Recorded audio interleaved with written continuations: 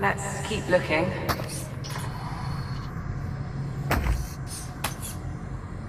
With the bridge door unpowered, we'll need to try our luck in engineering. The reactor seems a sensible place to start. Liv, I've found an unusual device. Unusual. Be right back.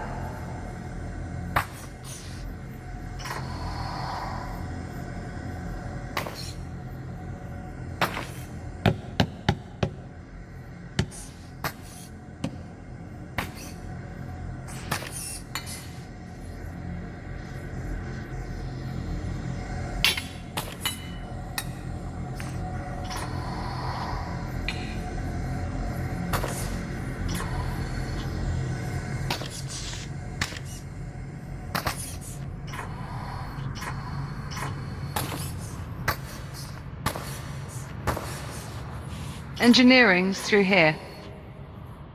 That's our best bet.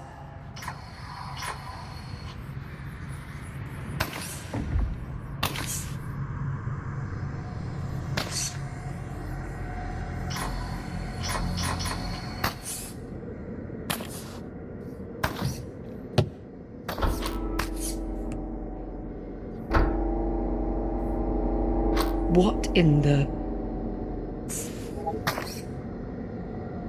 I know these Pioneer-class ships pretty well. But this equipment... I don't recognize any of it. And more importantly, what the hell is that?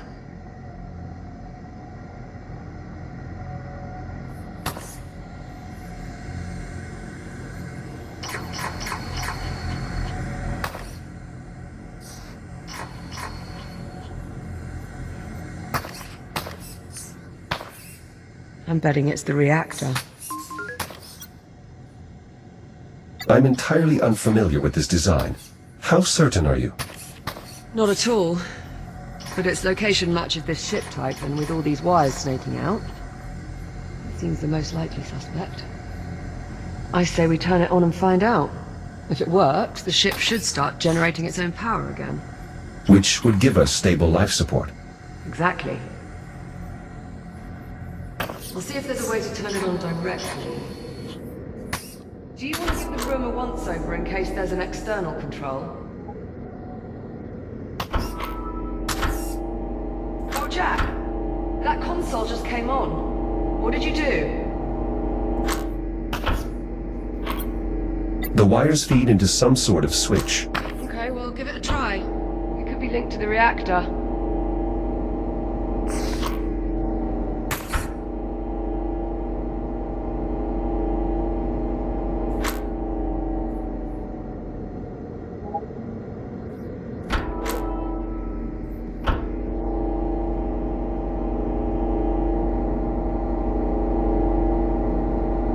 Ah, here we go.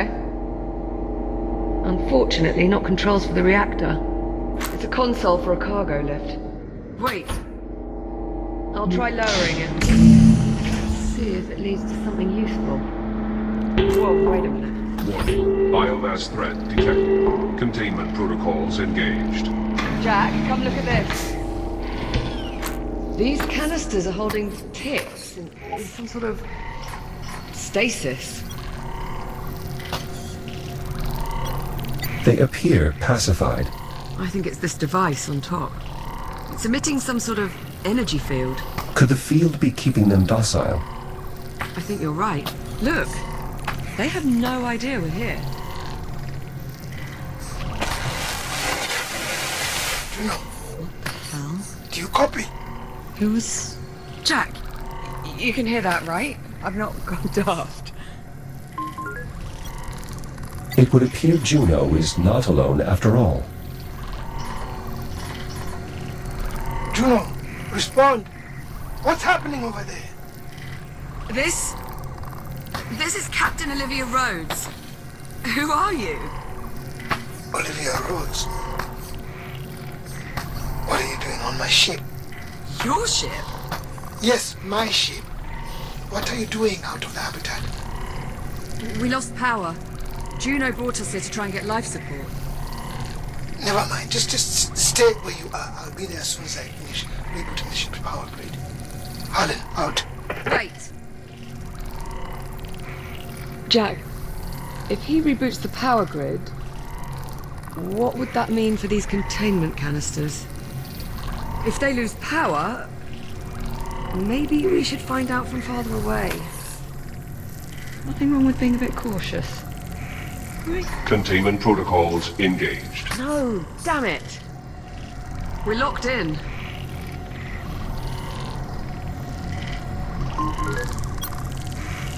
We can remove the biomass by raising the lift.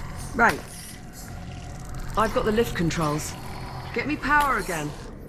I'll start the lift as soon as the console's active. Got it. Sending lift now. Come on, come on, come on!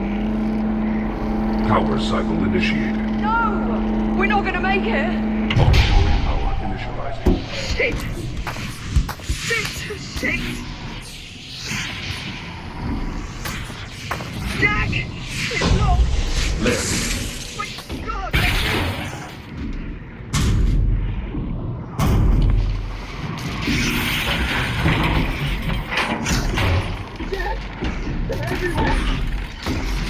Reaction core controls initialized.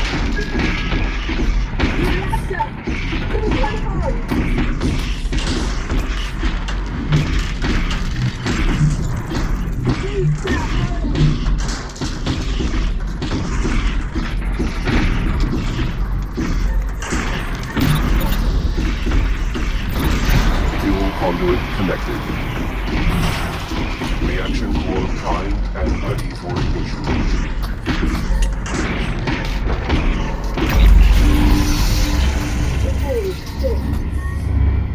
Thanks, Jack. That was too close. Of course, Liv.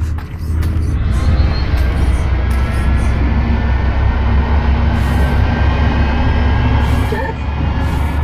You're glitching. FTL engaged. Liv. What's happening?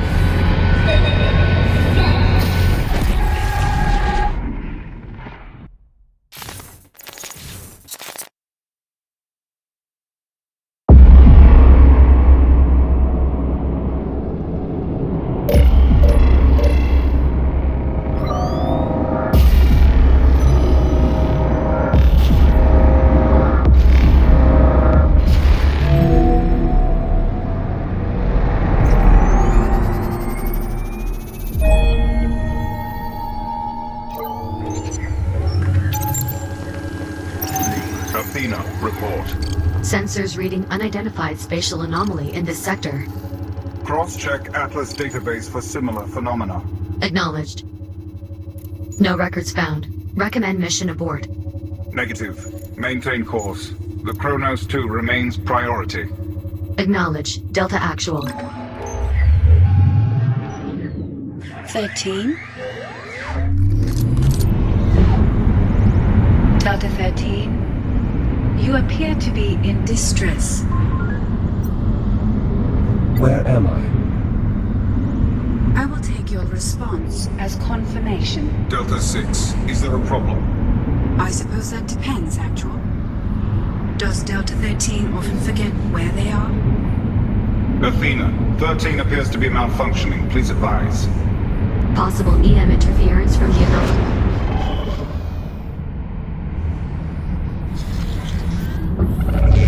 Warning. Electromagnetic event detected.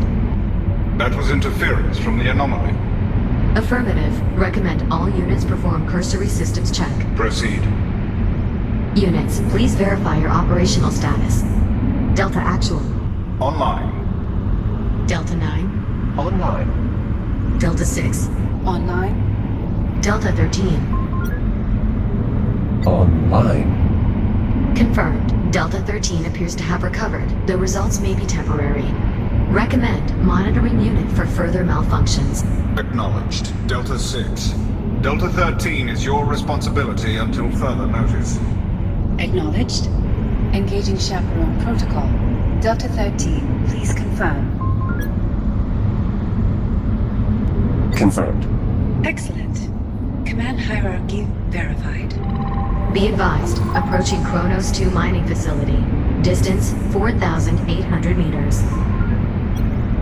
Did she say we are approaching the Kronos 2? Affirmative. The station went dark several days ago. We're here to determine why. The station was destroyed when an unknown vessel arrived through temporal displacement. The ensuing debris impacts resulted in catastrophic damage. That is an oddly specific theory. It's not a theory. I was there. Delta Actual, short-range communications have intercepted a pre-recorded distress call from the Kronos 2 captain. Patch it through. Titan Command, if you're out there, this is Captain Olivia Rhodes. Kronos 2 is lost. Say again, my station has been compromised. We were hit by a deadly storm caused by the arrival of an unknown vessel in our sector. Damage is catastrophic.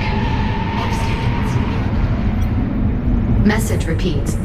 Fascinating. Indeed.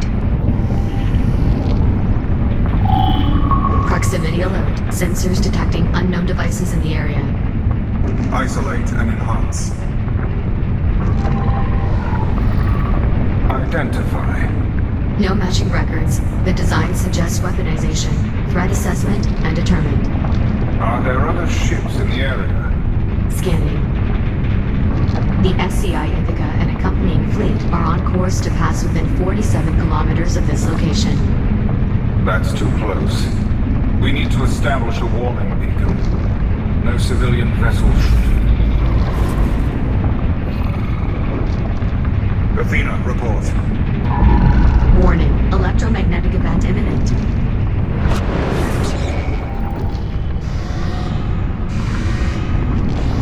That was unconventional. Recommend maintaining a minimum safe distance from the anomaly. Acknowledge. Begin deceleration for deployment. Prioritize threat assessment. Initiating emergency deceleration. Vectoring to nearest device. Deceleration complete. Be advised, the nearest device is directly off the port bow. Understood. Delta 9, take point with me. Deploy recon sats. Affirmative. Beginning assessment. Secondary objective, establish a warning beacon. Remaining Delta units, deploy now. That's us, 13. Recon Sat 3 indicates the device may be a form of torpedo. Moving to secure. Let's get moving. Biological agents detected.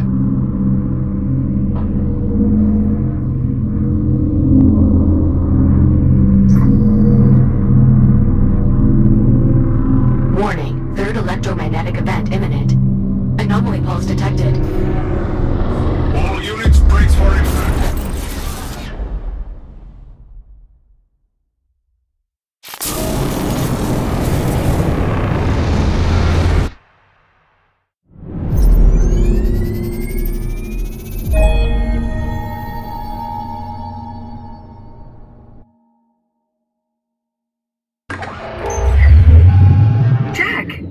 Jack! It's okay. It's me. It's Liv. Liv? Jack, you're all right. Liv. Something's happened. I'm not entirely sure how to describe it. I pulled your memory archive while you were out. Your logs are flooded with all this bizarre data. Delta Squad, bio-torpedoes, something called the Ithaca. Jack, what is all this? What's going on? Liv, I saw the Kronos. I saw our old station. Come again? I was on a ship, a shuttle. There were other Echo units, a military detachment sent to investigate what happened to the Kronos. Okay. Maybe you're not so alright after all. Called that one a little too early. It's not a malfunction. I was there. I was home. Okay. I believe you. Listen, there's something you need to know. While you were out, I had a chance to meet with the captain of this ship. The man we heard over the comms? His name is Dr. Harlan. He said... He told me... Liv, what is it? What's wrong? You know what? It's probably better if you just see it for yourself. We can get a closer look at your memory archive while we're at it. Come on, follow me. Cycling the ship's power grid disabled the insulation fields, allowing the ticks to escape. Listen, this Dr. Harlan isn't what you might call the cheeriest of souls. He might take some getting used to. Juno, I have Jack. Can you let us up? I did warn you the station's generator was temperamental. And how much longer can the ship operate on emergency power? Maintaining our current energy draw? A few hours. A few hours. Dr. Harlan? Jack, you finally recovered. I was beginning to think the blast from the FTL had obliterated your neural matrix. So, you're the android. The Echo unit.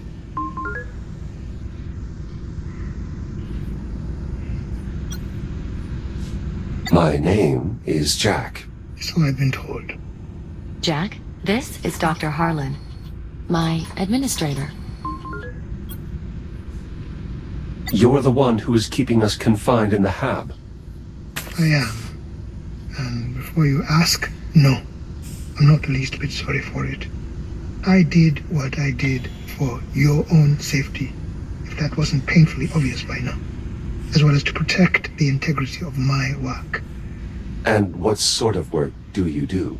Dr. Harlan is a geneticist, specializing in the study of biomass forms. Specifically the study of how to eliminate biomass forms. Correct. Dr. Harlan, I need you to show Jack what you showed me. I have work to do. He's your android. You explain it to him. He needs to see it. Captain, perhaps I can be of some assistance.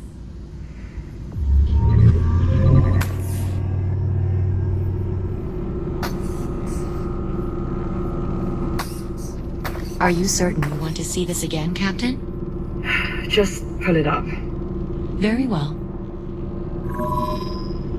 What exactly am I looking at?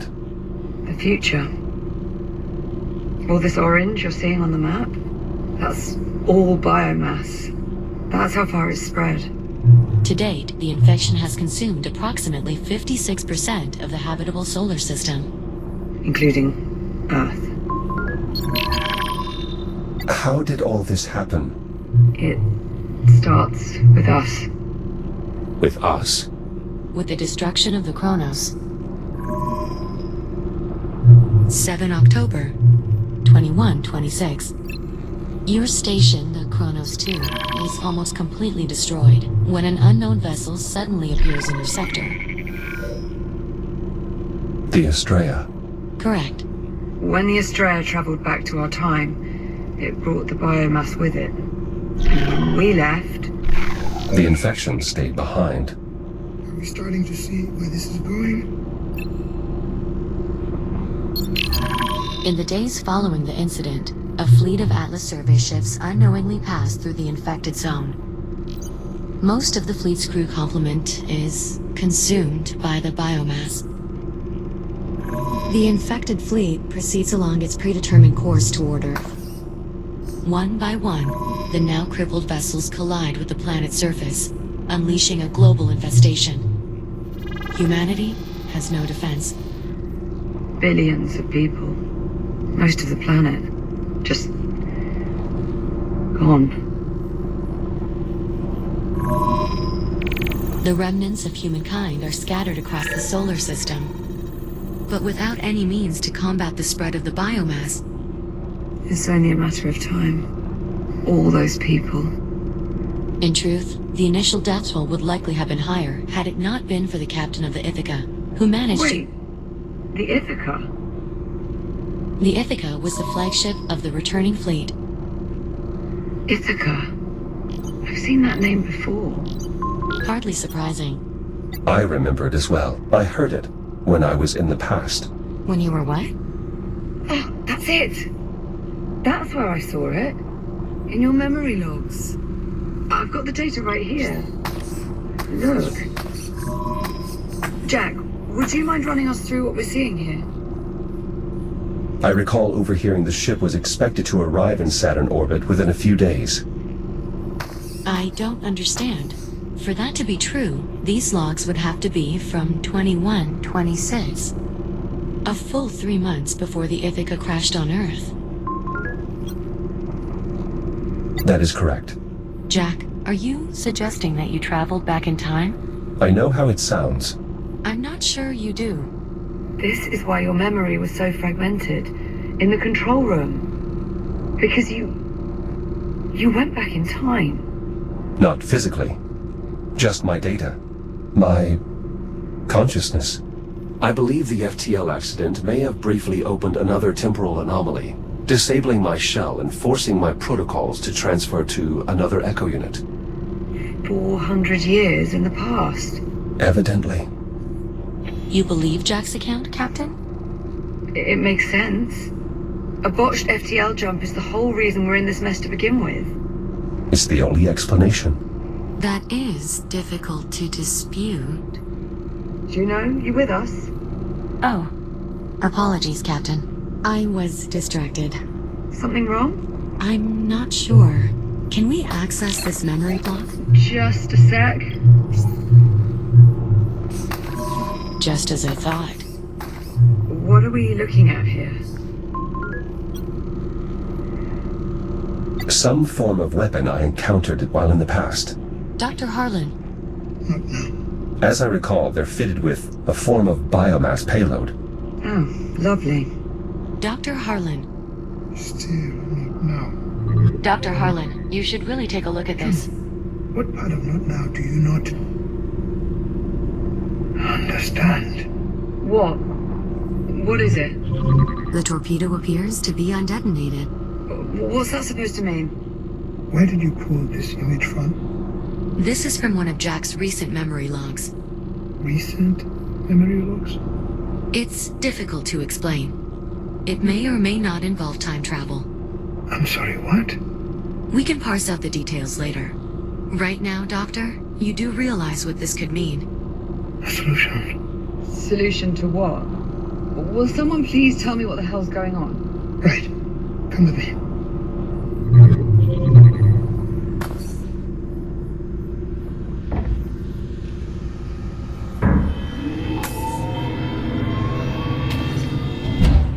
You're studying these weapons, these biotorpedoes. They're not weapons so much as incubators.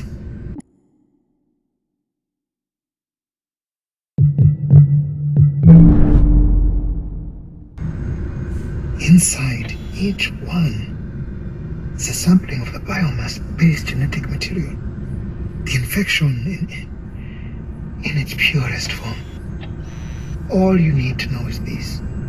If I could manage to sequence this material, I am confident I could develop a means to eliminate the biomass.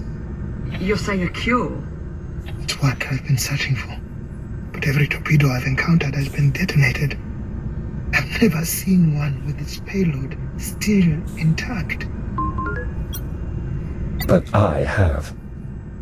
If that's true, then you may have just found the key to saving what's left of humanity. Dr. Harlan? I'm afraid we may have more pressing matters. Juno's right. Energy reserves are dipping into the red. I suggest we table this conversation until we find a way to restore the station's generator.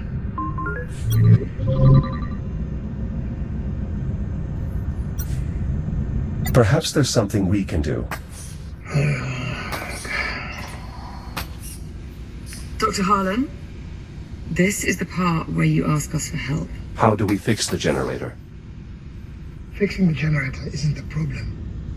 The problem is getting to it. The generator facility is not accessible from within the station. You need to approach from the exterior. Search the outer hull for a way inside. With a few improvements, you should have no trouble at all. Exactly what sort of improvements do you have in mind? Nothing drastic. Just an entirely new shell. I'm sorry. Well, you can't go venturing out to the generator in that old relic. No offense intended, of course. Of course. Is this really necessary? Transferring Jack to a newer shell will allow him to more easily interface with the station's various systems, as well as drastically improve his ability to maneuver in open space. Not to mention, All right. Fine. So long as there's not too much of a strain on our power reserves. this way, Jack. I have already identified a shell design I believe you'll find satisfactory. It was originally meant for rapid emergency response. The base design includes enhanced speed and durability, as well as a data link compatible with the station's architecture.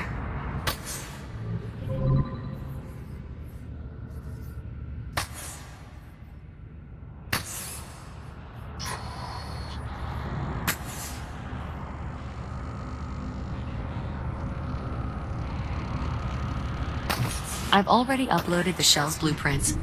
It'll only take a moment to complete fabrication. This looks familiar. I've already adjusted the shell's underlying design to account for the particulars of Jack's neural matrix.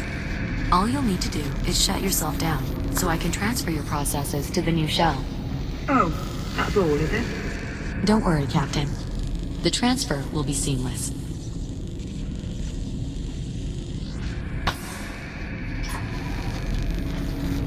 Construction complete. The new shell is prepped for transfer. It looks like him. Yes, I incorporated Jack's existing facial structure into the shell's design. I thought it might help distinguish him. He is quite distinguished. Jack, you're clear to initiate the shutdown procedure whenever you're ready. Shields at 95%. Initialize neural matrix transfer. Verify hardware connection. Okay. Mapping core protocols to target. Success. Initialize boot sequence.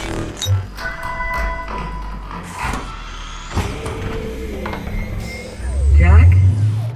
Jack, look at me. You alright? I'm sorry. Who is Jack? Do you know what Liv. I'm fine. I was only joking. Oh, God, you had me worried. The transfer worked just as Juno said. It was funny though, right? Hilarious. Well, Jack, I'll say this. You certainly clean up nice. Thank you. I must admit this shell's architecture is much more spacious than my previous one. Just don't go forgetting where you came from. Now that the transfer is complete, I'd suggest running calibrations to acclimate your software to the new shell. That's actually not a terrible idea. Then it's settled. I'll queue up the appropriate modules. Sit tight, Jack. We'll have you sorted quick enough.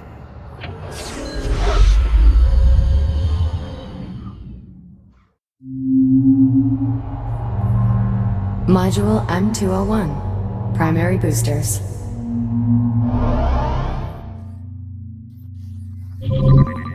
Your EVA pack allows you to boost forward in the direction you are looking.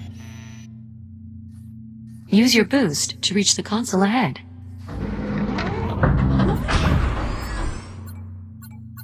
Well done.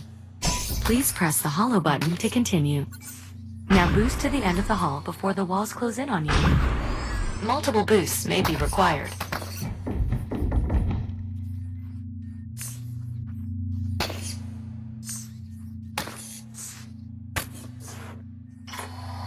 Excellent. Calibration module complete.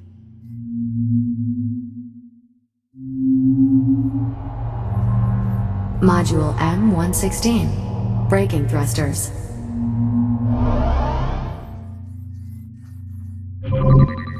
This module will calibrate your braking thrusters, which allow you to stop in place without grabbing any surfaces.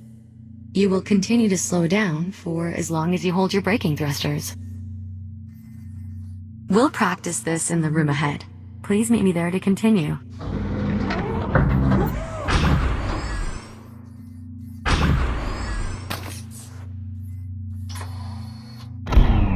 There are 2 target zones in this room. Please boost into one of the zones and hold your braking thrusters until you come to a full stop.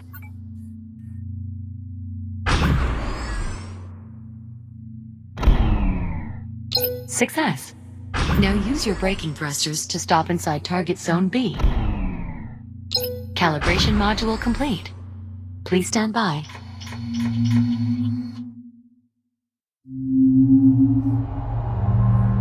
Module J101. Data interfaces.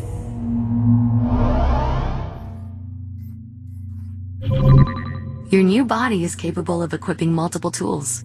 In addition to your cutter, you now also have a data link. With it, you can interact with data ports around the station to activate objects or download information. Tap the button under your wrist to open the tool selection interface. Now, grab and pull the data link icon with your other hand. Good. This tool allows you to interact with data ports throughout the station. You can also activate your cutter on your other hand, if you need to use both tools simultaneously. To proceed, move to the data port above the door ahead, and use your data link to activate it.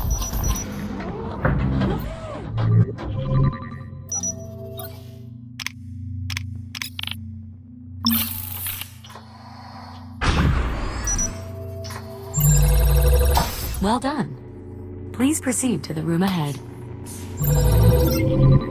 Some data ports will activate systems throughout the station. Others will allow you to retrieve useful information from the station systems. In this room, you can find a floating data tile and an observation drone. Scan their data ports to proceed. Calibration module complete. Please stand by.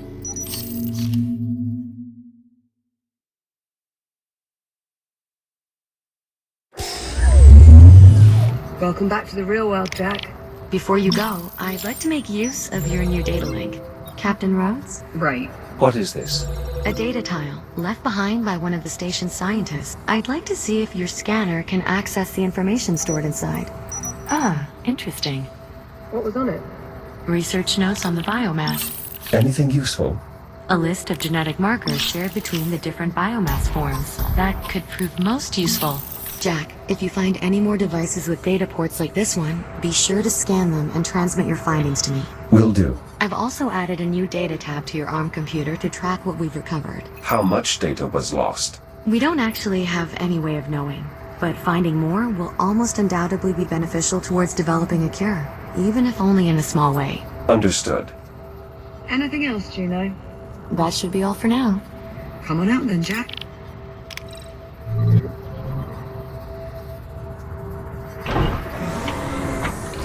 Juno, do you read? Yes, Doctor? I need you back here to help me pass the FTL's output data. And bring Captain Rhodes with you. I could use her insight as well. We've nearly finished prepping Jack for departure. He's still here? I could have built an entirely new generator by now. Get him out of the airlock and then get up here. You weren't exaggerating. This Dr. Harlan is quite irritable. Try not to be too hard on him. He has good reason. It sounds like there's something I should know. Juno? Tell him. Tell me what? Dr. Harlan is infected. Infected with what? With the biomass, of course. I don't understand. He seemed perfectly normal.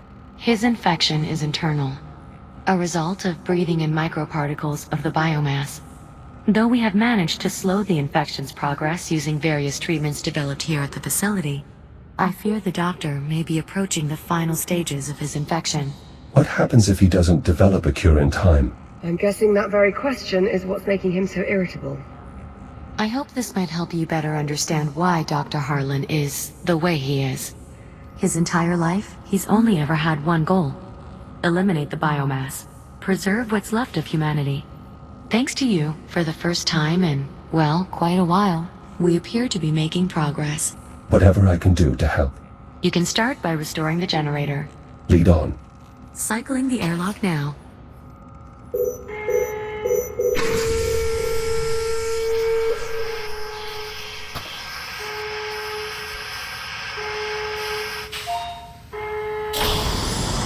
Ready to depart. Hard seals. Ready to cycle. Wait a second, Juno. Jack, listen. There's something else. Captain Rhodes, maybe now isn't the best time. I'm not about to send him out there with only half the story. Liv, what is it? You remember on the Estrella, When you saved my life by repressurizing the bridge. Oh no. The oxygen that flooded into the bridge was contaminated. Dr. Harlan's already run a test to confirm. The infection's in my system. No. Jack, listen to me. The contaminants were microscopic. There was no way you could have known. No, I cleared the vents. Yes, you did. And if you hadn't, I'd have been dead almost instantly. Are you alright? Are you experiencing any pain? No. I'm fine. I'm not feeling any effects at all. Currently, the captain's infection is dormant. It takes time, often years, for the biomass to shut down the human body. What's more, her particular strain of the infection is less aggressive than Dr. Harlan's, perhaps due to her having acquired it in the past. The best thing we can do right now, the only thing, is help Dr. Harlan develop his cure. We do that, all our problems are solved. Technically, not all of them. You'll still be stuck in the wrong time. Yes. Thank you, Juno.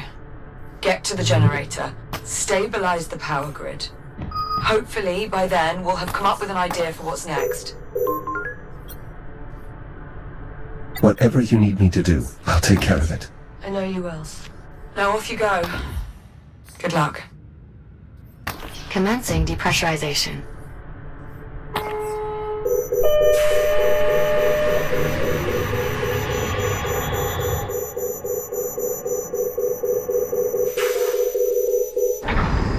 Depressurization complete. Exiting airlock. How do I reach the generator? The generator facility should be just up ahead as you exit. Copy that.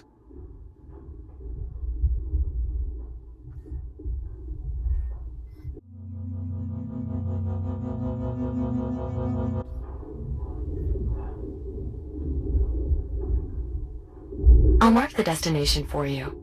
Juno, pull the FTL's output log, starting a few minutes back from the accident.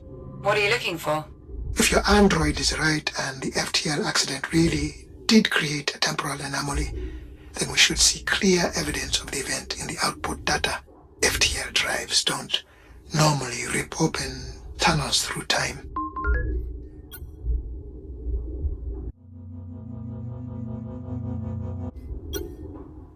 I don't believe being infected by biomass is normal either.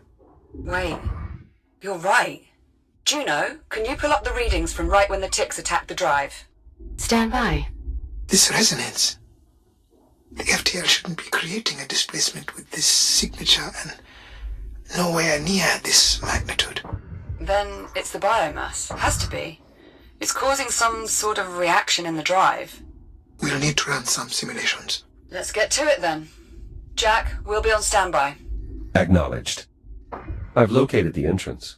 Unfortunately, it seems the airlock is offline, most likely due to the power failure. An alternate access method will be required. Does that mean there's another way in? Station blueprints show an access hatch on the facility's exterior. Look for a small rectangular hatch with a red cover. Copy that.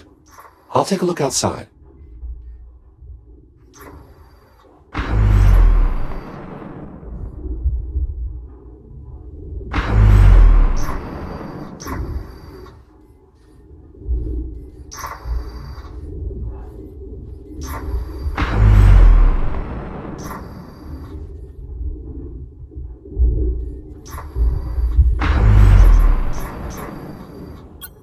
Access hatch located.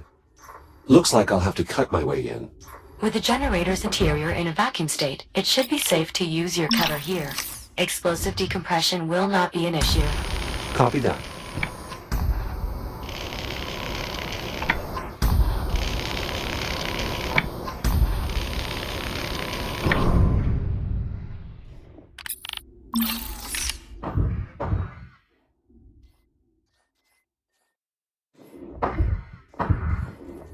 I'm inside the facility. What's next? The main problem is almost certainly the reactor. It's a large cylindrical structure in the facility's central chamber. The accessway will take you there, though additional cutting may be required. But please, try to avoid damaging our former workplace too heavily. Juno! Wait, you two used to work here? Juno and I were part of the station's biomass research team. So you were here during the outbreak? No, I had taken leave to pursue my theory for eliminating the biomass. By the time I returned, it was too late. There was no one left. My God, Harlan. Captain, please. We have work to do. Reactor located. Great. How's it look? Not well. I'm seeing smoke, likely from an internal malfunction. That explains the power outage. And the life support failure. Right, better open it up, Jack. See what's going on in there.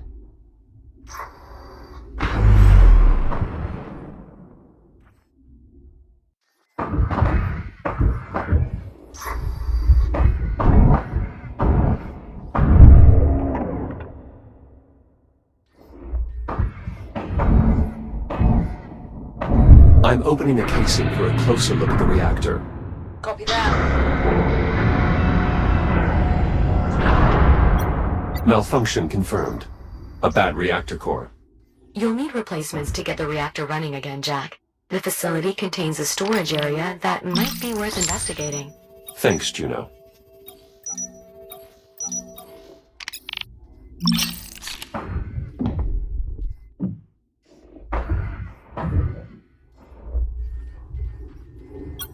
A fully charged core. Might be useful if I can find a proper receptacle for it.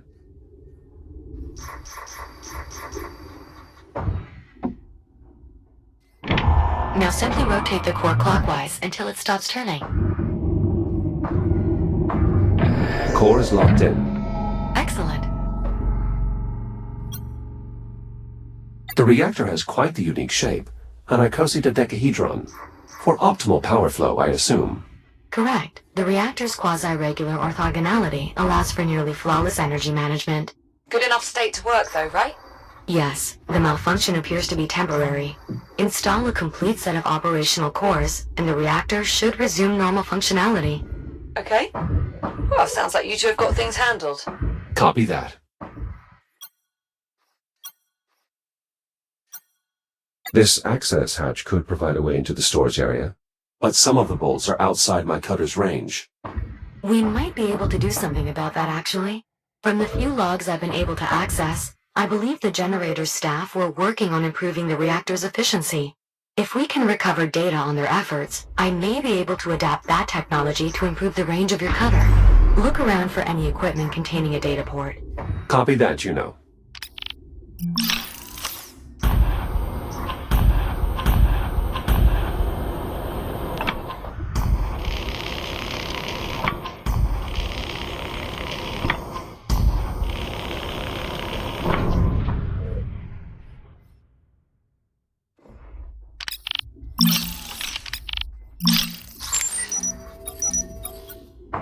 I found a device in the storage area.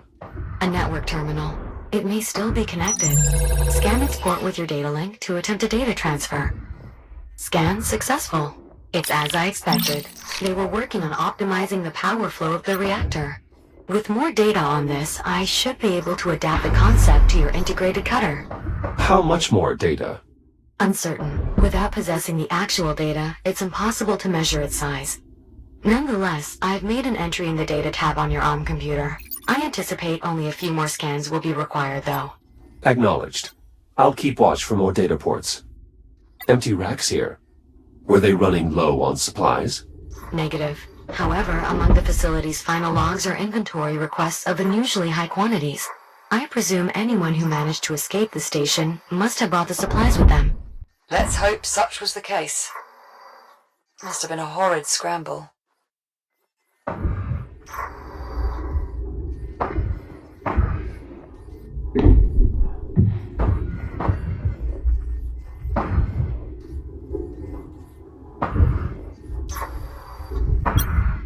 I'll probably have to cut my way through from the other side.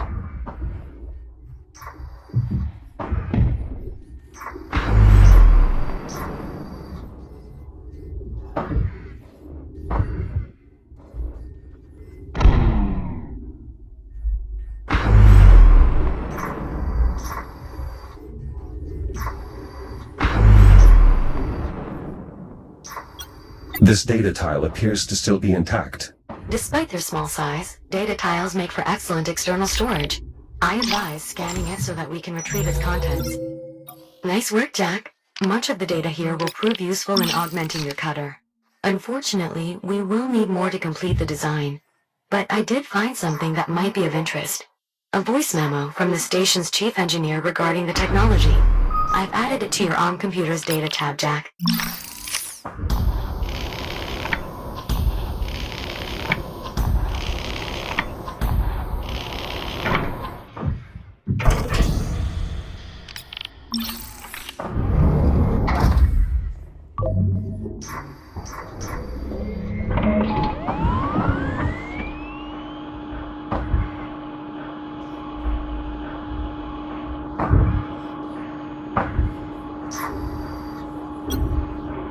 Some type of local data storage?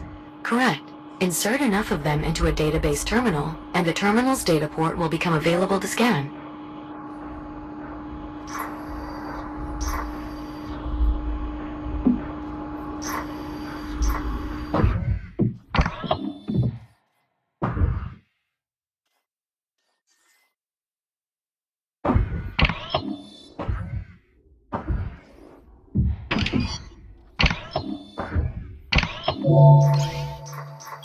This database terminal runs off of cartridges. Unusual. Backup data storage, in case of power loss. For it to function properly, all the cartridges must be installed. Well, I always blow on them first for luck. But each to their own. I'm afraid Jack's shell isn't equipped with an apparatus appropriate for that operation. Good news, Jack. With the data you just collected, I expect we need only one more scan to complete the design. Juno, I need you to run the math on these sim parameters. Yes, Doctor. Dr. Harlan, why did you have to leave the station? There seems to be plenty of biomass. That is all highly evolved.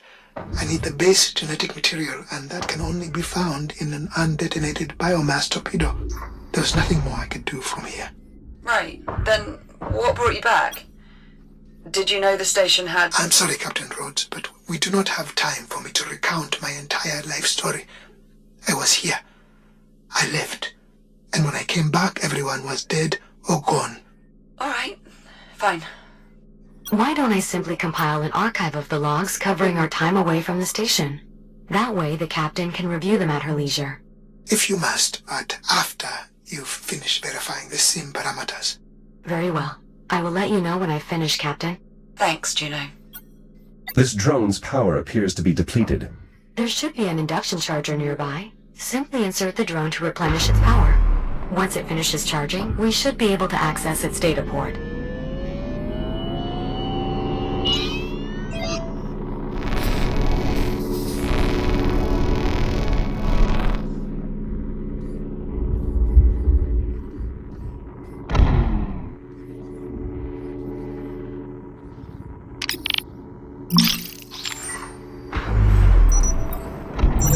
Excellent. That did indeed provide sufficient data. Just give me a moment to process everything. Stand by. Schematic complete. Please head to the nearest fabricator so we can install the improvement to your cutter.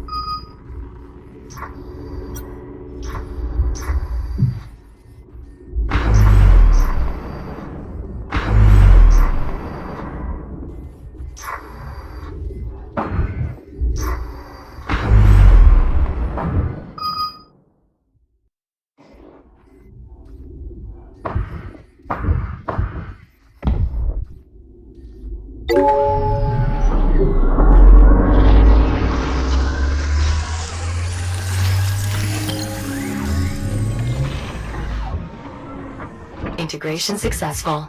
Your shell's reactive cutter has been refitted with extended range and efficiency. Well done, Juno. The pleasure was mine. And please, restrict cutting to non-critical equipment.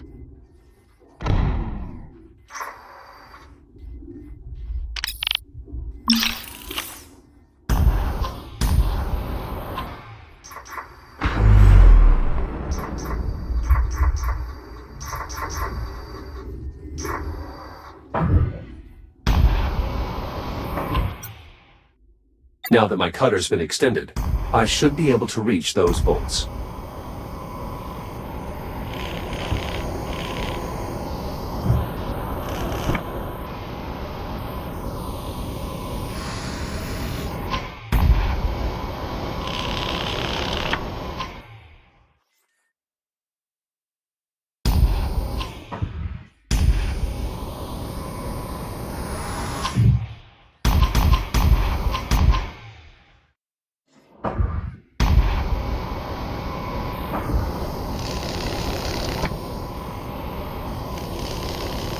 I've managed to open the hatch leading to the storage area.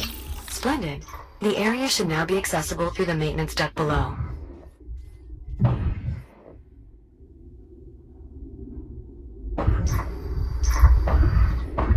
Captain, I've finished compiling the log data you requested. Great. Can you pass it to my ARM computer, Juno? Actually, best send it to Jack as well. Of course. Jack, I've added it to your data tab. Wow, this is some archive. It was an illuminating expedition. I took the liberty of segmenting the log entries. Feel free to review them at your own pace. If you two have finished, I've input the parameters for the next sim. Of course, Doctor.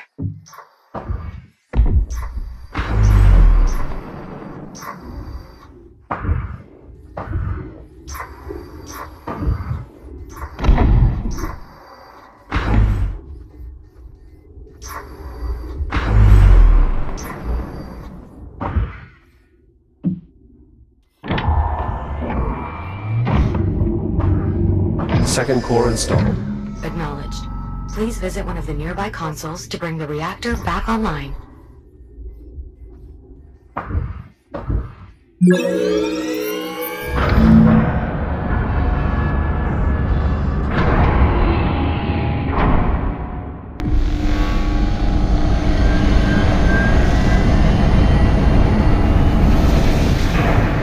The reactor is back online. The power hasn't returned here on the ship yet. Jack, power still needs to be distributed from here to the ship, as well as the rest of the station. The control room has a console you can use to perform this final step.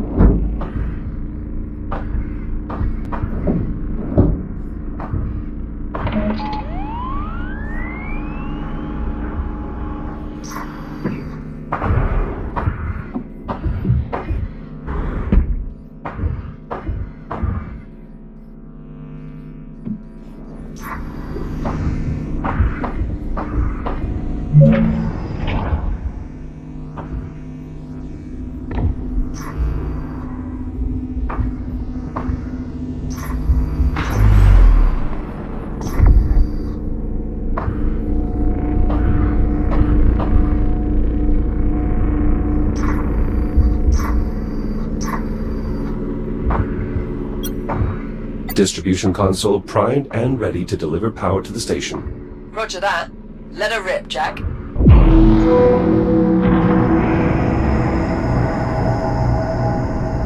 Distribution complete. Power grid stabilized. Life support systems optimal. Well done, Jack. We're getting full power here. How is progress on your end? Dr. Harlan's still running sims, but I think we at least have a working theory. All the models we've run so far appear to confirm biomass introduction with an active FTL triggers an abnormal buildup of energy within the drive, resulting in the formation of a temporal anomaly. For reasons we still don't fully understand. It is also unclear why the accident only caused the android's software to travel through time, as opposed to the more physical time jumps we've observed with the Astrea. But at this point, I'm willing to accept these ambiguities and proceed. Wait, what exactly are you saying? We must try it again. What, send Jack back in time again? You've got to be kidding me. It's the only way.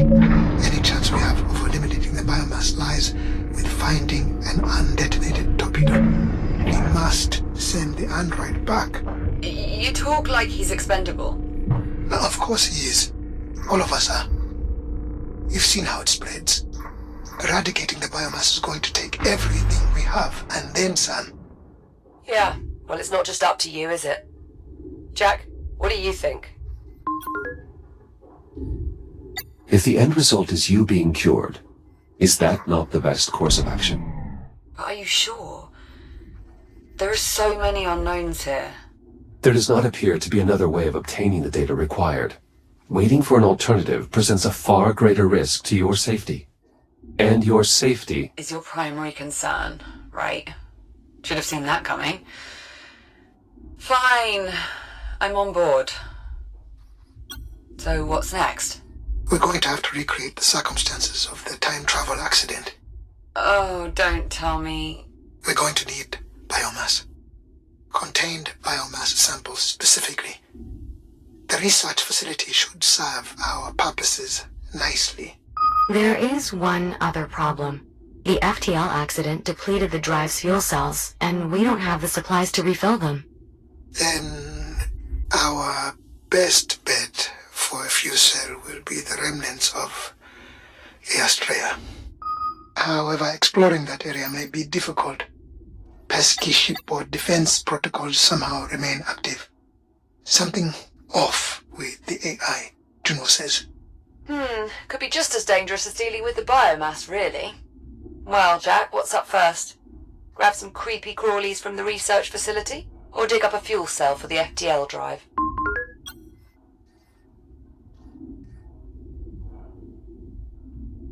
The FTL fuel cell sounds like a priority.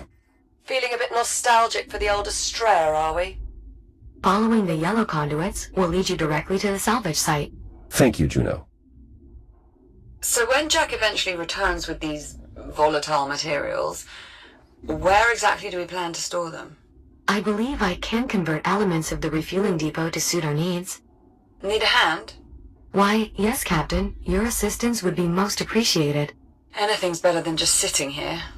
Come on, Popcorn. Let's get ready to head out. Good luck out there. See you soon. This equipment is some form of dock or buoy. Affirmative. It's one of the station's charging docks. They're set up to facilitate recharging and navigation for the various drones deployed here. Though it is worth noting that the Doctor and I have redeployed several pieces of equipment as well. Fortunately, with the generator repaired, we should be able to restore most of the equipment throughout the station by scanning their data ports. Understood. I noticed these when we first arrived in this timeline. Some kind of massive processing structure. It's capturing Saturn's atmosphere. Correct. They're known as autonomous atmospheric harvesters. They process hydrogen and helium from Saturn, inject it into containers, and then jettison those containers outward for retrieval. The minimal contact reduces the risk of biomass infection. Approaching the Astrea now. Finally, if any fuel cells are still intact, they'd probably be deeper within the wreckage. Unfortunately, everything beyond the bridge is steeped in radiation, and the ship's AI is just making matters worse. The ship's AI? Do you mean Apollo? Are you familiar? Apollo was the ship's tactical AI. He was instrumental in helping us survive our first encounter with the biomass. I just hope he's still online. Considering my difficulties exploring here, he must be. Then if we can make contact with Apollo, he can probably help us find the fuel cell we need. Guess it's time to say hello to our old friend. Roger that. Heading to the bridge. All this scaffolding, a downed cargo drone. Some of your equipment, Dr. Harlan. Correct. Incapacitated by the ship's AI, best I can tell. Why would Apollo do that? He did mention serving as a tactical AI. It's possible Apollo has activated some security measures around his ship. Isn't that perfect?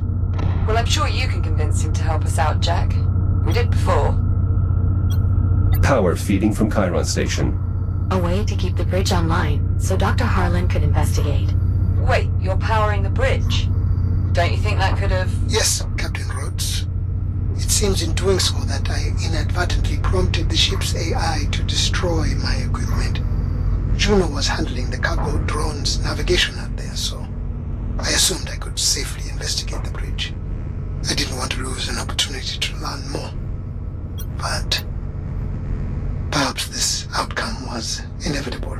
A bypass for the door controls, locked behind a keypad. It was the only way I could gain access. The code is 2126.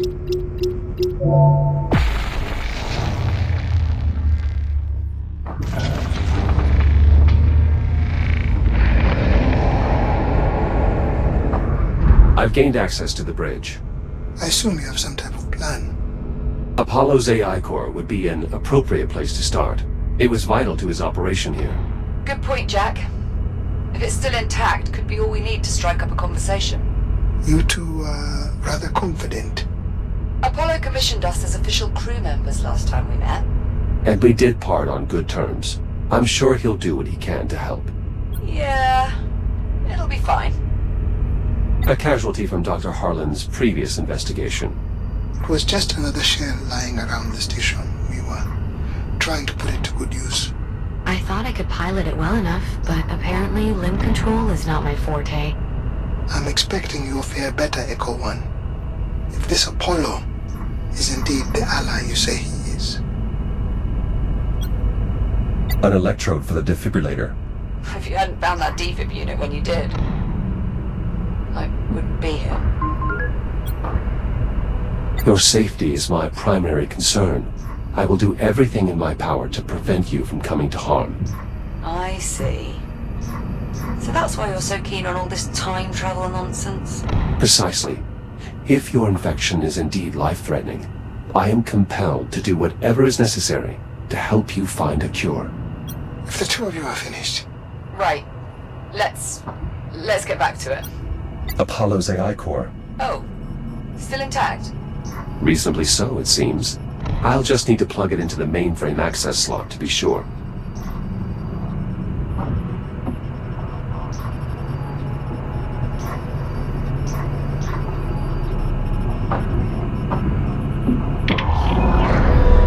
Unknown user detected. Bridge access is restricted to crew members only. Wait, what? Initializing threat suppression protocol. Apollo, disable the alarms. Now! Invalid command. The only crew members authorized with bridge access are Captain Olivia Rhodes and the Echo Unit designation. Jack, welcome back to the Estrella. It is good to see you. Thank you, Apollo. It is good to see you as well. Is Captain Rhodes with you? And well, I hope. Cheers, Apollo. We missed you. Likewise, Captain. Jack, your appearance is altered. I almost did not recognize you. I must apologize for the alarms. Your reasoning was sound. What brings you back to the Estrella? We need an FTL fuel cell, Apollo. But we believe you've been disabling Dr. Harlan's salvaging equipment. We'll need it back online to deal with the radiation here. Preserving this vessel is my primary directive. The last time jump virtually destroyed it. No further attempts to remove or misuse equipment can be permitted. Lives depend on it, Apollo. I understand, Captain, but I cannot allow any further material from this vessel to be compromised. Apollo, Liv is infected with the biomass, and your directive is protecting the ship's crew and its critical assets. Forgive me, Jack. I failed to follow your reasoning. You yourself commissioned Liv, a fellow Atlas employee, as acting captain after the deaths of your original crew. You must remember. Confirmed, though I had not considered her status in such terms. Captain Rhodes is truly infected. She needs your help. Very well. As the Estrella's tactical adjunct, my primary directive is to protect its crew. So you will help them? Affirmative. I am hereby available to assist you in obtaining a fuel cell. Lovely. That's settled. Apollo, are you able to detect any fuel cells that are still operational? My sensor network has been severely damaged. However, any functional fuel cells on the Estrella would be in the auxiliary drive bay. It can be seen through the window far ahead of the bridge. It seems easy enough to reach. And it would be if this AI hadn't disabled the equipment I set up to counter the radiation. A temporary security measure. Your equipment is now re-enabled. You better not have damaged any of it. Normal operations should resume now. Jack can verify this. Oh dear. Incoming. What the hell is that? A cargo drone. Apparently no longer capable of flight. Apologies. My anti-theft protocols are quite aggressive. Fortunately, our salvaging equipment appears to still have working radiation dampeners, meaning Jack should now have a safe route to the drive bay. That's some good news. A number of problems remain. Accessing the fuel cells, for one. Doing so will require that I have direct control of the systems within the drive bay. You must bring me along with you. Are you seriously going to integrate with this rogue AI? Without Apollo, we wouldn't have lasted this long. We can trust him. Jack, I'll walk you through the process of downloading my imprint to your cortex. I'm ready, Apollo.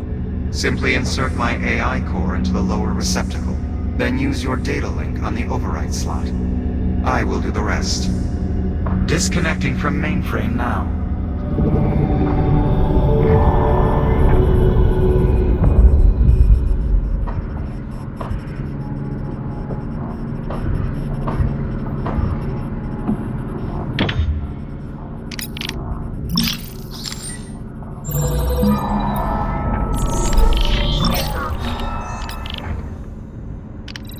Download complete.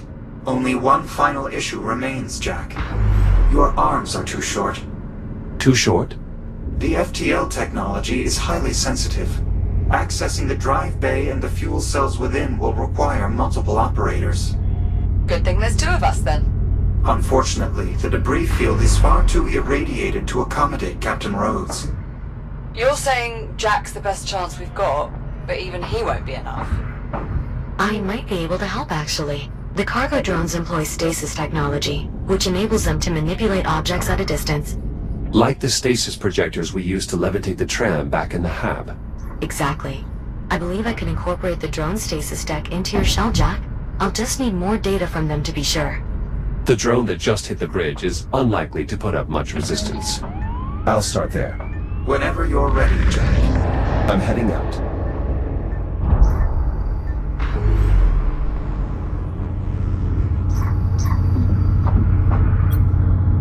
Unfortunately, this drone is in no condition to be scanned.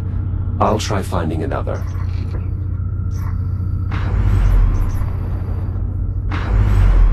Jack, to stay protected from radiation out there, you'll need to activate radiation dampeners with your data link. They can be found on both charging docks and cargo drones.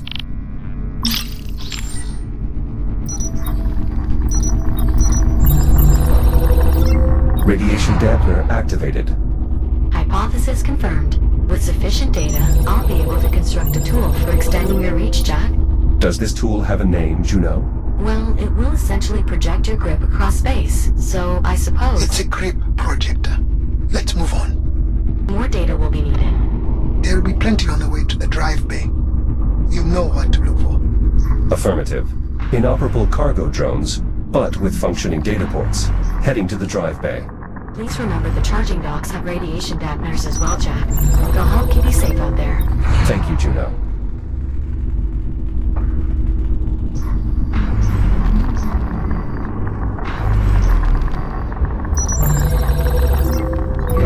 Echo 1, those charging docks won't have the data Juno needs to design your new tool, but they will restore your power. Hold your hands near the induction panel, and it will recharge your shielding. The doctor is correct. The dock's data won't help in developing a new tool. However, I think it may still prove useful, specifically because the docks normally maintain a coordination and optimization network. They contain shared data from across the station. Prior to the generator going offline, the units in the archives records were shared. I'm quite confident now that with more optimization data, I can sufficiently data and multi-spectral Scanning shield further docks resistance should to provide the radiation. necessary data. Yes, I believe so. I've added a tracker to your data tab. Apollo, I wanted to ask. Yes, Captain. Well, you've probably figured this out already, but...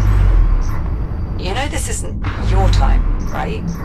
This isn't the future you came from. Affirmative. When we first arrived, I was able to accurately calculate the astronomical year. However, I lacked sufficient data to determine that the course of history had been altered. I apologize for having misinformed you.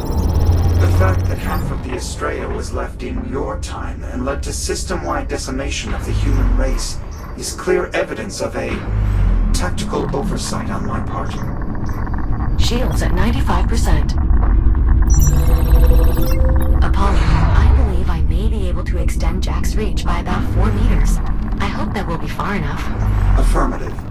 Just a few more scans should suffice, Jack. The stasis projection technology will be simpler to adapt than previously anticipated. If you scan one more cargo drone, I believe I will have enough data to complete your new tool. Jack, I'm detecting extreme radiation nearby. If you can pinpoint the source, I advise staying clear. Hell of a lot of radiation out there. Guess it's coming from the Estrella. Correct. Hazard identified. An active warhead from the Estrella. Once your grip projector is installed, removal of dangerous objects like this will be possible. Until then, maintaining a prudent distance is advisable.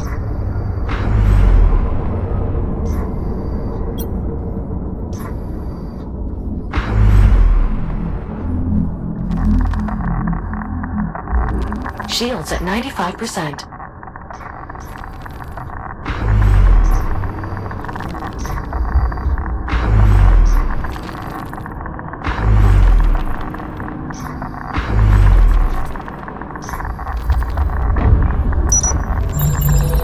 Analyzing. Perfect. As predicted, I now have sufficient data to improve your multispectral shielding, Jack. Please return to the nearest fabricator for installation. Dr. Harlan, what was your purpose in attempting to salvage the Estrella? The odds of my ship's components being compatible with yours seems unlikely. It wasn't the hardware I was after. Your ship was the original source of the infestation. I'd hoped to find an undetonated biomass torpedo amongst the wreckage. Use it to develop a cure for all this. I understand, Doctor. Considering my current directives, I will provide any useful data that may help in your research. Better late than never, I suppose. Installation successful. Jack, your multispectral shielding should now be more resistant to radiation. Please note, however, that contact with biomass will still drain it just as rapidly as before. Careful, Jack. There's another form of the biomass nearby. You may have seen them before. Elongated structures with an affinity for spore dispersion. Indeed, cysts. Their rapid regrowth, even after bursting, makes them particularly dangerous. Maintaining a safe distance is usually the best course of action. Shields at 30%. Tool schematics complete. Please visit a fabricator to install your new tool, Jack. Most charging docks will have one nearby.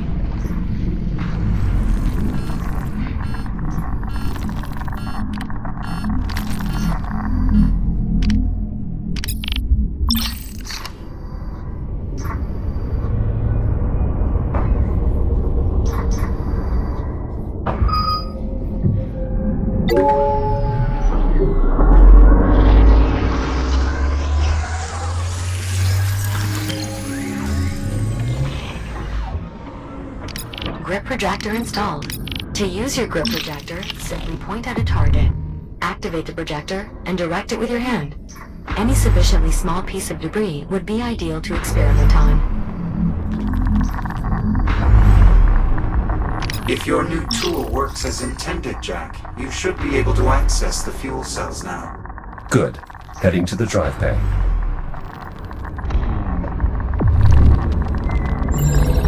Charging dock restored. Jack, now that we've completed optimizing your shield's radiation resistance, I'm afraid there's nothing more to be gained from the dock's data. What's the point of an advanced network of semi-autonomous recharge stations if you can't count on them to calculate impressive optimizations for you? I believe you are correct, Captain. The distributed computing power of the charging docks could be put to greater use. Yes. That's precisely what I meant. Go on. I have tasked the charging docks with developing a means for allowing Jack's shield to self-regenerate. The wealth of empirical data they have collected on recharging should prove invaluable to the process. Then I presume additional data scans would be of value after all. Indeed. Please continue scanning any docks you may find. The additional computing power of more active units would be advantageous as well. Copy that. Shields at 95%. How's it looking out there, Jack? Manageable. How are your preparations coming? Quite well, actually. Just doing some light welding outside the ship. Juno's helping me get the intake systems ready for the materials you're gathering. Are you sure you should be exerting yourself, given your current condition? I can handle it. The infection's still dormant, remember? Assuming its status hasn't changed. Believe me, when it goes active, she'll know.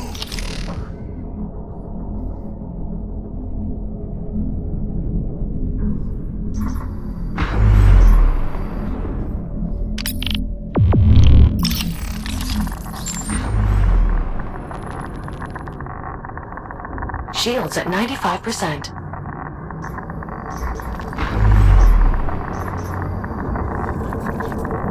I'm coming up on the drive bay now. Warheads nearby, Jack.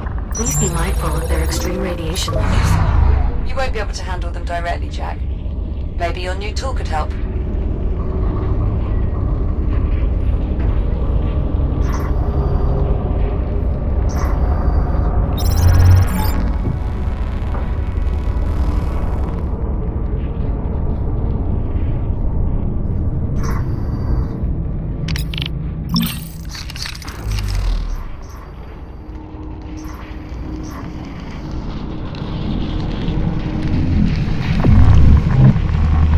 Shields at 95%.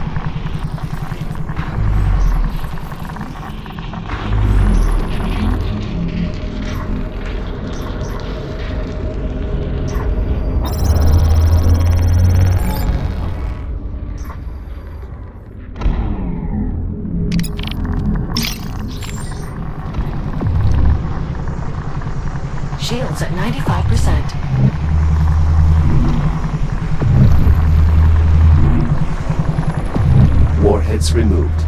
Entry into the drive bay is now clear. Copy that. Standing by. Now heading for the fuel cells. Great. We'll keep a working cargo drone on standby. Just look for a good fuel cell and we'll handle the rest. Roger that.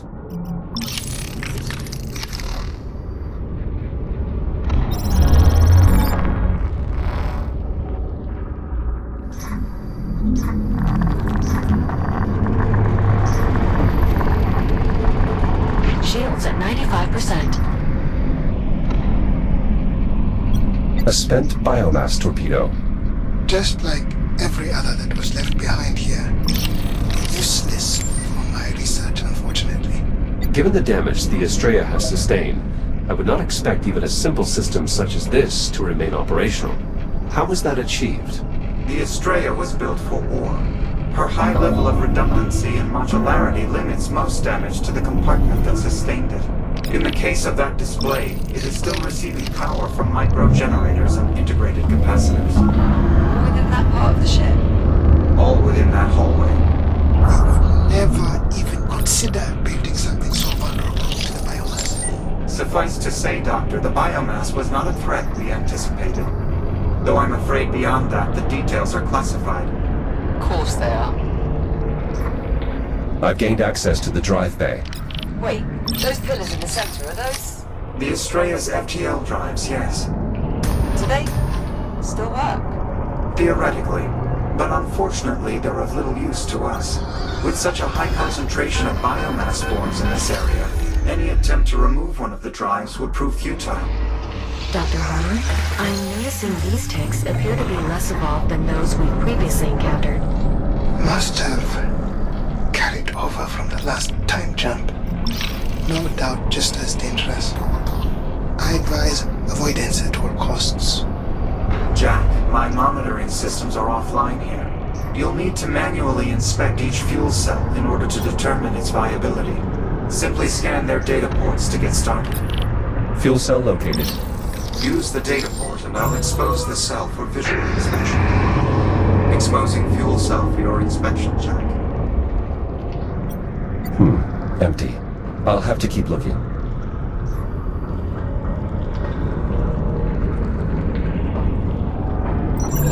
Accessing fuel cell. Another empty cell. Apollo, you're sure there's a good fuel cell there? I never said I was sure, Captain Rhodes. It's simply the most likely location on my ship to contain a viable fuel cell, if any were remaining. Right. If any were remaining. Exposing fuel cell for inspection. This does not look good. These cells are all empty.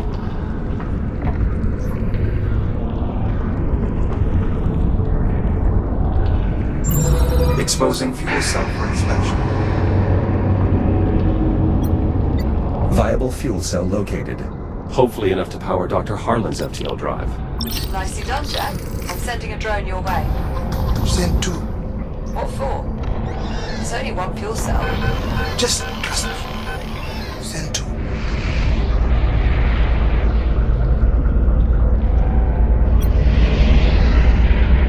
Warning. Lead drone compromised. Jack, what's going on? The ticks swarmed the lead cargo drone. And that is why you send 2. I don't think we'll be using that one again. Backup drone malfunctioning. More ticks. The lead drone is disabled, but the backup still has a chance. Pesky bastards, aren't they? I'll clear them off.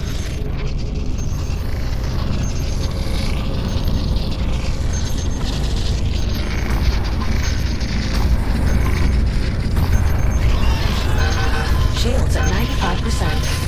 Shields at 50%.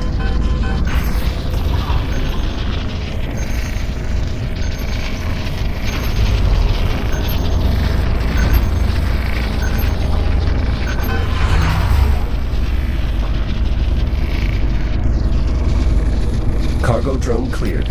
Acknowledged. Thank you, Jack. Resuming flight. Analyzing. It appears optimizations were being tested on this cargo drone's maneuvering thrusters. Assuming other drones were testing similar optimizations, scanning their data ports should allow me to reverse engineer the concept and apply it to your own maneuvering thrusters, making them more energy efficient. Copy that. I'll see what I can do. Excellent. I'll add a tracker to your data tab. Drone is in place to collect the cargo. Jack, I've activated the release controls on the fuel cell.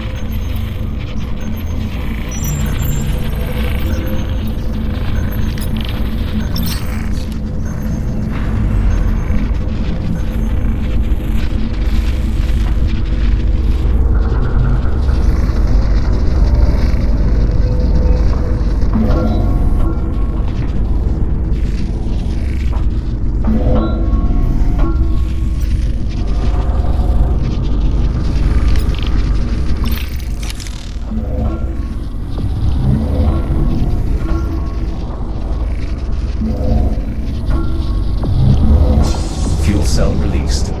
Cargo secured. Ready for departure. Excellent. The fuel cell still needs to be latched into place once it arrives, Jack. Yola's all yours, if you like. I'll take care of it, Liv. I prefer to see the job through to the end anyway. Okay, great. We'll see you in a bit. Cargo drone returning in T-minus 10 seconds. Better grab on or stay clear, Jack. If you wish to return now, I advise taking hold of the drone. Cargo drone departing in 3, 2, 1. Firing thrusters. Do we know what the biomass does specifically to an FTL drive to trigger a time jump? I have a few theories. As do I. And I'm sure they're all equally preposterous. The drive assembly looks remarkably like Dr. Harlan's FTL, if only a bit larger. As I understand it, our drives were reverse engineered from the ones left behind on the Astrea 400 years ago. The fuel cell is clear of the drive bay. Great. We'll have some cargo clamps ready to receive it here.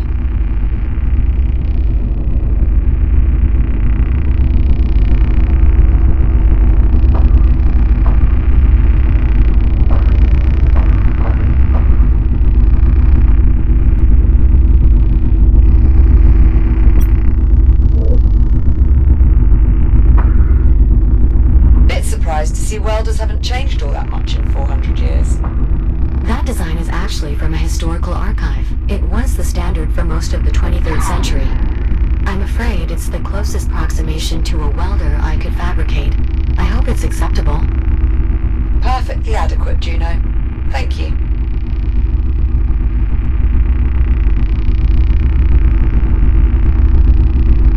Cargo inbound to destination. Decreasing speed for final descent. Looking good, Cowboy Jack. Steady as she goes. Hookup controls are over near the cargo clamps.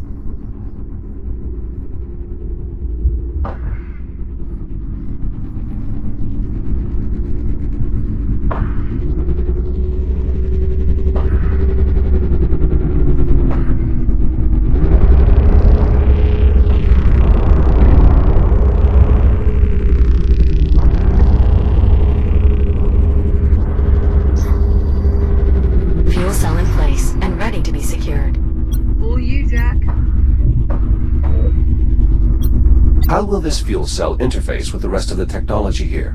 We've made some modifications on the receiving end, but ultimately what matters is that it can produce a strong enough burst of power to jumpstart the FTL reaction. A duty it should fulfill admirably.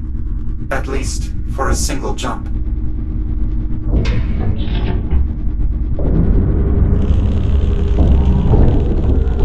Fuel cells secured. Copy that. I guess you'll be heading to the research facility then. That is where we'll be able to acquire a contained biomass sample, correct? Indeed. I'll provide further details once you're on site. Copy that. Yes, Jack? Liv, are you feeling well? Given your infection, I wanted to make sure. Thanks, Jack. Honestly, I feel fine physically. And mentally. I'm fine there too, Dr. Jack. I mean, don't get me wrong. The state of this future is not great. But we've got a plan to fix it. And I've got work to keep me busy. Just soldiering on, you know? Indeed. How's your work here coming along? Quite well, actually. For being 400 years into the future, this technology's pretty similar to what we're used to. Suppose an apocalypse slows things down a bit. Understandable. Still, the fabricators are quite handy. Juno's been printing me parts as I need them. Pretty cool, huh?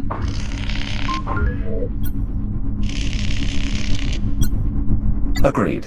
I too believe the fabricators are quite cool. The speed with which they're able to reprint my shell is most impressive. Indeed. I believe you'll find their efficiency impressive as well. A single high-density storage tank is good for hundreds of prints. Now, if we could just find a way for them to print organic matter, they go from cool to perfect. For coffee? Of course, for coffee. These units were used to refuel ships? Yeah, input only now, though. We got them hooked up to take in the contents of the gear you're collecting. Once we have both the fuel cell and the biomass container hooked up, we'll use these to route what we need to where we need it. We are becoming quite skilled in bringing order to chaos. Seems like we were built for this kind of work, huh? Indeed.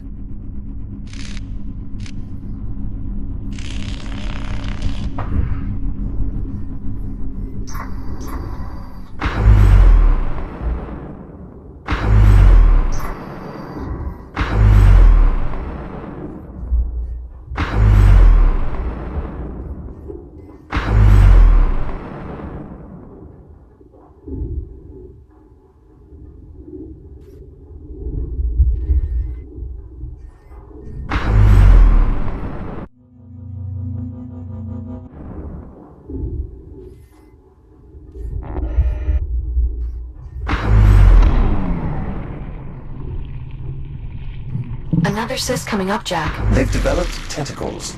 Yes, I believe that particular adaptation manifested somewhat recently. The biomass has been evolving continuously since your time. I've located a stalled tram car. There are casualties inside. Both victims of severe biomass infestation. Any idea who they are, Juno? I'm afraid I'm unable to discern their identities from here. And unfortunately, the station's transit logs are corrupted. I can't access passenger manifests. The only way to identify the victims would be by scanning their personal data ports. Unfortunately, our access is blocked by the biomass. As we currently do not possess any means of bypassing the infestation, I suggest we move on.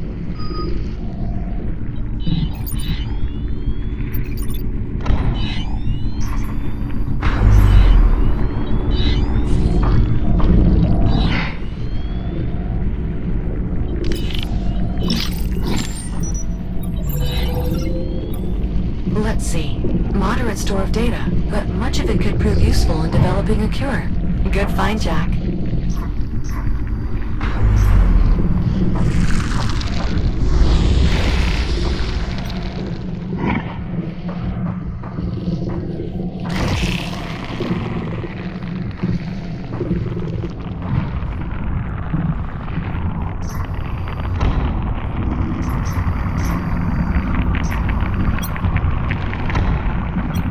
This appears to be another form of the biomass. It detects my presence.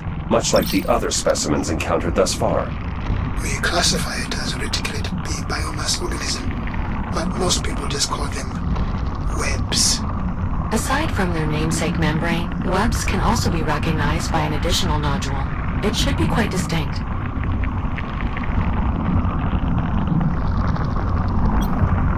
This must be the important distinction Juno was referencing. Our best estimate is that it's some type of sensor for the web. Get too close to the sensor, and the web expands. Precisely. In any case, it would be good if we could eventually find a way to deal with these things. The research facility is the most likely place to offer further insight. Copy that. I'll take a look there when I can.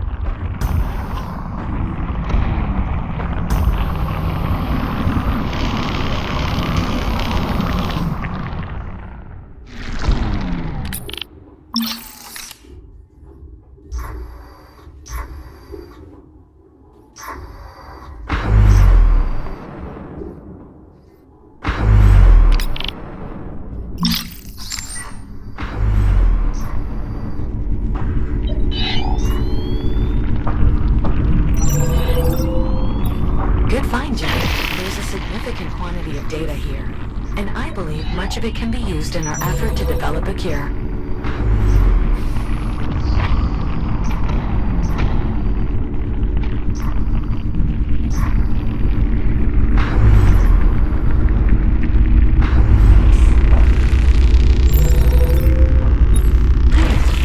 A surprising amount of data.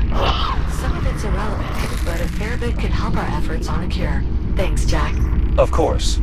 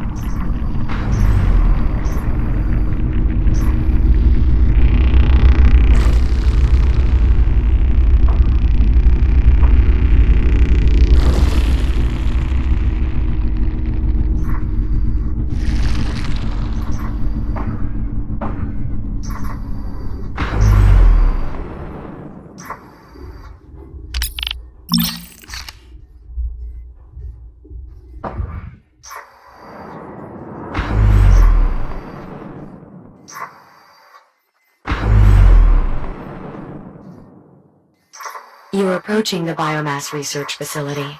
This is where the outbreak originated. We're sure there's some contained biomass on hand for Jack to retrieve. Logs indicate 1 or 2 containers should still be in storage. However, reaching them may be difficult due to the entire facility being under lockdown. The tram entrance will undoubtedly be your only way in. Acknowledged. The facility appears to be in fairly poor condition, but there is at least some power flowing. Due to the generator being restored. Unfortunately, I'm still unable to access any systems further into the facility. Power flow stops at the entry terminal. It appears that the systems are outright disconnected, including the physical entry bridge. Jack, you'll need to reconnect those systems to gain entry to the facility. Copy that.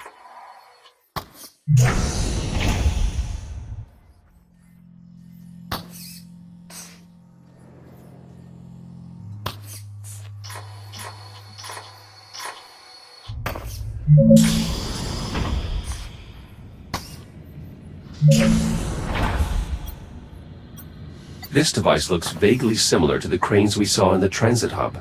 Good eye, Jack. That's because it's an early version of the stasis field technology used by those cranes, as well as our cargo drones and many other systems. As you can imagine, the ability to manipulate objects without direct contact has significant advantages when dealing with the biomass.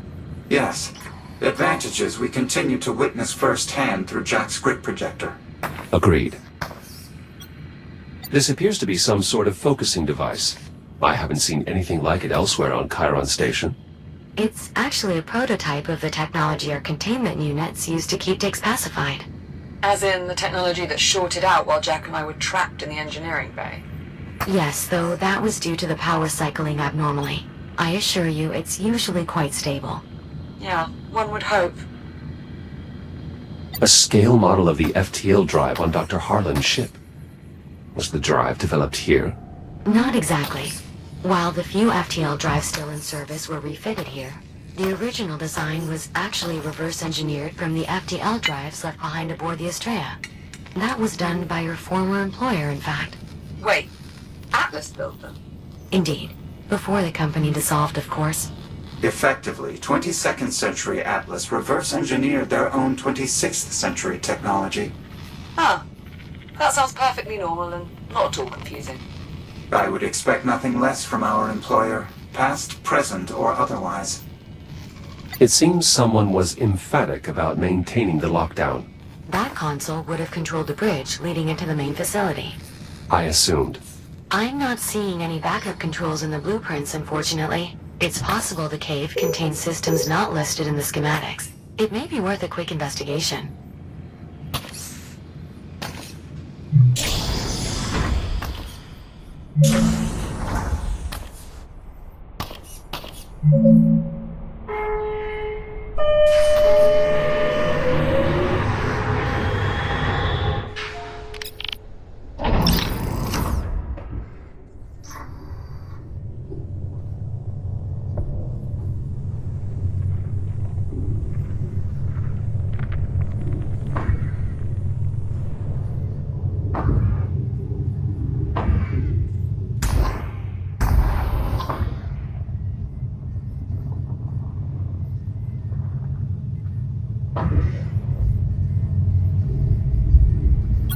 These are auxiliary controls for the extension bridges. Correct, but they're currently inoperable. The power conduit extending from the entrance to the main facility has been retracted, likely an attempt to contain the biomass spread. To restore power to the extension mechanisms, you will need to re-engage the power conduit to cross the gap. Understood. I will locate and re-engage them. Re-establishing main generator connection. Be advised, Class 3 power fields will become active. Dormancy will be nullified. Jack, power will soon be returning to the immediate area, as well as the rest of the research facility. Just keep in mind that you'll also be awakening any dormant biomass within. That's a good point. By restoring power, we're undoing something that was put in place as a die-hard safety precaution. We're certain this is the only place we're going to find the contained biomass? Assuming these fragmented station logs are correct? Yes. Well, that's reassuring. This... Finalizing connection. Connection established. Now receiving power readings throughout the facility. Jack, once you have the bridge fully extended, you should be able to access the facility proper. Though I additional security requirements. Nora, the research director, would have done everything she could to contain the outbreak. But there is no containing it. This was an eventuality. It's fortunate that your disagreement over priorities led you to be elsewhere when the outbreak occurred. It's only fortunate if I'm right. Dr. Harlan, if these power readings are accurate, our suspicions appear confirmed. What's that now? What suspicions? Educated guess, rather. Which is different. How? We were concerned that residual power currents may have allowed the biomass to continue spreading for some time after the lockdown. Okay. And? Webs have likely taken hold. Caution is advised, Jack. Acknowledged. I'm crossing into the main facility now. Copy that, Jack.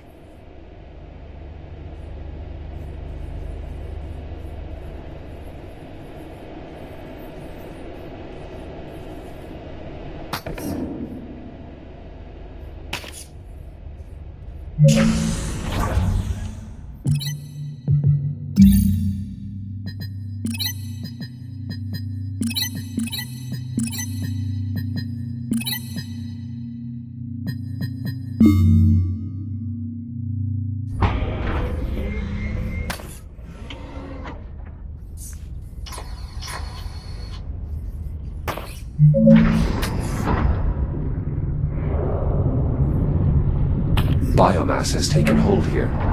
Given that it got this far, the rest of the facility will likely be much worse. Will the fabricator still be operation? Yes, at least enough that Jack should be able to reboot without issue. In the security control room, I found a casualty. According to logs, Adler Reyes. He must have been trying to keep the scanners running to prevent the biomass from leaving the facility. But if someone found the scan... They would have had to remain behind. Unfortunately, even the scanning room itself became contaminated. You think that's how it spread to the rest of the station? Most likely. With background contamination, the system would have had a difficult time producing accurate results. Jack, you are now entering the facility's lobby. Biomass containment is located through the leftmost door.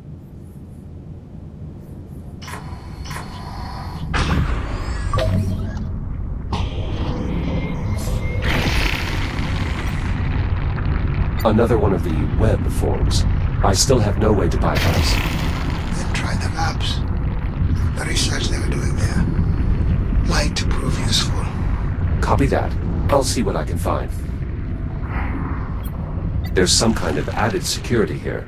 Dr. Everett Harlan reporting. Authorized laboratory access. Voice-activated authorization. That's a smart security feature. Thank you.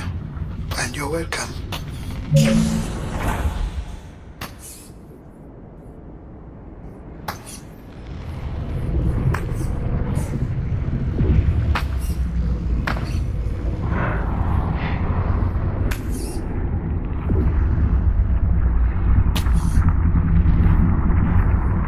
What sort of research were they doing here?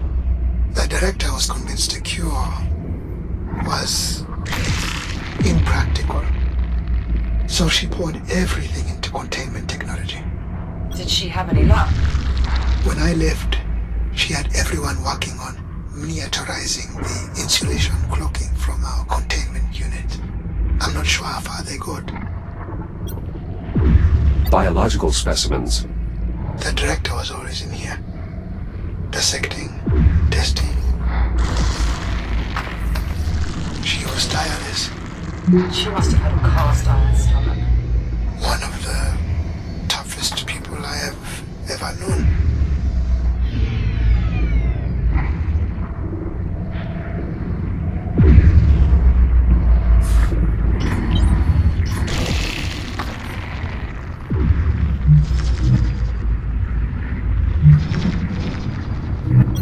Is this some type of emitter? It looks to be a functional prototype. I knew she... They were close, but I didn't know they had moved into practical testing. The basic concept was to surround the biomass with a cloak of electromagnetic insulation preventing energy from reaching it. Kind of like using a blanket to smother a flame. Indeed. The idea was to build these cloak emitters as a reactive defense against the biomass, to contain it. That could have a wide array of tactical applications. Just all at best, not a solution. I wish you could have seen that.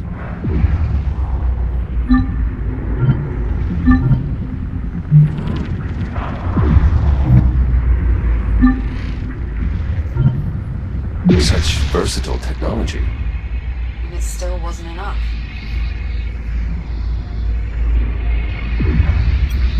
I wonder if they moved this prototype into production. Even if they did, it clearly wasn't enough to stop an outbreak. This is why we need a cure.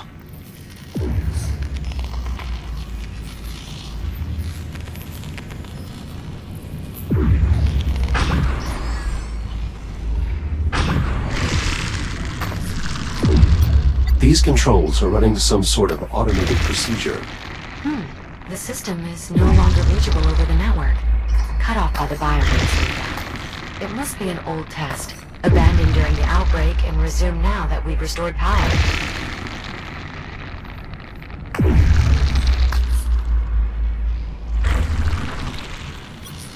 I assume these microscopes were used to observe the biomass? I believe so, yes. Development of the biomass containment technology required research at the macro, micro, and even nanoscopic scales. With these microscopes, the researchers would have been able to observe the effect of their containment technology in real time.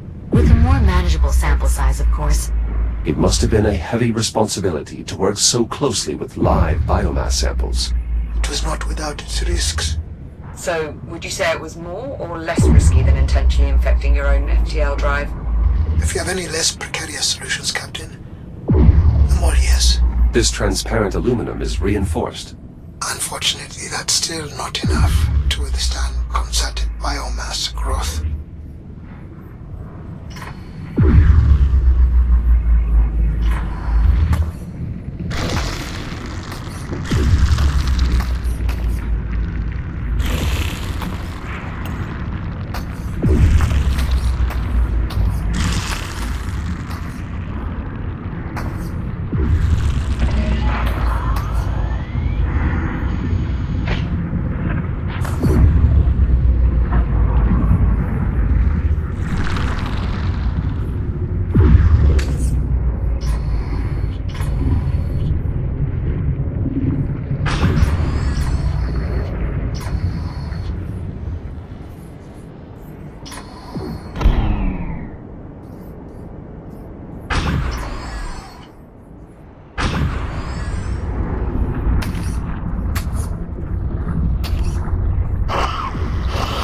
Shields at 50%.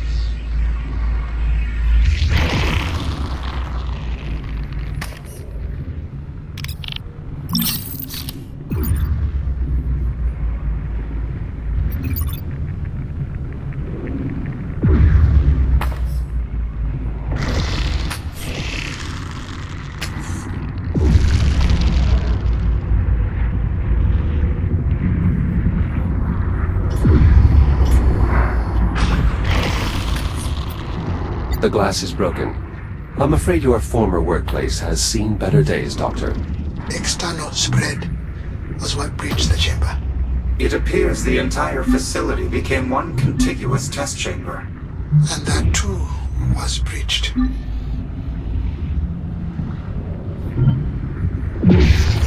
Classic the exit neutralized. It's possible I failed to foresee some cloak emitter's eventual implications. Sounds like your research director was on the right track. Nora. She never gave up. I could hardly ever pull her away from her work. Dr. Harlan, if I may interject, the local data I'm seeing implies that the director's efforts to develop cloak emitters proceeded beyond prototyping. Portable versions were installed in some of the X3 medtech shells. Several of these shells appear to have been left behind in the medical wing. Are you saying what I think you're saying? I believe it may be possible to fit Jack with a similar device, a portable cloak emitter. What is involved? I'll need you to retrieve the data from one of the medtech shells here. With that, I should be able to reconstruct the portable cloak emitter's design. Copy that. I'll see what I can find. These medical beds were used for diagnostic scans? And to monitor potential treatments. Many of my peers focused on post-diagnosis options. What sort of options? Pain management, transmission reduction. Though most patients with terminal diagnosis volunteered for cure research. Wait. There are diagnoses that aren't terminal. If the infection is limited to the extremities and has not yet penetrated the epidermis, amputation has a roughly 40% success rate. In emergencies, the integrated cutter, equipped by several models of the X3 shell, including Jack's, can... No. That's enough. Forget I asked.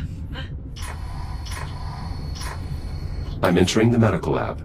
Doctor, perhaps you should step away for a moment. I'm sure there's still plenty of output data to parse before we're ready to initiate the experiment.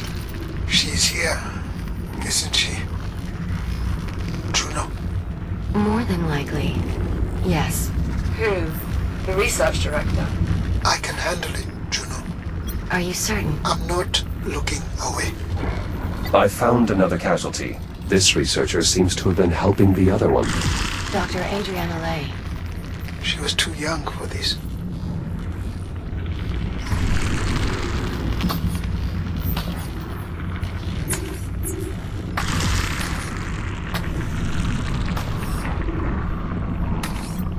Who was this person? Dr. Franklin Teller, a fellow geneticist. You knew him? I knew all of them. Oh, God. A researcher and one of our anesthesiologists. It's an impossible task. Alleviating the pain of an infection, especially in later stages. Yeah. I've recovered her research. It also seems she received a message from Dr. McKenna with all of his access codes attached. Would you like me to play it?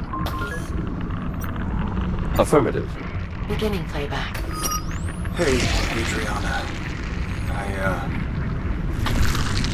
I know I can count on you to look out for everyone. So I'm sending you my access codes. They should get you into my stuff and a few engineering areas. The spare rations, my playing cards, whatever else. If any of it helps even a little bit, please, take it. Share it. I figure it might make things a little more comfortable for you all. My suspicions were correct. They did develop a portable version of the cloak emitter. Unfortunately, the data contained in this shell is only partial. Jack, to complete the reconstruction, I'll need you to scan additional units. Understood. End of message. If any of Dr. McKenna's codes prove useful, I'll add them to your ARM computer. Thank you.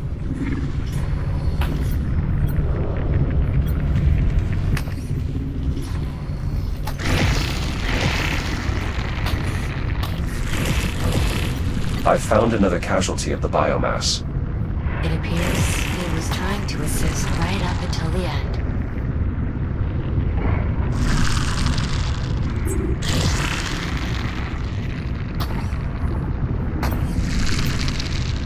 We have another casualty. Dr. Jordan Becci.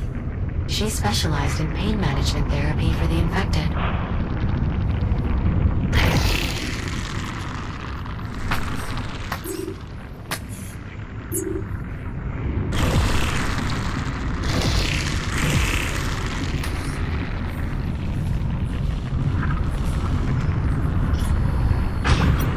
A keypad for the duct. Juno, could one of Dr. McKenna's codes work here? I believe so, yes. Try 2525. Access to the utility ducts granted.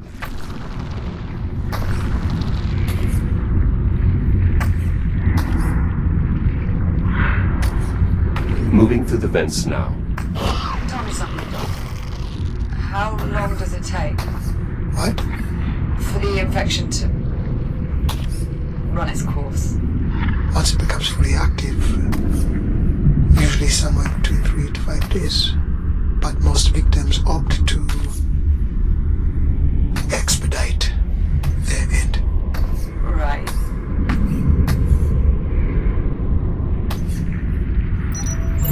Excellent. That shell contained more data regarding the portable emitters. We'll need a good bit more to reconstruct the design, though. So, how does the infection work? Once it becomes active? I mean, The biomass drains energy directly from your cells. Your body is in the throes of widespread cellular decay. Major organ failure follows 12 to 18 hours later. But at least by then you're not in as much pain, since the infection has likely started feeding on the electrical signals traveling through your nervous system. By day 4 you've... alright. I get it. Perhaps we should shift focus back to the mission. Jack, it's okay. I asked. I should know what I'm in for. Just maybe not all at once. Scan complete. We still need more data. Interesting. Doctor, this shell has a log conversation regarding the director and your research. Go ahead, Juno. Beginning playback. Alright, Unit 5, back to the lab. The director wants to run those simulations again. Query. For what purpose? I'm not sure. Dr. Harlan's ideas were intriguing, to say the least, but, well, I suppose the director knows best. Go ahead and prep the simulations. I'll join shortly. Acknowledge, Dr. McKenna. Huh. So the director have actually explored your theories after all? I didn't expect she would continue it after I left. But without the biomasses-based genetic material, it would have been as much of a dead end as containment. I just couldn't convince her.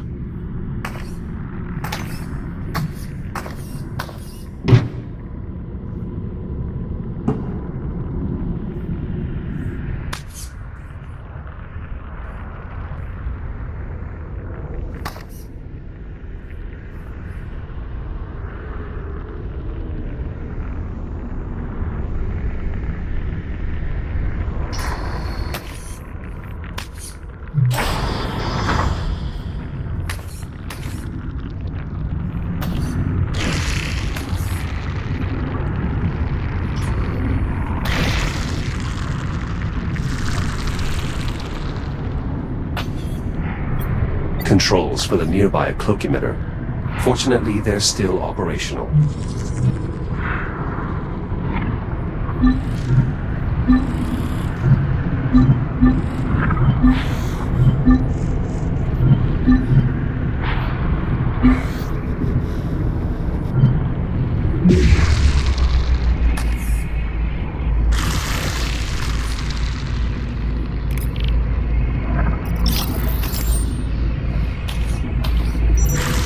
My reconstruction of the personal cloak emitter is nearly complete. One more scan should be sufficient.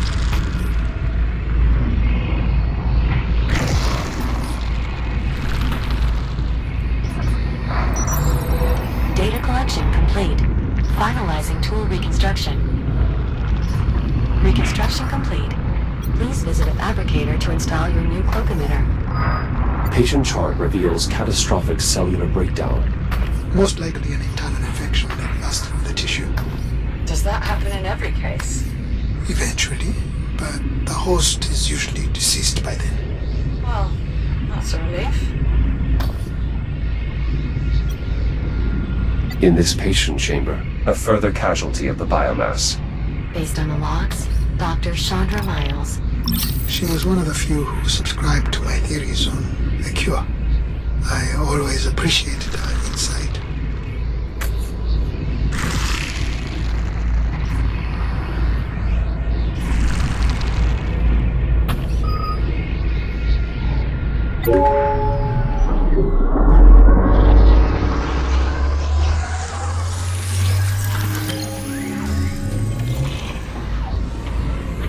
cloak emitter installation successful. This portable version is practically identical to the mounted prototypes you've been using thus far.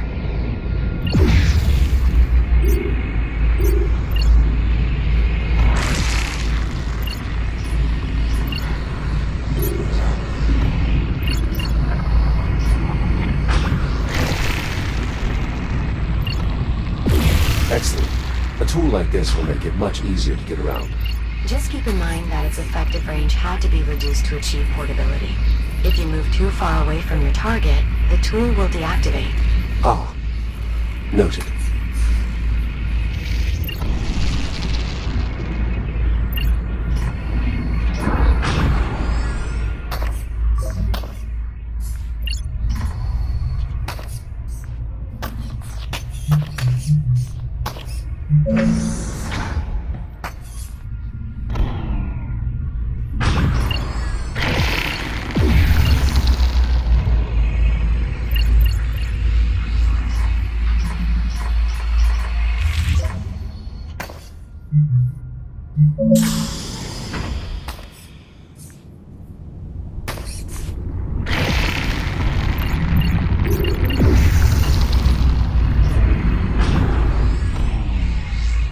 I'm back in the lobby.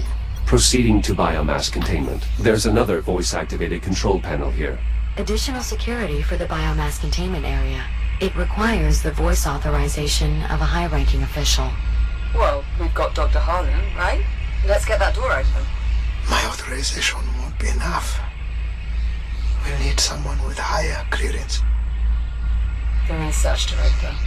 After a lockdown, she'd be the only one able to enter containment. With a large enough sample of the director's vocal modulations, I should be able to synthesize her voice. A voice sample?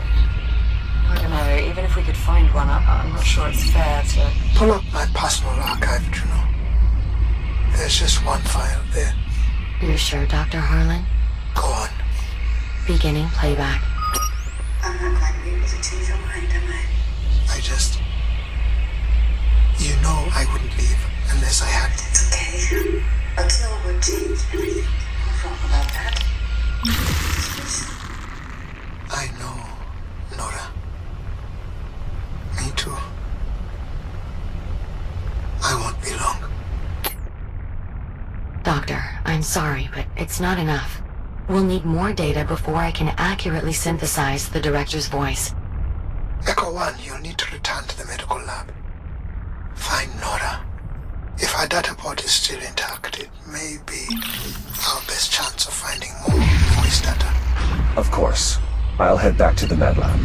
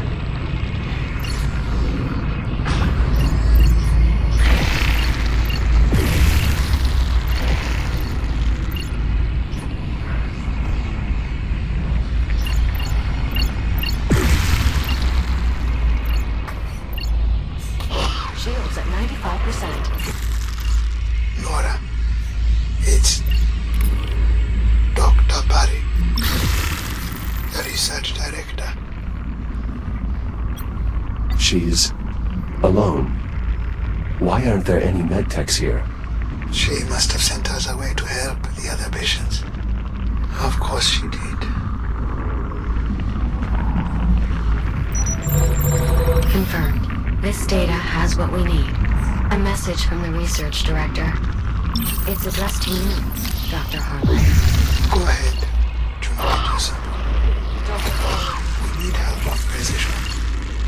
Just play it. Beginning playback. Everett?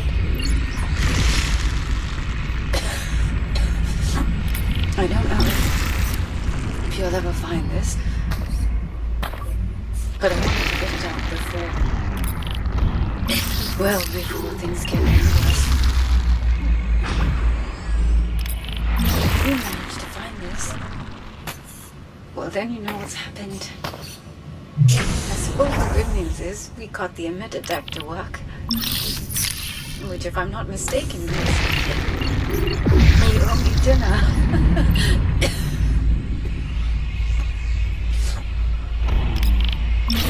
Everett, listen to me. I know you. I know you're going to try to put all this on yourself somehow. Make yourself believe there was something you'd have done had you been here. But it's not true. You understand? Don't go trying to carry that. We all knew developing a cure was virtually impossible. No one here was waiting to be saved. You're leaving. You're already doing everything you could do to try and stop this. I miss you, Everett. Be safe. I love you. Goodbye. So sorry, Harlan. I too am sorry. It's clear you meant a great deal to one another. She was a good person. She deserved a better resting place than this. I believe I have enough data to synthesize the director's voice now. Understood. I'll return to the security panel in the lobby. I'm back at the security panel. Are we sure this will work? No, but we can try. With Dr. Harlan's permission, of course. Do it. This is Dr. Nora Parekh. Authorized containment access.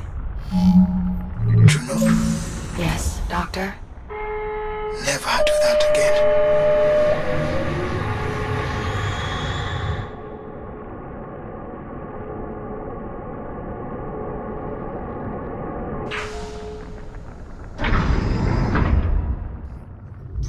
I'm entering what appears to be an excavation site. You are correct. It's the only remaining route to the biomass containment area. We should be able to find our sample there. Acknowledged. Is this containment area where the outbreak started? Most likely. I'll continue parsing logs to see if I can determine what happened. I'm sure that's not necessary. Do it. I need to know. Of course, Doctor.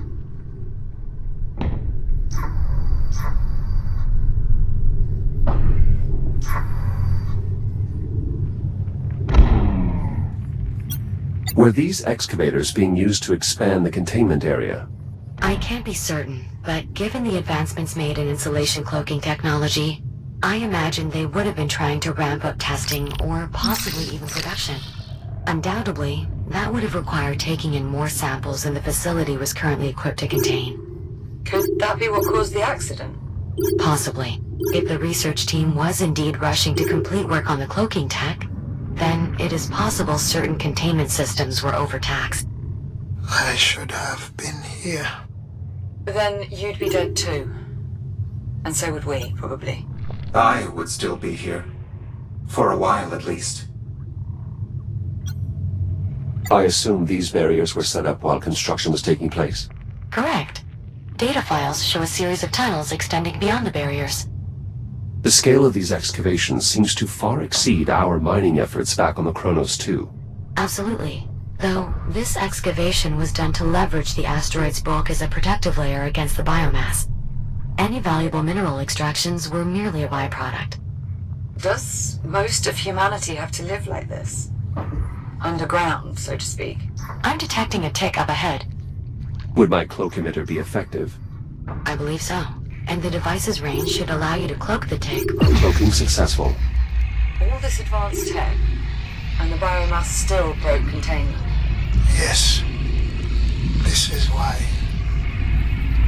eliminating the biomass is our only option. Juno, these excavators are automated? Correct. They would have deactivated automatically as part of the lockdown.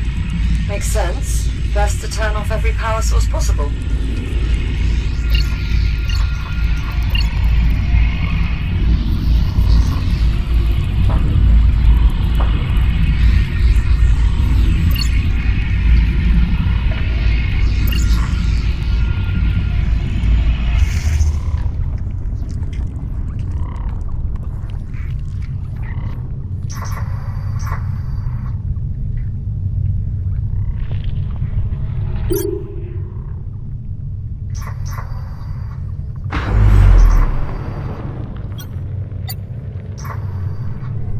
I'm approaching a large opening. There is a conveyance system installed overhead. That is how newly arriving containment units were transferred into main storage. Local telemetry indicates a significant biomass presence throughout the area. Containment certainly failed here. Acknowledged. I will proceed with caution. This container must have lost power at some point. Unfortunately, it appears its contents have escaped. How certain are we that a functional container is still here? Based on the logs, one stock container arrived shortly before the lockdown. Hopefully, it remains intact.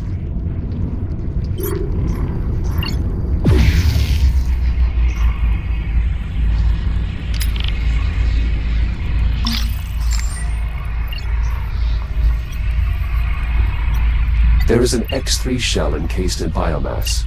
Shall I scan its data port? It is likely to possess details about the outbreak. Then do it. Data retrieved. I believe the synthetic using this shell was indeed present for the initial containment failure. I'll play the log. Director Park. Yes, Unit. A Category 4 containment breach is in progress. What? Origin uncertain. Multiple ticks are unrestrained in the conveyance shaft. I am beginning to lock down. Have any personnel had direct contact? Several. I sacrificed my shell to prevent immediate fatality. I'm in the process of reprinting with a portable cloak emitter. Alright, I'll triage the infected in the med labs. Your SIM telemetry indicates you are not wearing a helmet. To avoid dying... I'll find one. Just prioritize personnel evacuation, then lock down the entire containment area. Especially main storage. Acknowledged, Doctor. Nora, why did you... She did her best. She tried to... No, she did help everyone. I'm sure that without her... It doesn't matter. Without a cure, none of it matters. Well then... we know what we have to do. Agreed. I cloaked one of the sensors on this web, but it's not having the same effect as before. One of? How many sensors does this web have? At least 4. Then this web must have been cultivating here for some time. It's possible this is where the outbreak originated. Unfortunately, Jack, your cloak emitter cannot sustain enough insulation fields to blind all of those sensors. There must be something else. Agreed. I'll find a way to retract the web.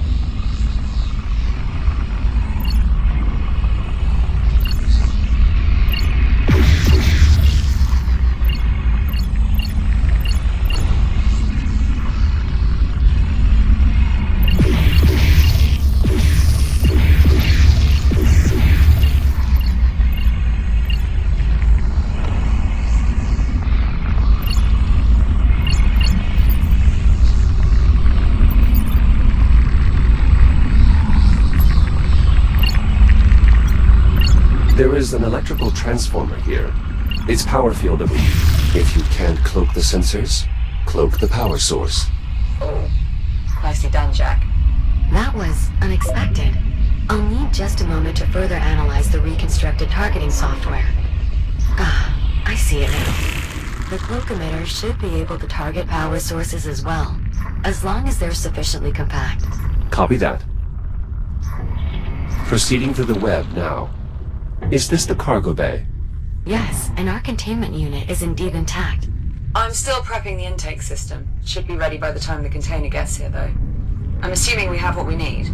Readings show a full complement of ticks within. So, yes, Captain, we have what we need. Is the unit safe to approach? Yes, the container is fully powered and the insulation fields are active. Those ticks are pacified. I'll send a cargo drone to retrieve it as soon as the bay door is opened. On it. Collecting these ticks could not have been easy. The X3 synthetics did lose many shares in the process, but they performed their function. Does this crane meet the size requirements for the cloak emitter? Unlikely. However, I suspect it is more useful without insulation anyway.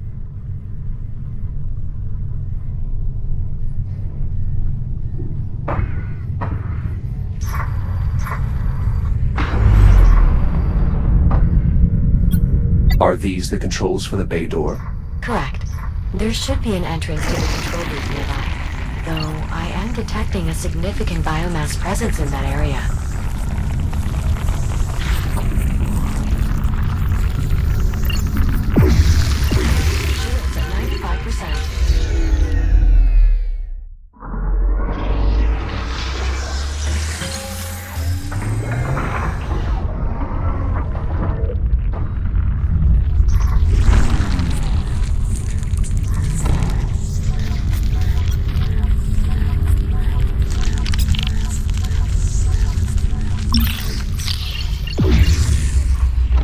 Shields at 95%. Shields at 95%.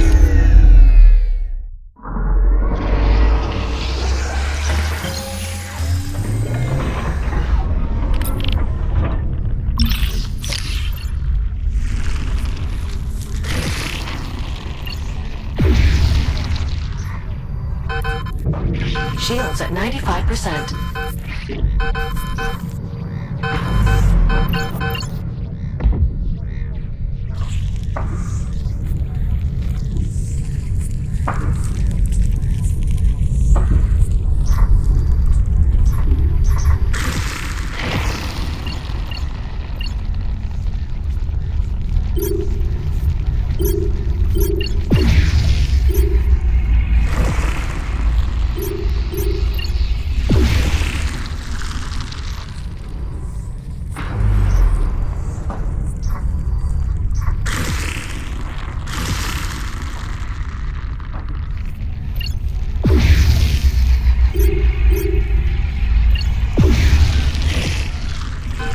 Shields at 50%.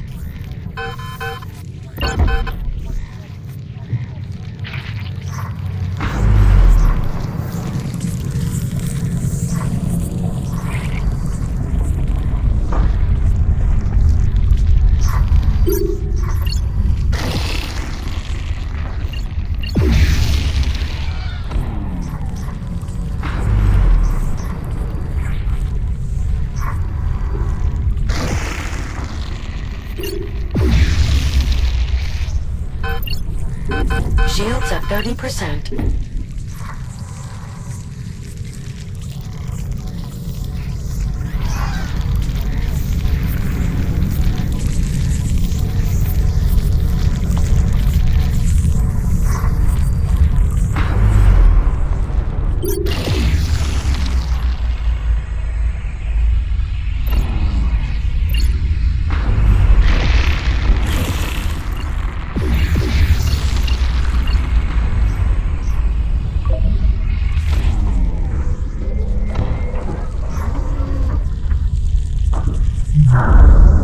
Exterior bay door open. Copy that. We'll send over a cargo drone to retrieve the container. Shouldn't take too long. Jack, we'll just need you to manually release the container once the drone has secured it. Acknowledged. I'll head to the cargo bay. From this side, the web sensor is inaccessible. I won't be leaving that way. Yes, that is unfortunate.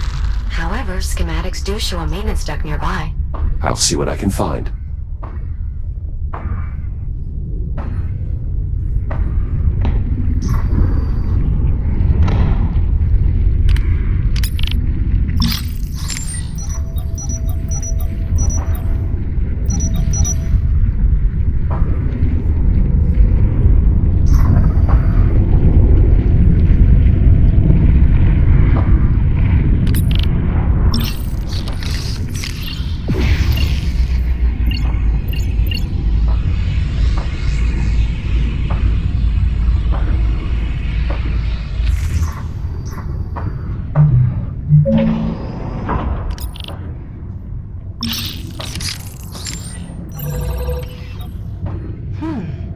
Surprising amount of data.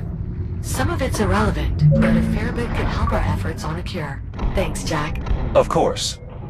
This is the administration area. Once past the next hallway, Jack, you'll be back in the cargo bay.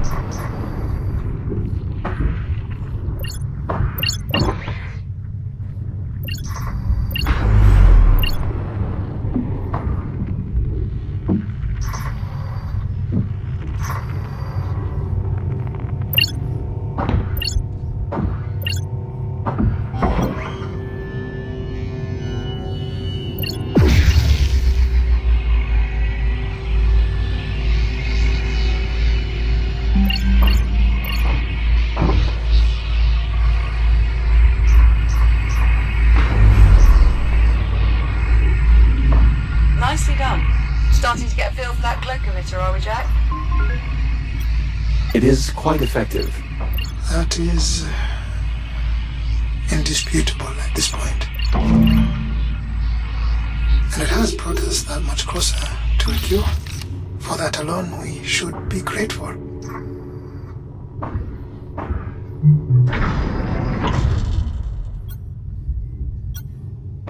In this corridor, we have another casualty. 2, in fact. Dr. Stephen Garrick and Senior Technician Avery Park. Seems they were left behind in the evacuation. I doubt that. If they're here, it's probably because they chose to stay. What do you mean? I knew these people. Every researcher here understood what an outbreak would mean. That they would have to do whatever was necessary to try and protect the rest of the station. I've nearly made it back to the cargo bay. Good to hear, Jack. The drone should be there shortly. Jack, the cargo drone will be unable to retrieve the container until it's released from the loading pallet. There should be a release mechanism near the container.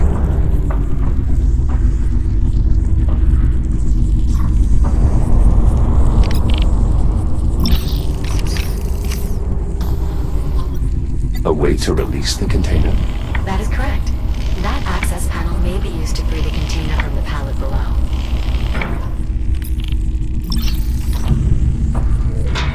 Container released. Confirmed. Container primed for departure. It will need to be hooked up once it gets here, Jack. Care to give it the final touch? I believe I would, yes. I doubt the procedure will take long. Okay then. See you in a few. Container departing in T-minus 10 seconds. Jack, if you're planning on accompanying the container, now would be a good time to take hold. Cargo drone is departing in 3, 2, 1. Igniting thrusters.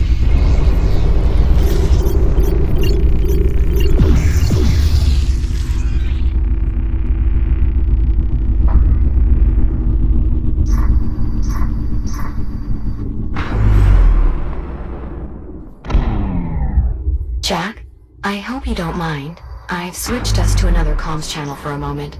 I have a somewhat personal question to ask you. Do you mind? Go ahead, Juno. Captain Rhodes, she considers you a friend, yes? Yes, that is correct. How do you know? In the time I have known Captain Rhodes, she has consistently demonstrated behaviors that suggest she values my company, trusts my insights, and harbors a great concern for my overall well-being. I see. Why do you ask? I'm trying to discern if Dr. Harlan considers me a friend. Biometrics indicate he is still experiencing some distress, but I'm unsure if it would be appropriate for me to console him. What is your assessment? I find Dr. Harlan difficult to fully understand. His personality differs significantly from that of Captain Rhodes. He may express his regard in a different fashion. He does refer to me by name, a behavior he does not extend to you. Perhaps that is a positive indicator. Perhaps. Thank you, Jack. I appreciate your insight. Wait, did we just become friends? I suppose we did. Splendid. I'll return comms to the public channel now.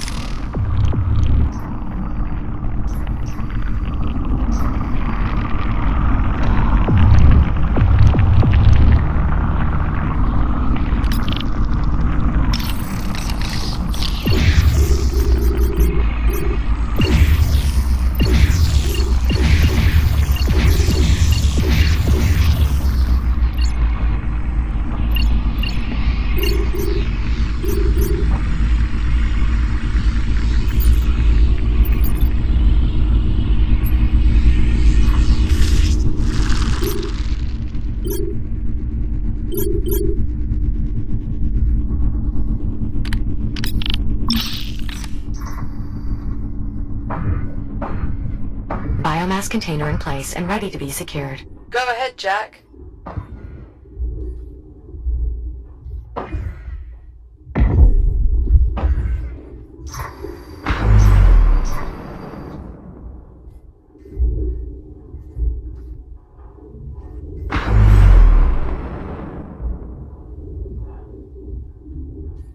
Jack, I took the liberty of hooking up the biomass container. I swear those things are looking at me. Anyway, system check, Juno. How did we do? Systems nominal. Both the fuel cell and biomass container are secure and fully engaged with the ship's intake systems. Well, Jack, looks like things are wrapped up here.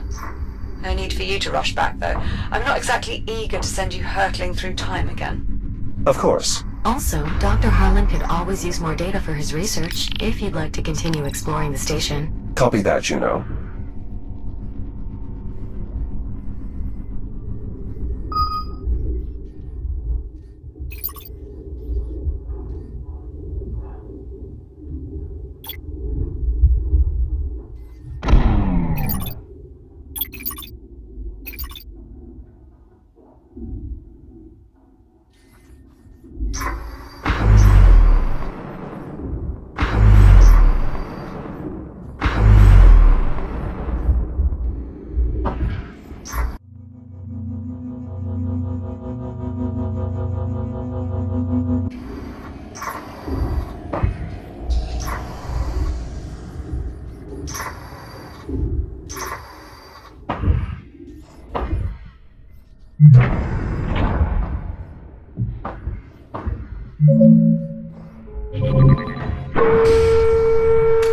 Hello, Jack. If you're looking for the captain, she's in the workshop with Dr. Harlan.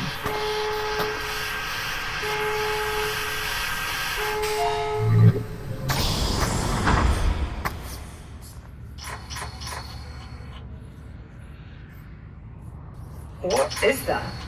A motion detection system? One of several independent sensors rigged to trigger detonation. So, it won't release the spores until it detects something they can feed on? Or someone. Oh, ghastly thing. You sure it's safe, us mucking about in here? This one's already been detonated. You're fine. You want to talk about your... No.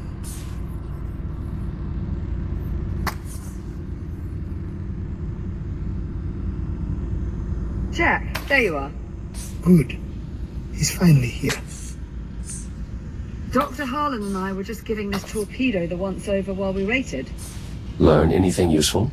Yeah, it's a death trap. Not that that's anything he has to worry about. Now then, are we ready to begin? Not quite yet. There are still a few things I'd like to look into. Sure thing. Just let us know when you're ready to get started. Try not to be all day about it. Dr. Harlan, how well do you understand the internal mechanism of these biotorpedoes? The mechanism? Only enough to know that as part of its detonation process, it catalyzes the base genetic material within to create a stream of infectious spores. Yes, I have witnessed that event firsthand. But you are certain you have seen a torpedo prior to that stage? One that has not detonated yet? Yes, several in fact. Good. What can you tell us about the biomass, Doctor? Very little. Far less than one would hope. Humanity has lived with this organism for 400 years. We must have learned something. Well, we know it's not actually a single organism. Once it's raced into an environment, the biomass immediately begins evolving. It's diversifying into a variety of distinct species, all stemming from the same base element. Then it's an entire ecosystem. That is the prevailing theory. What about its origins? Where did the biomass come from? That is the more troubling question, isn't it? We know the Astrea carried the biomass into this timeline, but as to its true origins, we only have theories and conjecture. No conclusive facts. In truth, I'm not sure it's a question I need answered. Whoever engineered the biomass, they either still exist or they don't. Both possibilities are equally terrifying.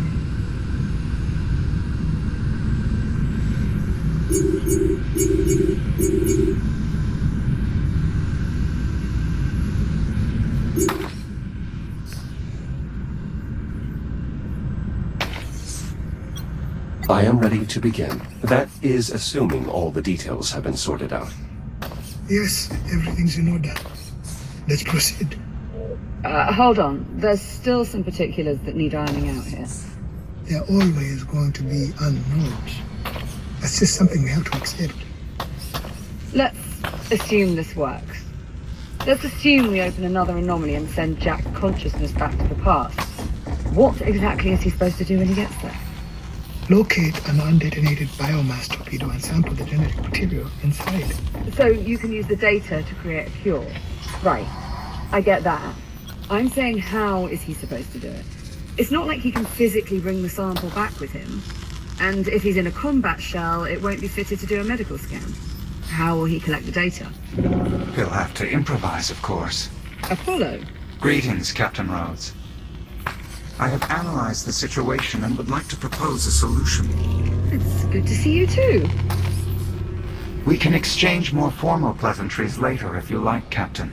For now, if you would please proceed to the holotable. Apollo, is this one of your AI cores? Affirmative. Once I became aware of the salvage attempts on the Astrea, I began disabling intruding equipment with a suite of electronic countermeasures. Apparently, this core was taken before my defenses were in place. Well, now that you're here, will you disable whatever protocols it's using to prevent access? Negative. It is still imperative that I minimize the distribution of the Astrea's classified technology. Of course, should this particular element prove relevant in stopping the biomass, I will lift the restriction at that time. Very well. All right, Apollo, let's hear it. How does Jack get the data from the biomass incubator? According to Jack's memory logs, the last anomaly caused his protocols to transfer into a Series 10 combat shell. This unit was equipped with a threat scanner, which could be reconfigured to gather data on biomass specimens. Once we've successfully located a biomass torpedo, I will repurpose his threat scanner to collect data from the incubator inside. The collected data should then easily transfer back with us. Apollo, are you certain you can travel through the anomaly with me? A copy of my protocols has already been integrated into your architecture. I see no reason why we would not be transported together. And how do we know you'll be transported to the right time and place? If we create an anomaly precisely the same way as we did before, isn't it reasonable to assume we would get a similar result? That would be my assessment as well, based on our previous experience. So long as we closely replicate the conditions that caused your previous jump through time, I expect the result to be nearly identical. In other words, they should arrive at roughly the same time and place where Android first saw the torpedo. And once they've got the data, how do we get them back? If the experience is anything like before, my consciousness should return automatically. That is our assessment as well. Dr. Harlan and I believe Jack's time in the past is directly correlated to the state of the FTL drive. In essence, Jack, the longer the drive here remains active, the more time you'll have in the past. We'll keep it running for as long as we can. Give you as much time as possible. The Astrea's fuel cell is exceedingly efficient and will most likely last long enough for us to locate an incubator and collect the relevant data. Once we disengage the FTL, you should be returned to the present time. Should? You're gonna have to do a bit better than should. This is time travel we're talking about. All we have are best guesses. Liv, there's far too much that we do not know about how these anomalies work, but your safety is my primary concern, and this is your best chance of survival. This is the only way we get a cure. The only way we survive. You, me, everyone. All right, Jack. You've clearly made up your mind already. I just wish we had a better plan than shoving you in an anomaly and hoping it all works out. Juno, prep the engineering bay. Right away, Doctor. Jack. Liv, we have to do this. It's the only way to find a cure for your biomass infection. Yeah, and I suppose saving the whole rest of humanity is kind of important too. Just make sure you come back safely. All right? Is that an order, Captain? Well, technically we're both captains, remember? But yes, that is an order. Acknowledged, Captain. I will do everything in my power to return safely. The engineering bay is prepped and ready. Good. Seal all the ship's bulkheads. We cannot risk any accidental contamination. Once. Of course, Doctor. Jack, please enter the control room and the engineering bay below.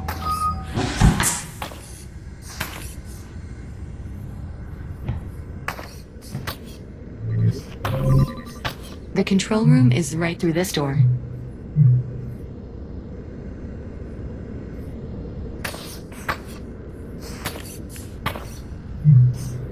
Sealing the engineering bay now. Engineering bay sealed. Dr. Harlan? Any inspiring words? No. We all believe in you, Jack. To varying degrees. Your confidence is appreciated. Can we get started? Right away, Doctor. Jack, please adjust the dials to connect the fuel cell conduits to the drive core.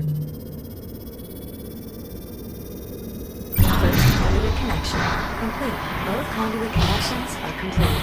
Good. We are ready to release the ticks into the engineering bay. Once you engage the FTL, they should begin feeding on it and create an anomaly, just like before. Jack, are you ready for us to release the ticks? Ready to proceed, Juno. Acknowledged. Were the lights supposed to turn off like that? Don't worry. We're just rerouting power so the ticks can only feed on the FTL drive. Stand by. Releasing tick specimens. Well, I certainly seem to have their attention. Once you engage the drive, they should be drawn to the FTL. All systems up. Awaiting mission. Dewey, engage the FTL. Now. FTL drive engaged.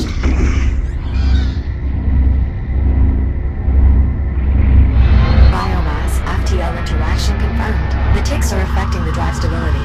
Here goes. Stay safe, Jack. Of course, Liv. Anomalous readings detected. Take care of him, hello. I shall do my utmost, Captain. Anomalous readings flagging. Good luck, Jack.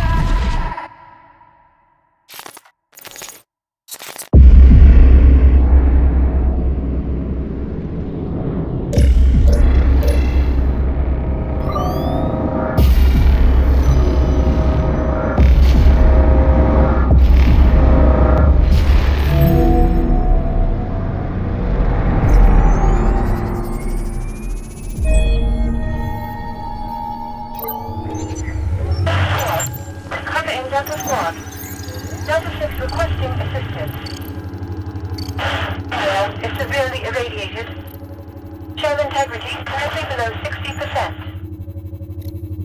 Secured shelter wreckage of the Kronos 2.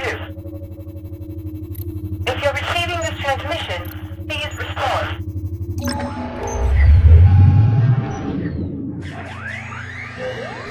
We have arrived. What is your status? The shell appears to be in one piece. Good. We must keep in mind, this combat shell was not designed for biomass engagement. Any contact with the infestation will render us immediately inoperable. Where should we begin searching? Undetermined. I'll scan the area for identifiable landmarks. I recognize this ship. It belongs to Delta Squad. I would no longer qualify this as a ship. Kronos 2 wreckage. Currently assessing biotorpedoes in the area. There's that transmission again. I recognize this unit as Delta 6. Interesting. It appears this Delta 6 has already located several torpedoes. Reaching their location may be our most expedient option. They said they're located at the wreckage of the Kronos 2. How far are we? At minimum, we are within comms range. The distance should be manageable. We should first clear ourselves of this debris, then see if the signal strengthens. However, we should check your equipment before we go. I will do my best to keep this expedient. Let's begin with your shielding. This unit has been optimized for combat scenarios and is capable of regenerating its shield without the use of external chargers. However, a significant delay is required for the process to begin after sustaining damage. You may need to exercise patience. Understood. Next is your armament. This unit is equipped with an M19C repeater, designation Pulsar. Jack, are you comfortable wielding a firearm? I'm accustomed to operating new tools. I'm certain learning to use this armament will be no different. Very well. I shall construct a brief simulation so that you may familiarize yourself with the device. Your armament is now unlocked. Open fire on the targets.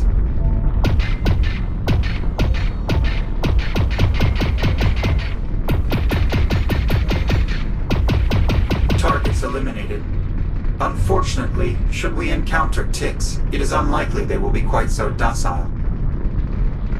These targets should provide a close approximation to tick activity. As such, successfully hitting a given target may require you to aim ahead of its movement. The ionized bolts of your armament are surprisingly slow, though I suppose that is acceptable for weaponry of this century.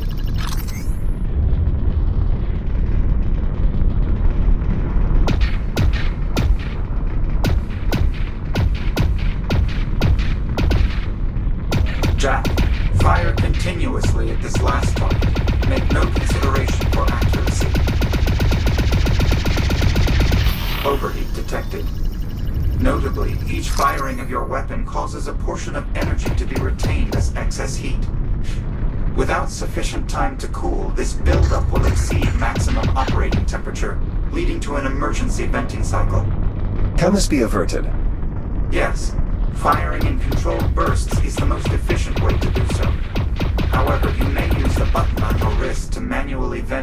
heat within the unit. But this choice should be made tactically. The weapon will remain inoperable while venting. Understood. Excellent. Lastly, we need to inspect your threat scanner. It's what we'll use to scan the biomass as base genetic material, correct? Indeed. However, until we locate a viable torpedo, we shall instead rely on its original functionality, identifying nearby hostiles. To that end, I have optimized the device's settings to our mission parameters. Once activated, it will emit a single sensor pulse, followed by a brief recharge cycle. Try doing so now.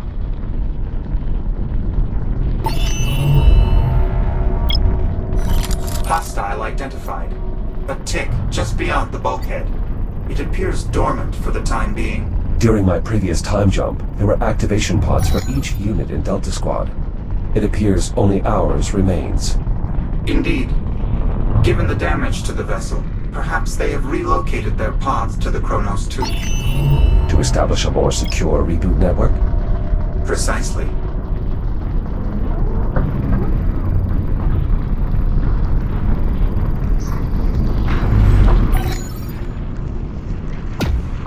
It appears sustained fire will be required to defeat the tick. Threat neutralized. Well done, Jack. Warning. I am detecting extreme levels of radiation in the surrounding area. As 6's transmission indicated, that would also explain the comms interference. Indeed. Though I should also note, the ionizing radiation correlates with visual spectrum emissions. Avoiding the latter will protect you from the former. A Series 10 Echo unit shell from Delta Squad. As anticipated, the biomass has been difficult to combat. I suspect we will find more losses as we continue.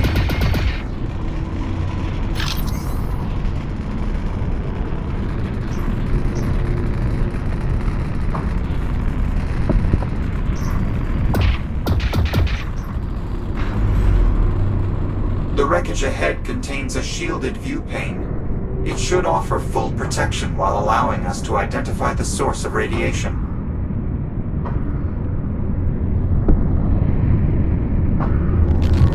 Shields at 95%. The Estrella appears to be the source of radiation. The main reactor. I estimate it will continue burning for several months. We should keep moving.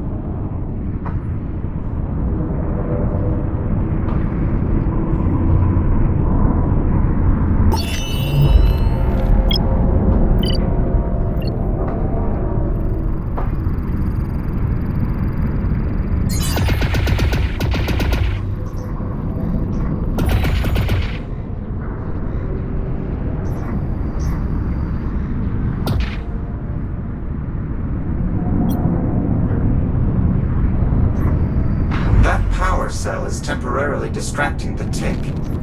Though, a direct hit to the cell from your pulsar would likely cause it to detonate. The debris field ahead offers far less protection from radiation. Extra precaution will be needed to stay out of the light. Furthermore, I am detecting a significant biomass presence. I strongly advise frequent use of your threat scanner to plan an optimal route. Acknowledged. Rebooting in a Series 10 shell bears many similarities to my original specification. One might describe it as familiar. I suppose that is to be expected. These combat units have been upgraded with multiple components from your initial Series 11 design. Warning to any location. Hostile equipment in the area. Designated biolocation. Devices will be detected. Personnel. Recommend vessels maintain minimum safe distance of 100 kilometers. Personnel should evac immediately. It would appear Delta Squad has become familiar with the operation of the torpedoes. Perhaps that is what caused their vessel to crash. Given that they began investigating the torpedoes in close proximity, that result is highly probable. An energy pulse from the anomaly. Is it still stable? I believe so, at least relatively. Nonetheless, we should remain focused on finding a torpedo if we hope to do so before the anomaly collapses. An activation pod. Consumed for its energy. The corresponding member of Delta Squad must be unable to reboot. They should exercise extreme caution. Another shell from Delta Squad. Damage is severe. An emergency reboot would have been required. Operational status report. Delta Squad operating at minimum capability. Activation pods are offline. Delta Actual and Delta 9. KIA. Delta 13. MIA. Delta 6. Active, but unable to perform reboot protocols. If you are receiving, forward to Titan Command with FSK code. Gamma 7 base 2. Apollo, should we respond? Negative. The interference is still too great. There is a faint distress signal emitting from a cavern just ahead. Its frequency is similar to Delta 6's earlier transmission. We should investigate.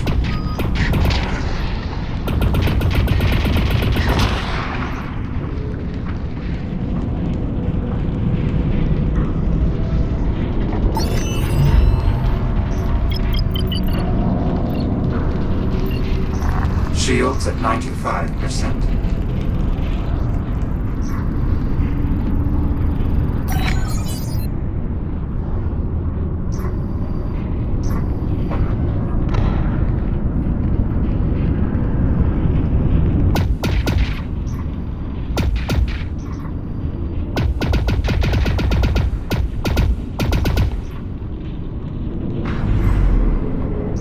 Distress signal located.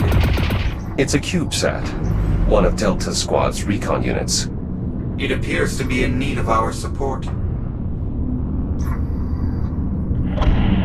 Delta Unit, I'm picking up your signal in proximity to Reconnaissance Satellite 3. Is that you, 13? Jack, we have insufficient time for complications. We should keep our relation to this combat unit as simple as possible.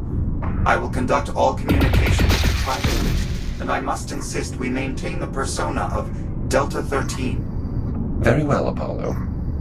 Delta 6, this is Delta 13. I read you. ReconSat 3 was engaged by multiple hostiles. I moved to assist. I see. 13. Your return is peculiar, but appreciated. It appears ReconSat 3 would not have survived its perimeter sweep without your aid. So, what is your status? Is your pod operational? Affirmative. All systems nominal. Rally in your position? Acknowledged. ReconSat 3 will lead the way. Destination, Kronos 2 Bridge. I will require your assistance in assessing the bio-torpedoes. Acknowledged. We are en route. 13 out. Well done, Jack. Your replication of tactical speech was convincing.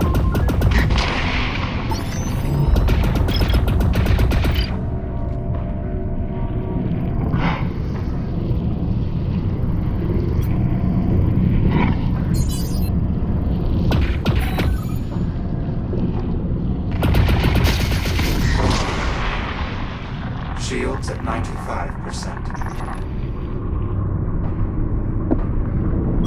Another pod. I will ensure that a similar tactical error is not made with our pod. How? I am an advanced tactical AI. Between situational analysis, predictive heuristics, and extensive experience, I am confident my results will exceed those of my ancestors.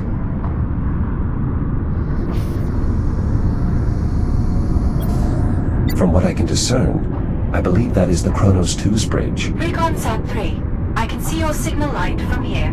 Proceed with caution. There are hostiles.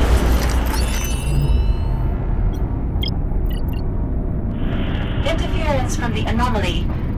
Delta 13, status. Are you experiencing malfunctions again? Negative. No malfunctions detected. Acknowledged. Proceed with caution. There are hostiles in the area. Understood. Yet another Delta. It seems the battle here did not go well. ReconSat 3 is detecting a nearby threat. Advise clearing the area before you proceed.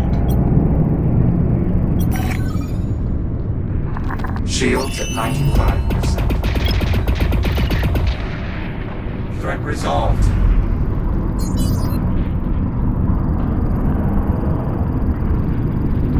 Shields at 95%.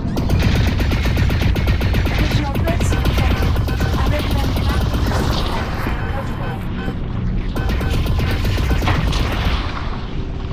All clear. We should keep moving.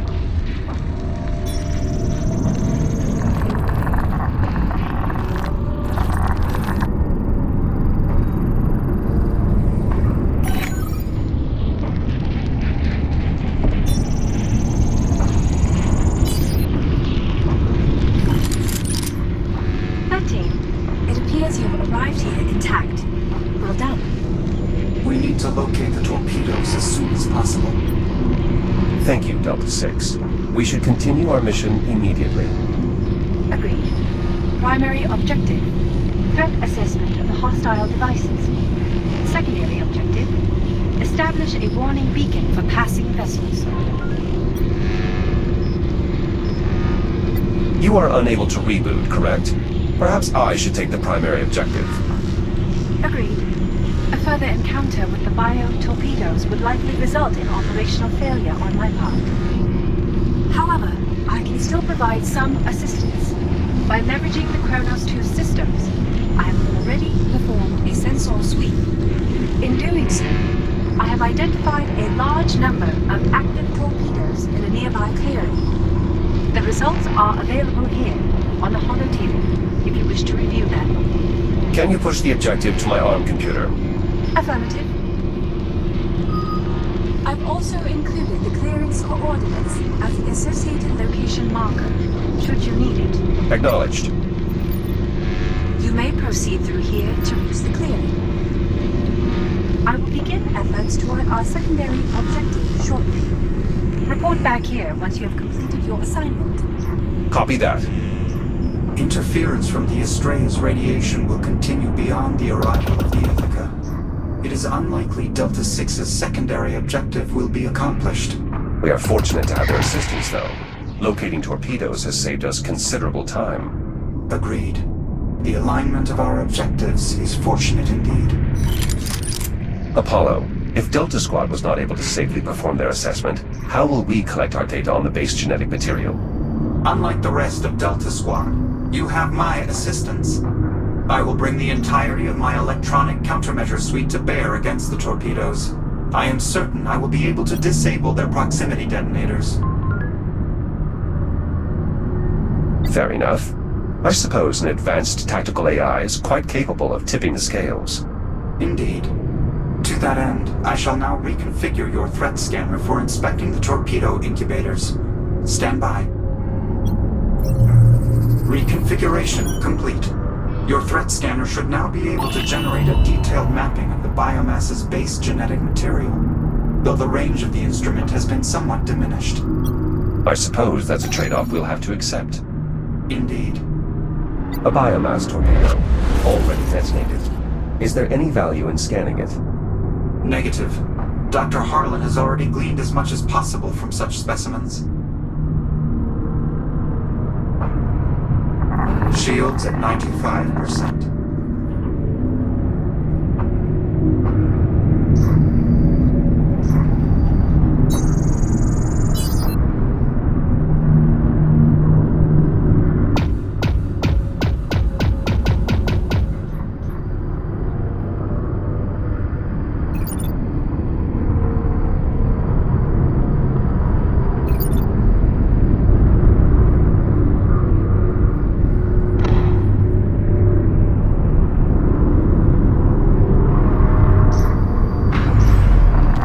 Shields at 95%. Shields at 50%. Shields at 30%.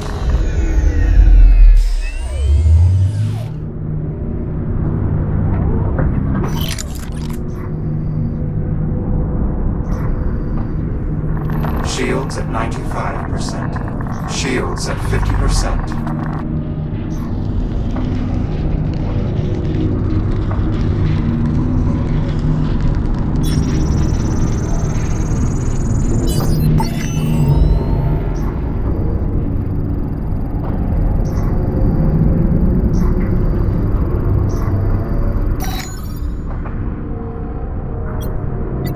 I've located a torpedo. Is this close enough to scan? Unfortunately, no. We need to reach the forward end of the torpedo, where the base genetic material is housed. You're certain that we're masked from the detection? Yes, my countermeasures are holding. It should be safe to approach. Shields at 95%.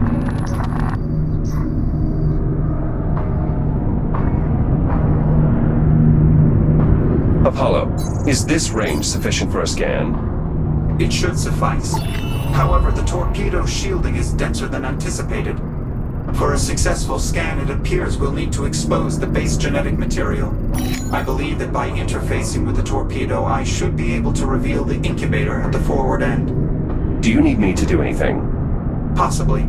I cannot be certain until I have actually accessed the torpedo's systems. I advise maintaining full tactical readiness. Understood. I will begin once you designate the incubator for scanning.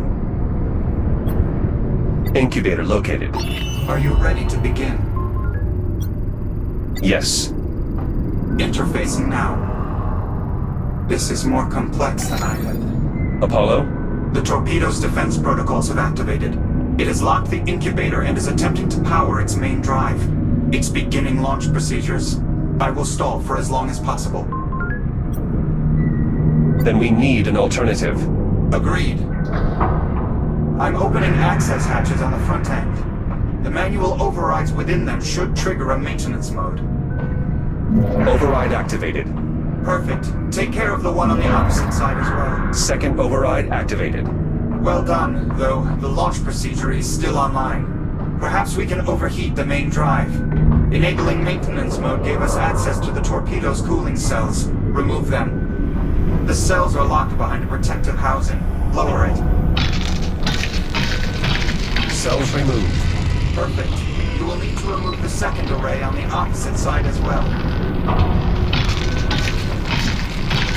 Additional cells removed. The drive is beginning to overheat, but the launch sequence is still active. Jack, the launch procedure is nearing completion.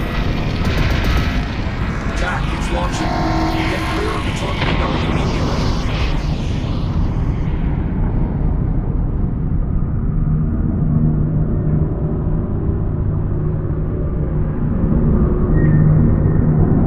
Fortunately, I believe there are additional torpedoes in the vicinity. What we learned here will make us more prepared for a second attempt.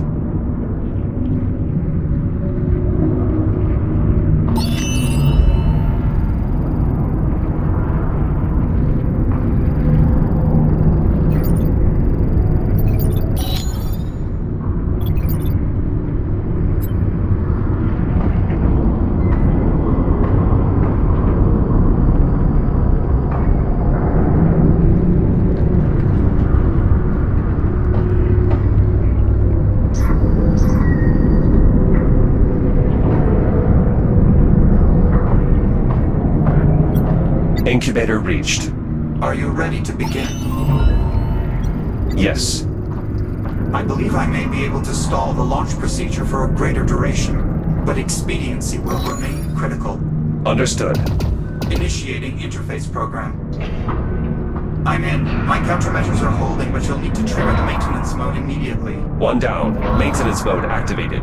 Indeed. The cooling cells are now exposed. Remove them to trigger an overheat. The cells can be removed without lowering their housing first. Cooling cell array clear. On to the second one. Cells clear. The overheat process has initiated. The drive housing is open. Destroy the main drive. Main drive destroyed. Launch sequence averted. That finally did it. I am able to unlock the incubator now. And we should do so quickly. It appears we may not have much time. Incubator exposed. Excellent. We should begin the scan immediately. Scanning. Apollo? Imprinting now. It should not be much longer.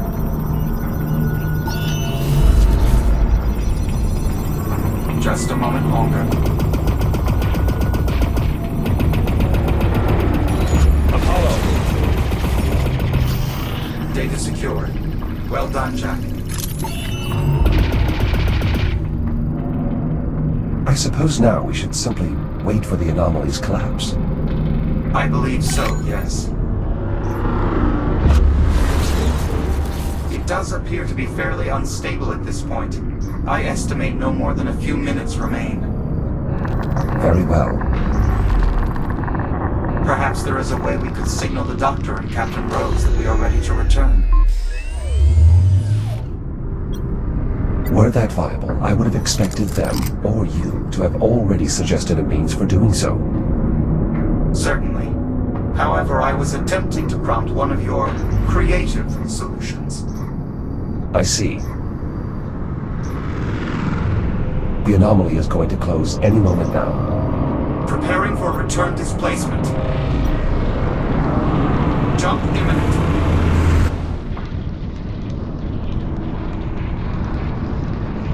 Jack, are you here as well? Why are we still here? I am uncertain. Our plan was developed under the requirement that the anomaly's collapse would return us to 2537.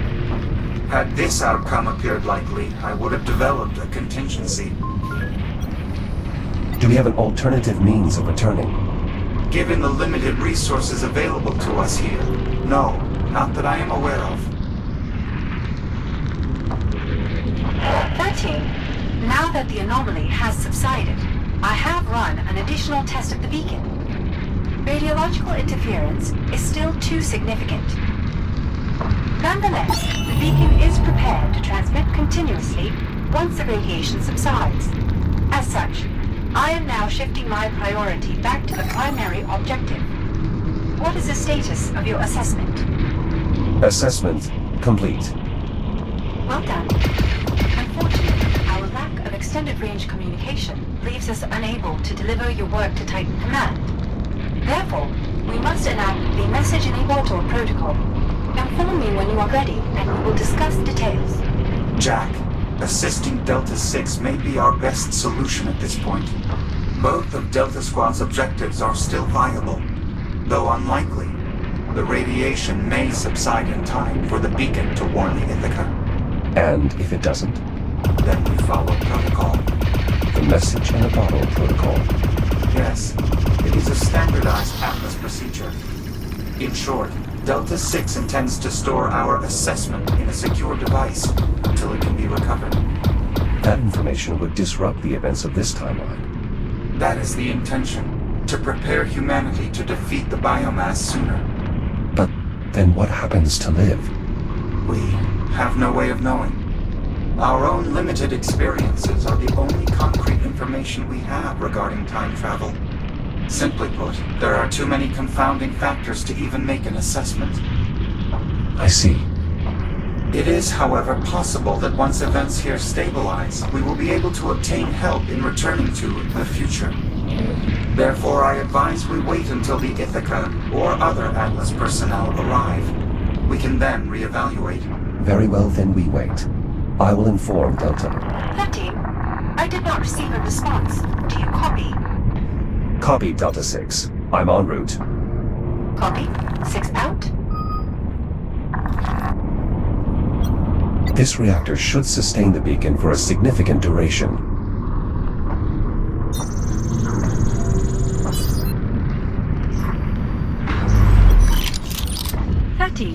You've returned. Let me know when you are ready to commence. It would appear the activation bay, though now somewhat separated from the bridge, survived as well.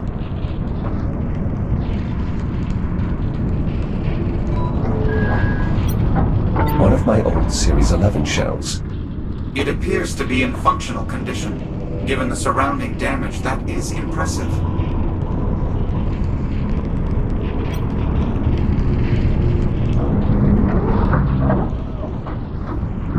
Shields at 95%. Let's begin. Very well. Your new shell is right over there, awaiting your transfer. My new shell. Correct. Protocol dictates we should place the assessment data in the most secure storage solution available, Tier 6 or higher. That Series 11 shell should do nicely. That should make waiting for the Ithaca far simpler. Understood, 6. I will transfer when ready. Acknowledged. You may open the activation pod via the console over there. I will attempt further optimization of the beacon in the meantime. I'll prepare the transfer. Initiate through your ARM computer when you're ready. Shields at 95%.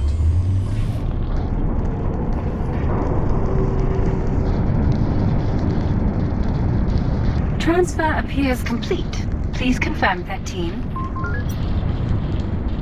I am online. Acknowledged. You are now integrated into the activation bay's power grid, which I have connected to a mobile reactor. It should provide ample power for both you and the beacon, especially once you've engaged your hibernation protocol. I will do my best to keep you and the power supply safe. Acknowledged. Delta 6, will you let me know if the anomaly reappears? Peculiar. Very prudent. Very well. Initiate hibernation when ready. I've set the protocol for timed disengagement so that we may awaken for the Ithaca's approximate arrival. Excellent. It is unlikely anyone else will arrive in the meantime. Indeed. Ready when you are, Jack. Good luck, Delta 13.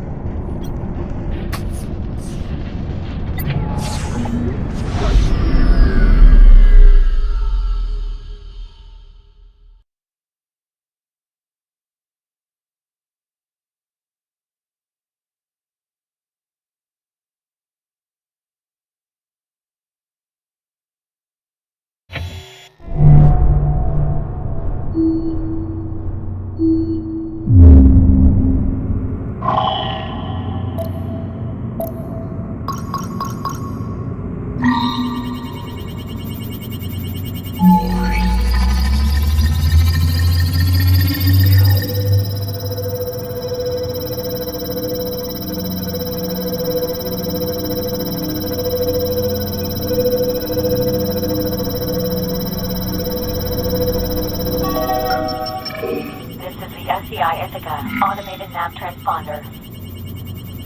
Vessel entering Saturn orbit. Preparing for course correction burn. Destination, Earth. End of transmission.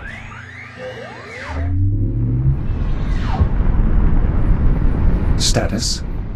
Unfortunately, it appears the radiation has not yet subsided. Unless Delta 6 managed to improve the beacon, the Ithaca will not be warned. Delta 6, this is Delta 13. What is your status? Delta 6, status. I'm not picking them up on sensors either. However, there is a high-gain broadcast coming through. From the Ithaca. I'll patch it in. This is the SCI Ithaca automated nav transponder. Correction burn initiating. 3, 2, 1.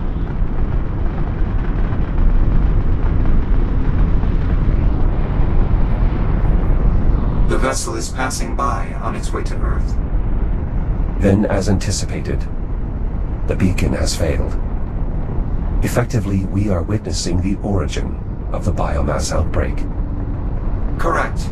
This does appear to be the final moment from which the ensuing series of events could be changed. A tipping point, if you will.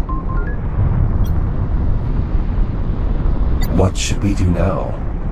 Without Delta 6, delivering our data on the base genetic material is far less tenable. How so? Simply put, we are back to not knowing what happens next. An Atlas team could arrive within the hour, or within a year. Or never. Precisely. Delta 6 would have been able to assist such a team in finding us while we're in hibernation. But without that, we must err on the side of extreme caution. How long can we remain in hibernation? The main issue is the lifespan of that mobile reactor. At current operation, it should last roughly 50 years. If we were to minimize the beacon's output, we could last roughly 500 years. But then I doubt anyone would find us. What has our best odds for success? Given that it is uncertain a cure could be developed with current technology, bringing the data back to Dr. Harlan certainly is a more reliable target. But how will he find us? He probably won't. But Liv will.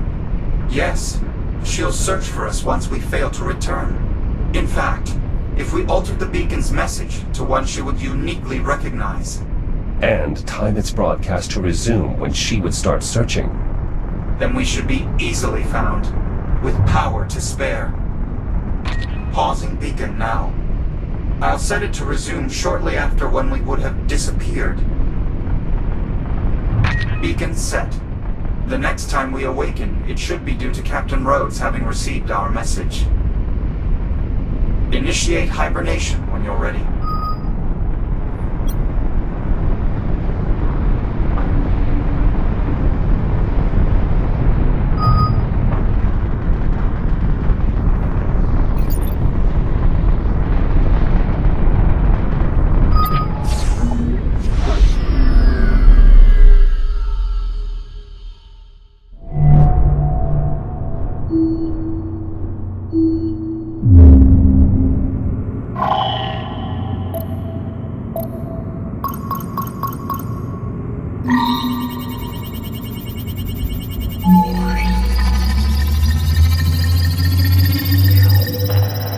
Earth has been quarantined. Passage to and from is prohibited until further notice.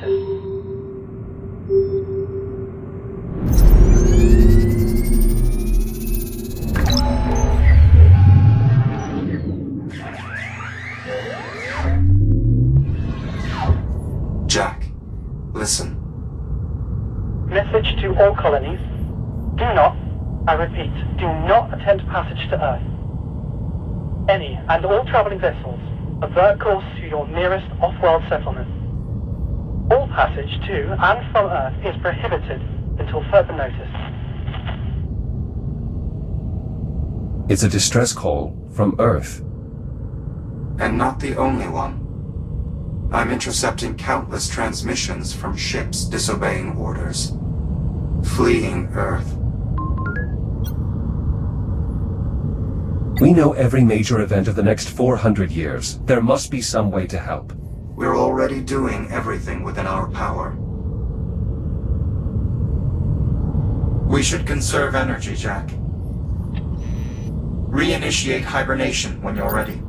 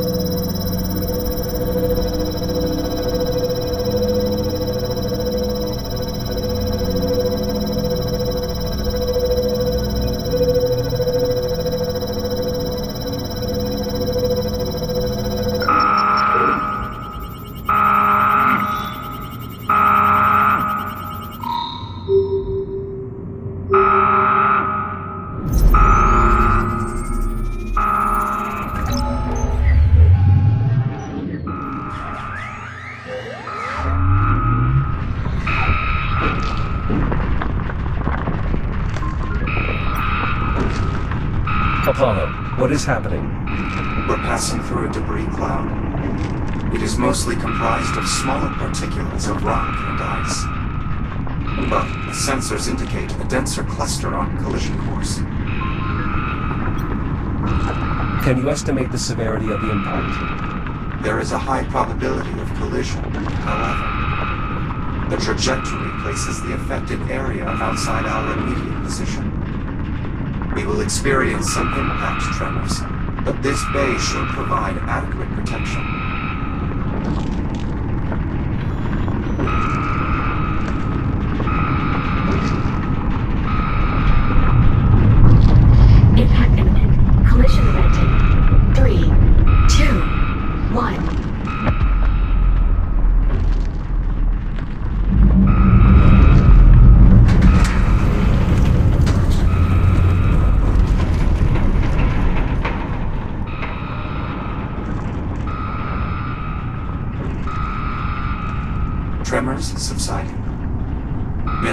damage to the activation bay.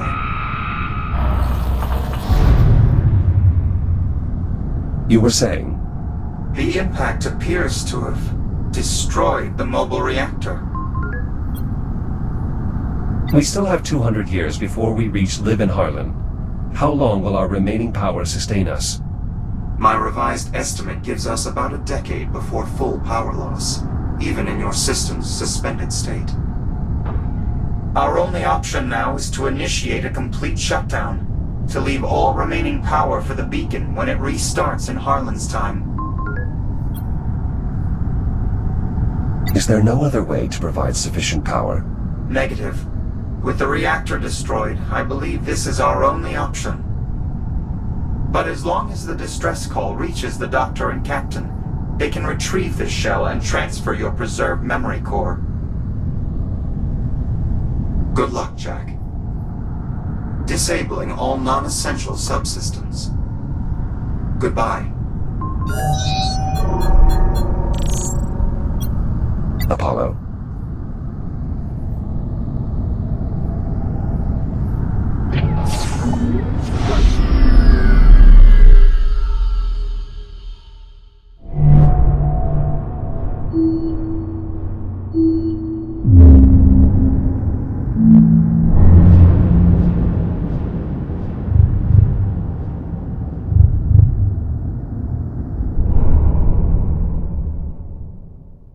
Shields at 50%.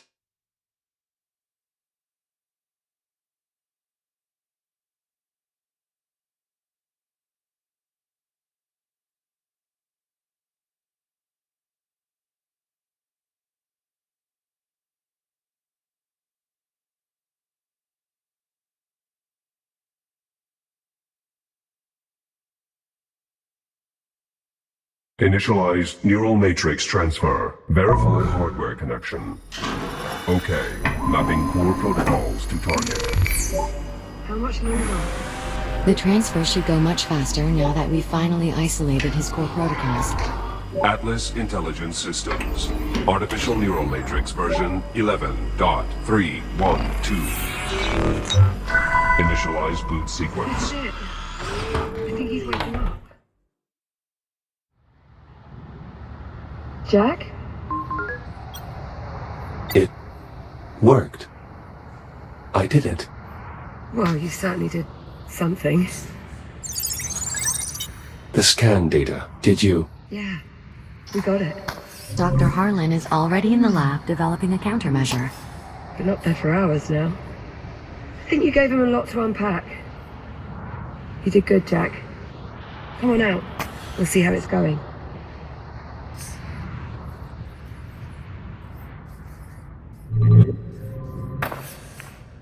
The anomaly. It collapsed. Yes, we suspected as such. I don't know what happened. It was us. We fried the FTL. We wanted to give you as much time as we could. But we let it run too hot for too long. It appears they've already started another test. We'll have to wait until they've finished. Right. When it happened, you know, when the FTL collapsed, I thought...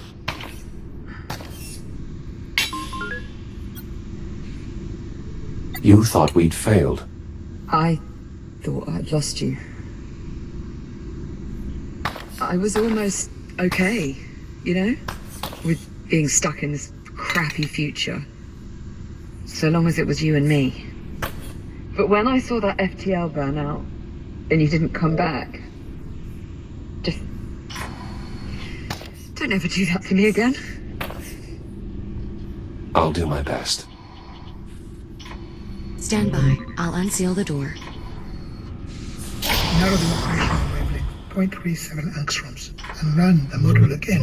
Affirmative. Stand by.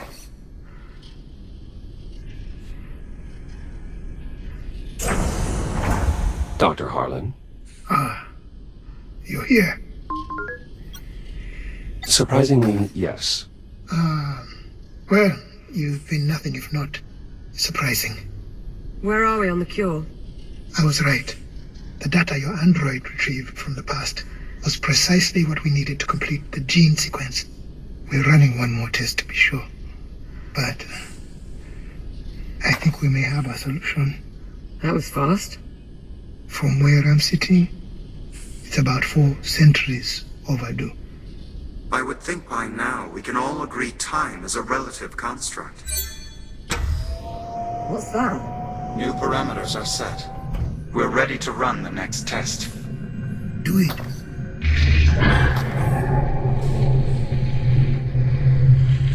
Give me real-time status on the monitors.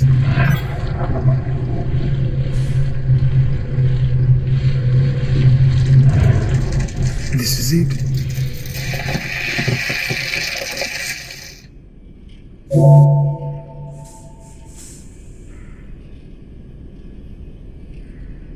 Treatment successful. It worked. It worked. Just like that? It's right there on the monitor. 0 metabolic activity. We did it. Congratulations, Doctor. We should refrain from celebrating just yet. We still need to determine how the treatment affects human subjects. You really think there's that big of a risk? It's possible. We can't know for certain until we conduct a proper test. Apollo's right. We need to run a human trial. Juno, prep the biobed. I'll feed you the parameters. Affirmative, Doctor. What do you think you're doing? Taking my medicine. Shouldn't we at least discuss it first? There is no discussion. I have to be the one. Chasing down this cure has been my life's work. Right. And if something goes wrong, we're going to need your brain to fix it. Captain Rhodes is right, Doctor. If you die, no one here would be able to carry on your work. It's got to be me. I agree. Liv is the more rational choice. However, under the circumstances, I find myself compelled to ignore rationality. It's okay, Jack. This is the right call. Juno, retract the emitter array. Tell me how this is going to work? We expose the biomass in your system to a low-level energy pulse, a very specific wavelength. Absorbing this energy will effectively terminate the biomass's metabolic processes, causing it to wither and die. Think of it like a self-destruct command embedded in the biomass's base DNA. Whoever designed it knew what they were creating and wanted a way to stop it if it ever got out of control. Is this going to hurt? If I said yes, would it change your mind? Okay. Let's do it. I want to take a moment to triple check the math before we begin. Whatever you have to do. I'll let you know when we are ready. Juno? Yes, of course. Jack, give me your hand. It's okay to be scared. Was that intended for you or me? Yes. Jack, look at me. This is going to work. Oh God, now don't you start. Go on. It'll be alright. Captain Rhodes? We're ready if you are. I'm good. Let's go. Confirmed. Initiating counterpulse emission now. Oh, Liv. it's alright. I'm okay. Vital signs are stable. Metabolic pathways in the infected cells are failing. It's working. Oh, Cellular saturation in 10 seconds. Are you sure you're all right? yeah. Yeah, I'm good. 5 seconds. 3, 2, 1. That's it. Shut it down. Liv, are you all right? I'll say one thing. I'm never going to complain about those fabricators again. Well, what's the story? Did it work? Go ahead. Tell her. Infection cleared. Oh my god. All traces of the biomass forms have been neutralized. Apollo, is it acceptable to celebrate now? It certainly appears so, yes.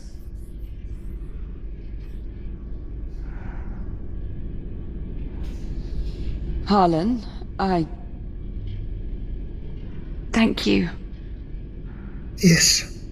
Well, good then. So long as we are just floating here, do you mind if we keep walking? Now that we know the counterpass works, we should start working on better ways to administer it.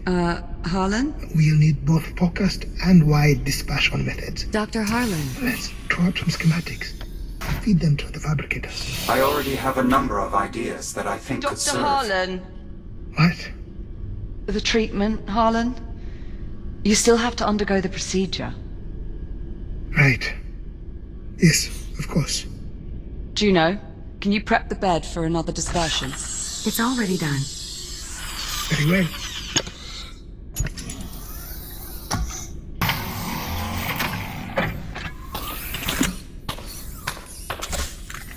Would you like Jack to hold your hand as well? Start the procedure. Very well. Stand by.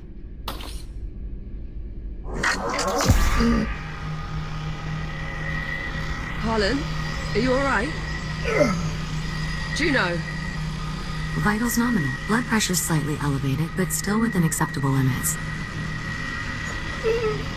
Heart rate 103 and rising. Harlan? Keep going. Blood pressure spiking. 10 seconds to cellular saturation. Something's wrong. 5 seconds. 3, 2, 1. Shutdown. Vital stabilizing. Well, I've had worse experiences. Though at the moment I can't really think of any. Harlan. What? Captain Rhodes? What is it? What's wrong? It didn't work. The biomass survived the treatment.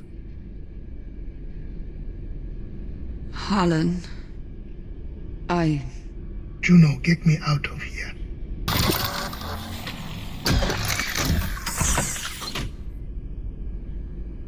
I'll reset the biobed. We can try again. No. Perhaps the metrics were somehow altered between the two tests. Juno. Or maybe some cases simply require more than one cycle before clearing. Juno, stop. This isn't right. The treatment should have cleared both of us. Apollo. Yes, Doctor? The biomass sample we were testing earlier, where was it from?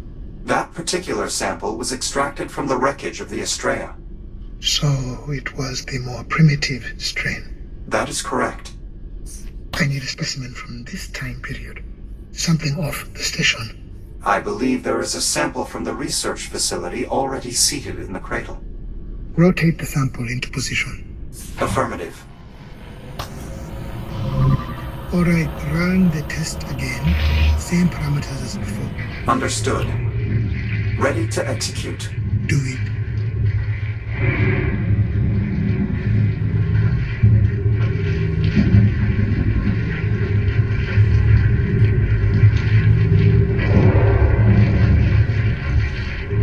It's working. The sample is withering. Wait.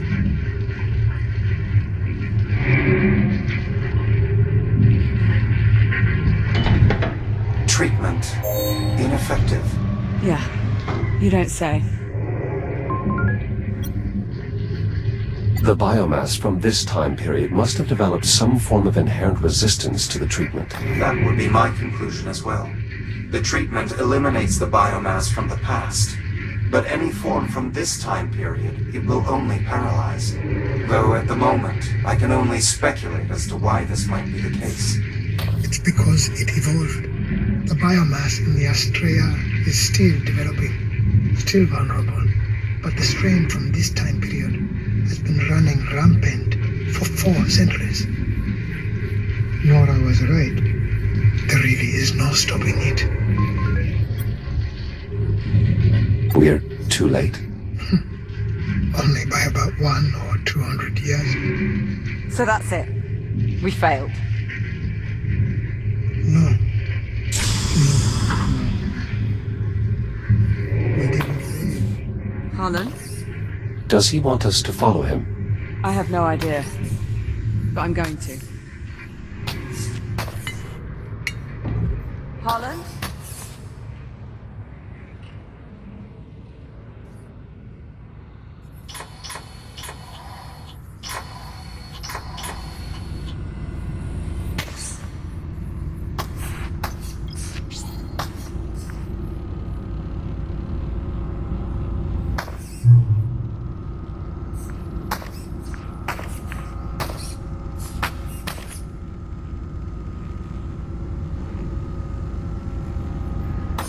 We didn't fail. We just learned something new. We learned there's a window, a certain point in time wherein the biomass was still vulnerable, when it could be stopped. Yeah, that point's long past. You're right. If only we had some way to travel back in time. Transmitting Jack's protocols back in time won't help us here, Doctor. It's also impossible without a working FTL. For that plan to work, Jack would have to physically bring a counterpulse device back with him. Something he can't do digitally. I'm not talking about digital time travel. Oh, I see. Where have I seen this before? Apollo. This is one of the Astrea's FTL drives. You and I encountered them briefly while retrieving a fuel cell from the ship's wreckage. What do you think, Apollo? Could it work? I'll need to run some models, but it's possible. What the hell are you two on about? I'll explain everything once Jack and I are on our way to the Astrea. We'd best get moving. Hold on! No one's going anywhere until one of you gives me something resembling an explanation. Captain Rhodes. No, if you want to send Jack back out to that plague-infested garbage scow, you have to at least give a reason. And we will. But the longer we wait, the less chance we have to succeed. Captain, I know I've already asked far too much of you both, but I have taken this as far as it can go. I need your help to finish it. What do you need us to do?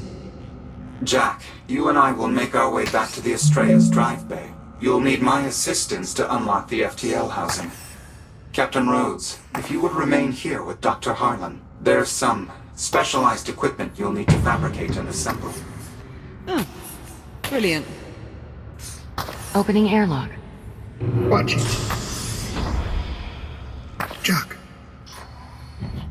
Good luck. Let us know when you've reached the Astrea. Copy that. All right, there'll be no more of that. Airlock cycling. Stand by. Watch yourself over there, Jack. Don't let those ticks give you too much hassle. I'm actually more concerned that I'll somehow damage the FTL and destroy the ship. And now so am I. No need for concern, Jack. I'll be there to supervise. I've never had an FTL overload on my watch. Really only takes one, though, doesn't it? Just be careful, Jack. And before you ask, yes. That's an order.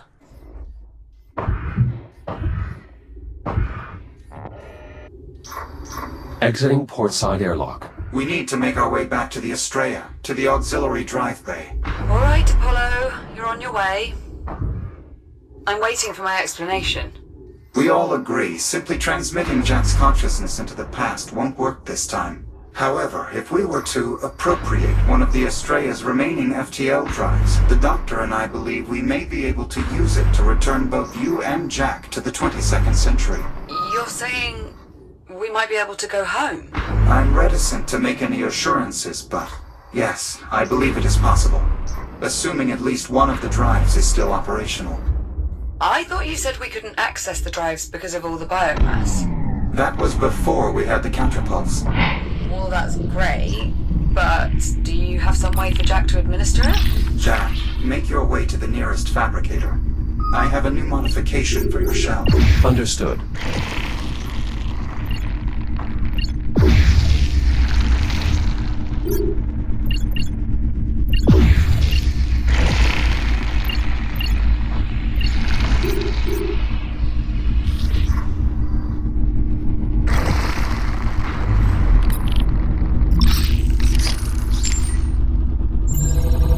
Data stores on this drone include the maneuvering thruster optimizations as well. Find more if you can, Jack. Copy that.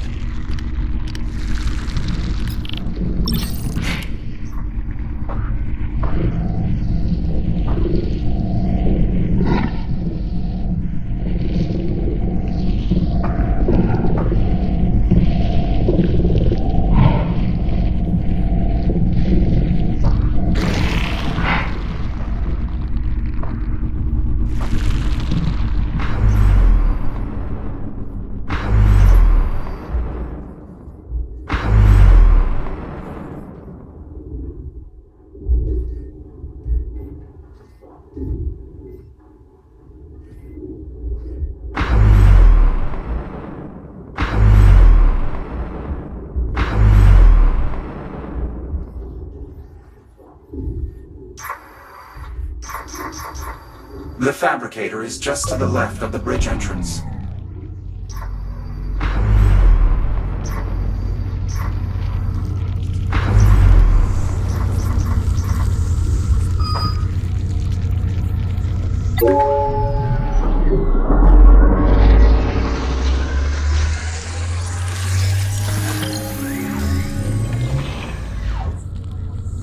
Integration successful. Your new counterpulse device is ready to be equipped.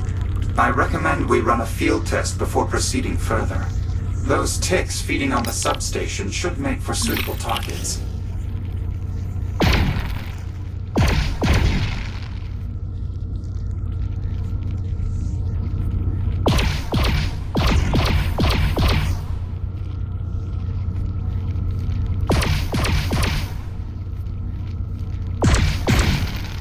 Field test successful.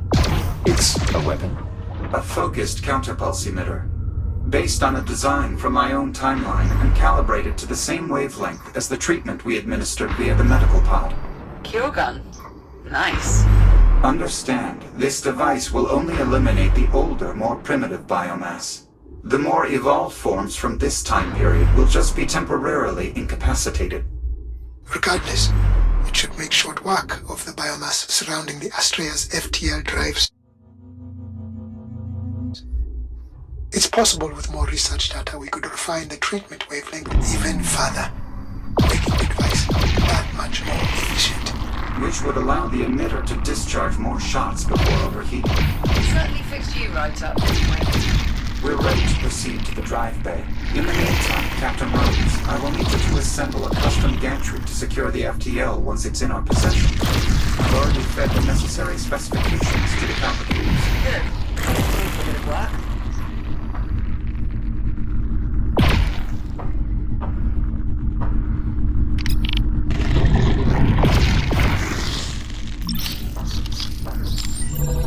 One moment. Fascinating. The data on this tile includes tabulated research notes detailing the biomass's reaction to a wide assortment of polymeric bonds. It's Dr. McKenna. Jacob was one of our research engineers. He must have been trying to get back to them. I found a recording on his person designated to be broadcast as a warning beacon. Jack, I've added the message to your data tab. Though much of it was corrupted, I did manage to extract a portion of useful data regarding Dr. McKenna's research. Hopefully we can put it to good use. Actually, I'm reading a local ping from a nearby data tile. I should personally check to see if we can make this.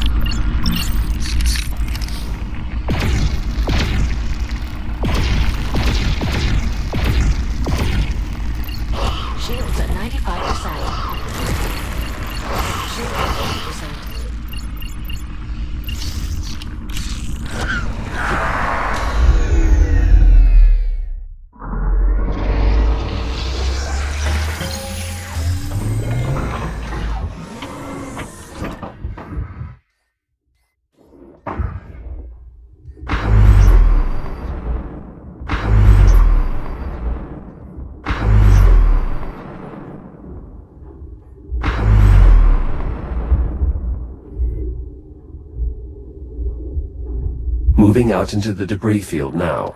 Just get that FTL and get back here quick as you can. No sense spending any more time over there than you need to. Agreed. Alright, let's assume this works.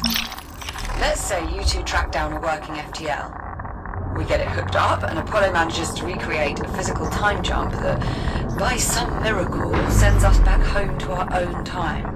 How exactly are we supposed to eliminate all the biomass once we're there? I mean, it's not like we can just set off a bomb and blow it all to smithereens. That's exactly what you're planning to do, isn't it? Well, not a bomb so much as a device that will unleash a sudden and forceful burst of energy across a widespread area. So, a bomb. Yes, a bomb. But one that emits a counterpulse that should only be harmful to the biomass. Brilliant. I am a tactical AI. Most of my solutions tend to involve some form of explosion. Uh-huh. I think we should trust Apollo. After all, he has yet to steer us wrong. How did we end up in the future again? That was an accident. And considering the alternative was dying in a torrent of fire, I stand by my actions. Alright, fair enough. But who's gonna build this cure bomb of yours? I mean, I could do it, but my hands are a bit tied at the moment. I can easily repurpose existing equipment to construct a counterpulse, dispersion, catalyst. Cure bomb. Very well. Cure bomb. We will also need a means of transport, ideally one that can regulate the catalyst's energy signature. The cargo drones should be more than capable of assembling the materials we need. Excellent. I will transmit the details. Wait a second. How is Jack's reboot ability supposed to work in the past without the fabricating network? My design for our makeshift transport includes a single fabricator to accommodate Jack's reboot for the duration of our mission. Once we've detonated the catalyst and are out of danger, we can address reintegrating Jack's protocols into an Atlas network. Assuming all this goes to plan. Well, yes. It would be rather difficult to operate on the opposite assumption. I've reached the drive bay. How's it looking now? Better, now that I've eliminated all the ticks in the area. Our aim is to locate a viable FTL drive. We need one that is suitably infected with biomass, but not to the extent that it is overrun. The Goldilocks FTL. An accurate, somewhat antiquated metaphor. Once we find a suitable drive, we'll need to remove it from its housing and extract it via the corresponding service port. The removal process is no easy task, but I can walk you through the procedure. Now then, we should start by identifying any FTLs that are still extractable. Look for drives whose locking pins are largely clear of biomass at the upper and lower extremities. Understood. I'll see if there's a drive that's clear enough to move. Anyone able to cross their fingers, do it now. Some biomass is present, but not enough to impede the locking pins. Now to inspect the opposite end. The locking pins on this end also appear to be free of any obstruction. Confirmed. Cursory inspection verified. Internal biomass growth is also suitable for our needs. Is that our winner? It certainly appears so. So we're good to go. Nearly. The FTL will first need to be primed, which requires filling the drive with an ionized fluid and stimulating a hybrid voltaic reaction. Is that as dodgy as it sounds? Priming the drive is a fairly standard procedure. Moving a drive after it's been primed is most certainly not. How do we start the procedure? The drive controls are offline. You'll need to initiate the process manually. Look for an access panel on the side of the FTL drive. Access panel located. You'll have to cut your way in. Pull the lever inside and the drive will begin priming. Once the injection process is complete, I will funnel all remaining power in the drive bay to the FTL.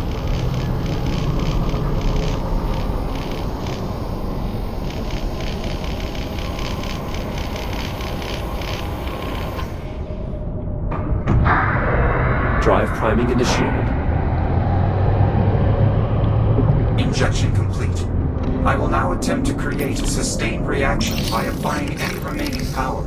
Stand by.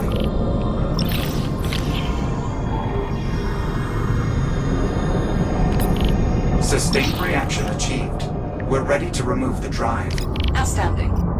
What's next, Apollo? The FTL drive is held in place by locking mechanisms at its upper and lower extremities. They must be manually released before the drive can be removed.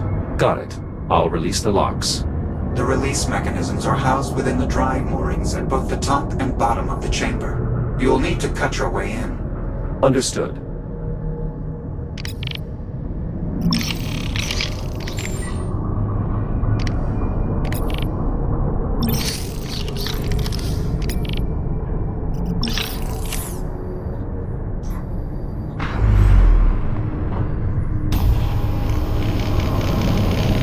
I've gained access to the drive locking mechanisms. The release control is located on the drive itself, between the locking pins.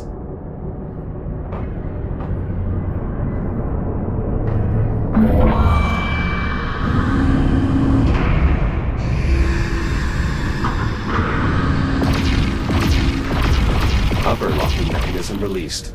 Good. Once you release the lower lock, the drive should come free.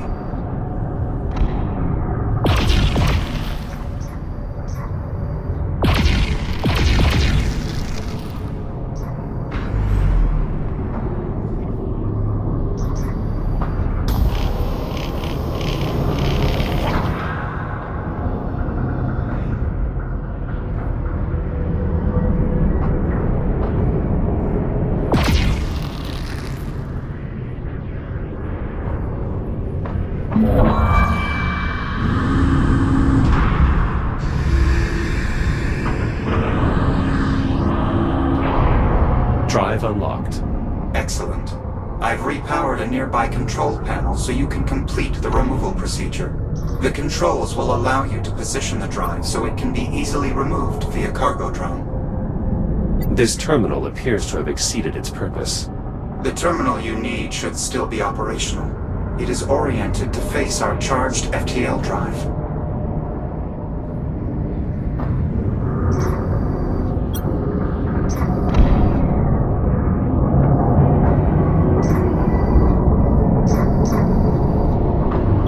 Controls located. To move the drive, simply grip the interface, then slide your hand toward the outer wall. Moving FTL into position. Steady on there, Jack. That's our ride home. Once the drive reaches the outer wall, you can open the... Jack, be advised. Takes inbound. Stand by. I'll deal with them. They must have been drawn out by the drive's substantial energy signature.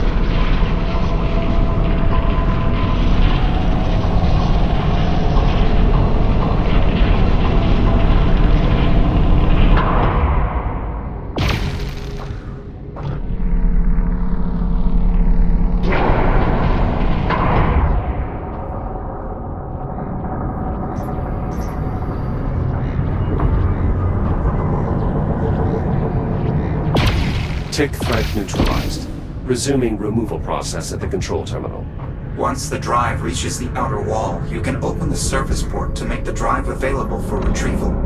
The drive is in position. How do I open the service port?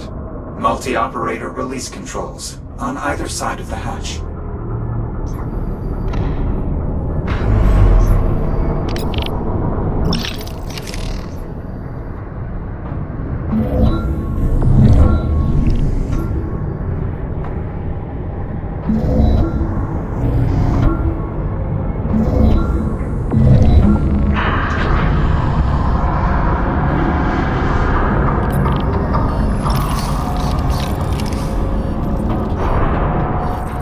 Removal process complete. The FTL drive is ready to be extracted. Good work, Jack. Drones are on their way. Copy that.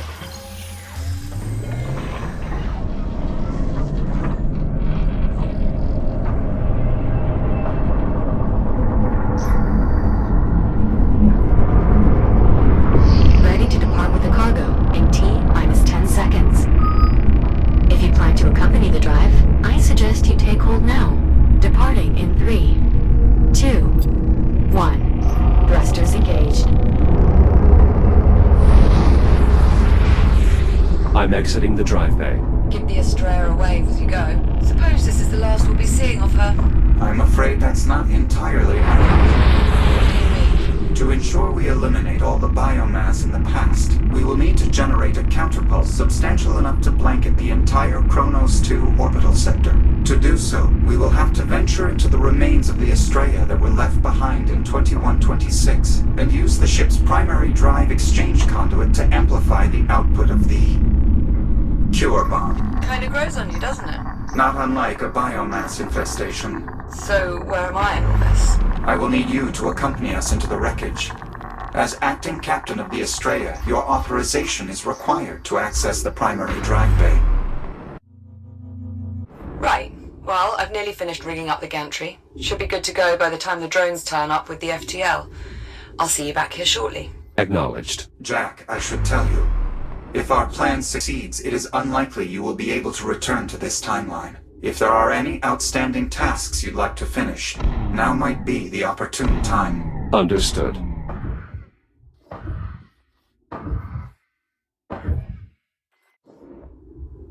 Yes?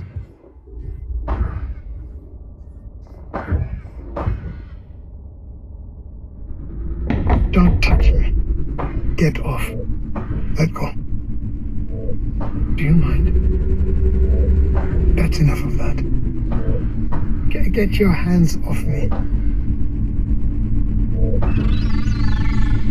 What? I secured it. It's fine. Don't get cheeky with me. Alright, Doc. The gantry's rigged up. I think we're all set here. Jack, I want to remind you again. Once we start this process, we are effectively locked in. Your shell will be exclusively paired to the fabricator on the rear of the transport rig. If you exceed its range, you will be forced to reboot. If you have any remaining tasks you'd like to address, this is your final opportunity. I understand. I'm ready to begin. Very well.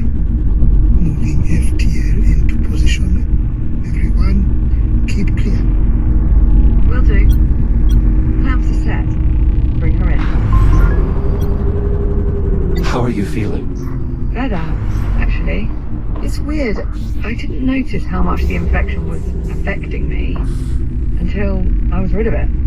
Imagine if the disease had had time to progress. I'd really rather not, thanks.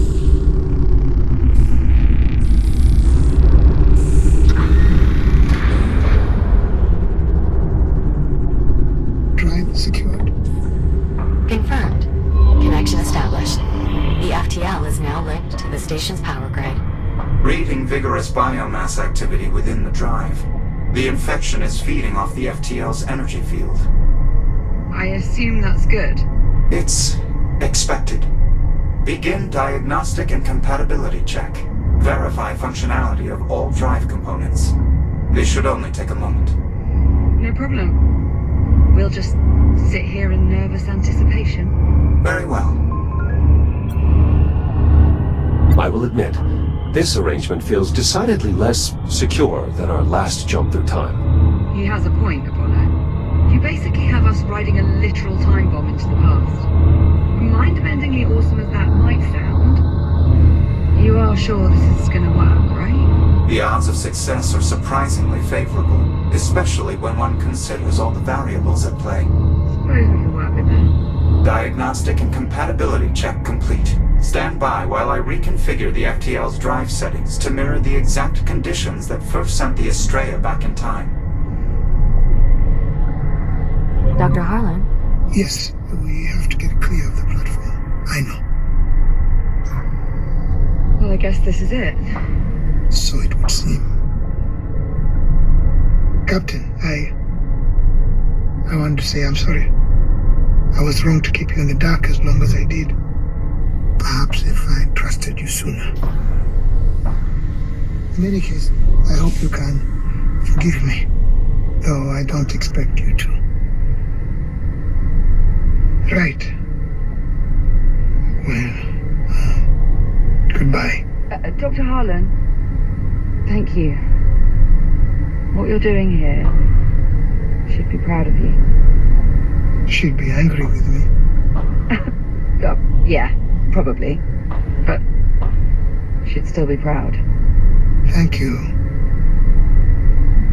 both of you, for helping me put an end to this.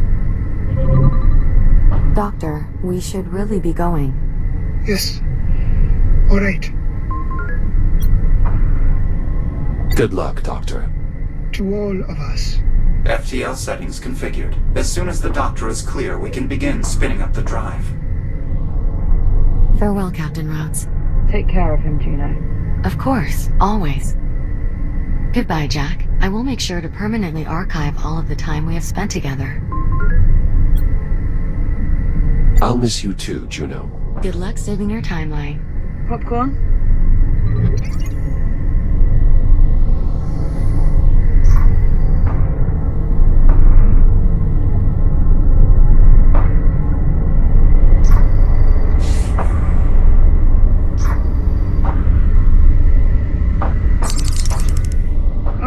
It's okay.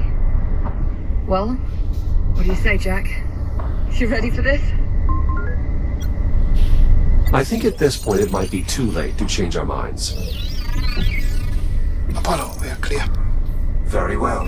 Commencing final jump prep. Listen. I realized I never properly thanked you. For, well, everything. You'd have done the same for me. Hibernating for 4 centuries might have been a bit tricky for me to pull off. You'd have found a way. FTL spin-up complete. Drive reports green. Remember, you need to trigger the device before the Ithaca reaches the infected zone. That should be enough to alter the course of events. Prevent the biomass from spreading. Understood. We'll get it done. Transferring manual control to transport. Ready to execute jump. Godspeed. To you both. All right, Jack. FTL engaged. See you in a tick. Jumping in 3, 2...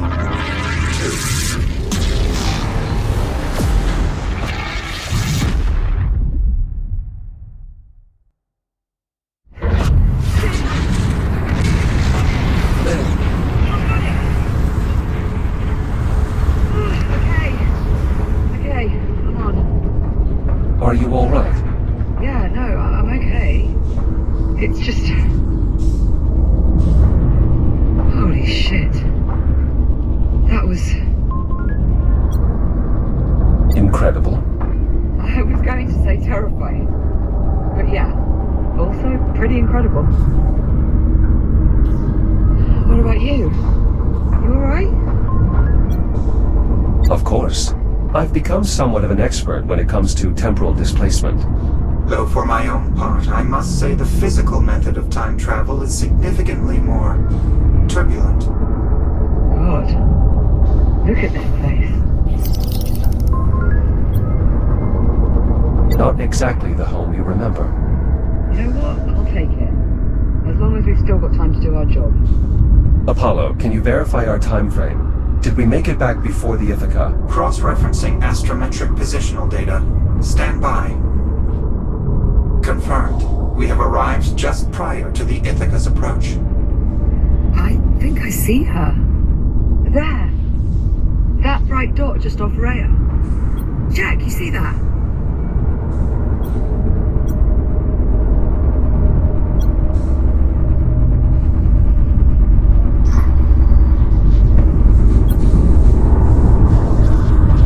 The vessel is closing fast. We have limited time. Then let's not waste any more of it. The transport's good to go? I'm still running diagnostics, but so far everything appears to be in working order. Well, that'll have to do. We're on the clock. Very well. Plotting a course for the Astrea's primary drive bay. Popcorn? You're staying out here. See if you can find me a way to contact the Ithaca.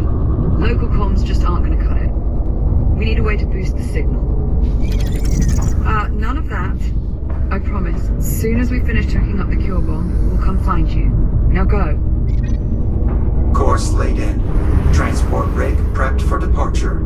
I would advise you both hold on. Stand by for primary thruster burn. 3, 2, 1. Transport underway. Distance to primary drive exchange, 4,600 meters.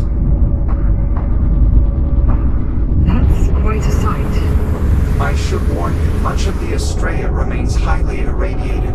The transport's radiation dampener will shield us, but its range is limited. I advise you remain close to the rig at all times. Especially you, Captain Rhodes. Steer clear of the flesh-melting radiation. Got it. Good safety tip. Once we reach the drive bay, we'll need to connect the fuel cell directly into the Estrella's drive exchange conduit. That should amplify the counterpulse sufficiently enough to eliminate all the biomass in the sector. You ready for this, Jack? You're asking me if I'm ready to venture into the burning wreckage of a destroyed warship overrun with the most toxic and destructive life form mankind has ever encountered? More or less. Yeah. Sounds like fun. I'm starting to think I've been a bit of a terrible influence on you. You're only just now coming to this realization? Shut up. Shields at 50%. Shields at 30%.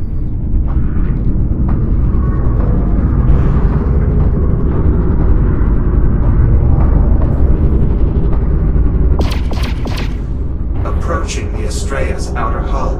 Brace for deceleration. Better hold on to something.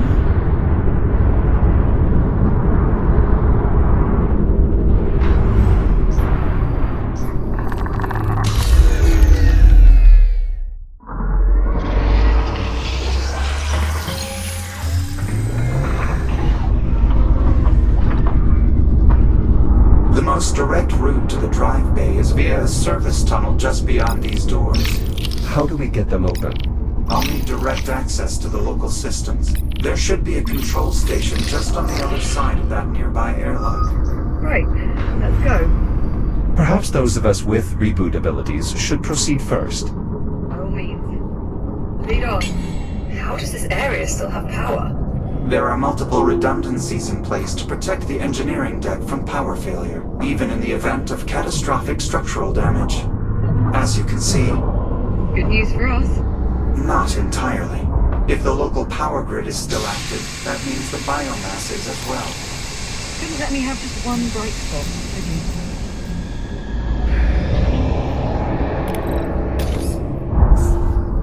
The control station is just up ahead. No sign of any significant biomass activity. How long do you suppose that'll last? Based on previous experience, probably not as long as we'd prefer. Are those the door controls? Affirmative. They must have suffered some form of mechanical failure. Yeah, I think so, dude. Try the emergency release. You'll have to cut your way in. Copy.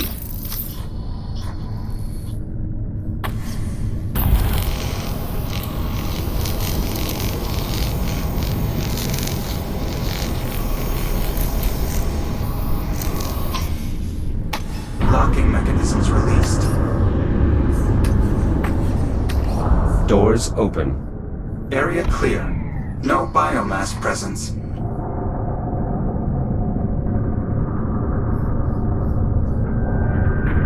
This is it. Jack, I'll need your help to overwrite the local protocols. There's an AI core installed in the upper terminal. Remove it and place it in the override slot. Copy that. Your new data scanner should still be Core secured. Data port open.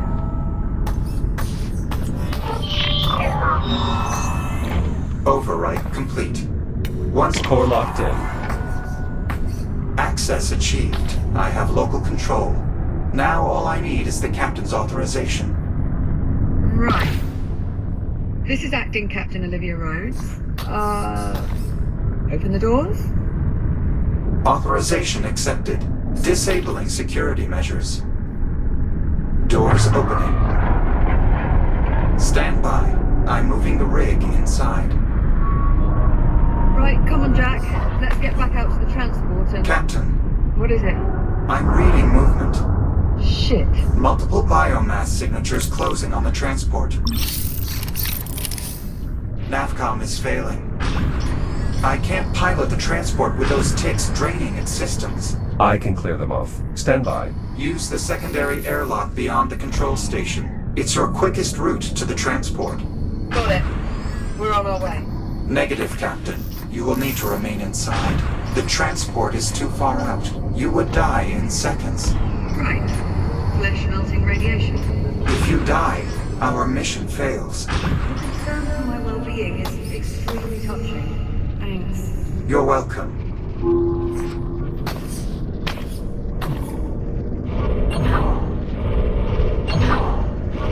Cycling airlock. Stand by.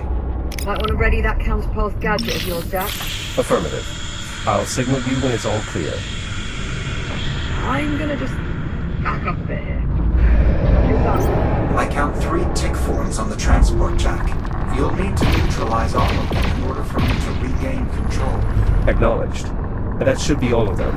Apollo, can you confirm? Confirmed. Transport power flow nominal. I've regained operational control. Stand by, Liv. We're coming to you. Make sure you pull up nice and close. I prefer my insides remain unliquefied. Not to worry, Captain. You'll be well within the dampener's radius.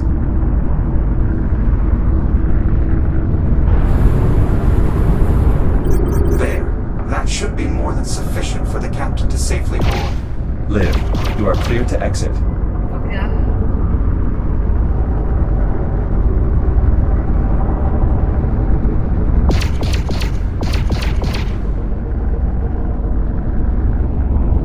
Come on. Let's go. Engaging primary thrusters.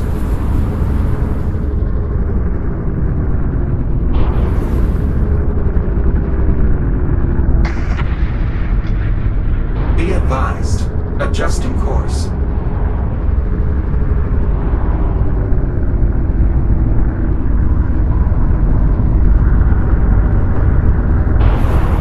Course replotting. Brace for thruster reignition. Jack, I suggest keeping your counterpulse emitter armed. The biomass is likely to be much more prevalent as we move further inward. Understood. Just how bad is this going to get? The primary drive bay is one of the most energy-intensive areas on the entire ship. We should expect the biomass infestation to be proportionally dense. You know, you could just say it's going to get really bad. I thought that was what I said. We appear to have another sealed door ahead. Affirmative. You have a plan for getting it open?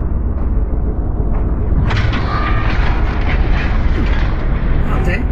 Yes. My newfound control of the local systems is more extensive than I anticipated. Certainly a welcome change of pace. Though rather short-lived, I'm afraid. I expect the door to the primary drive bay will require a bit more effort to open. Well, I wouldn't want us to get spoiled.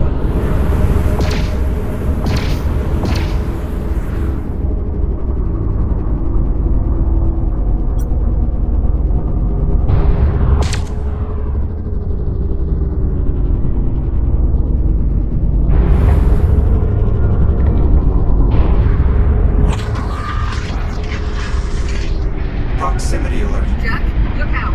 Firing braking thrusters.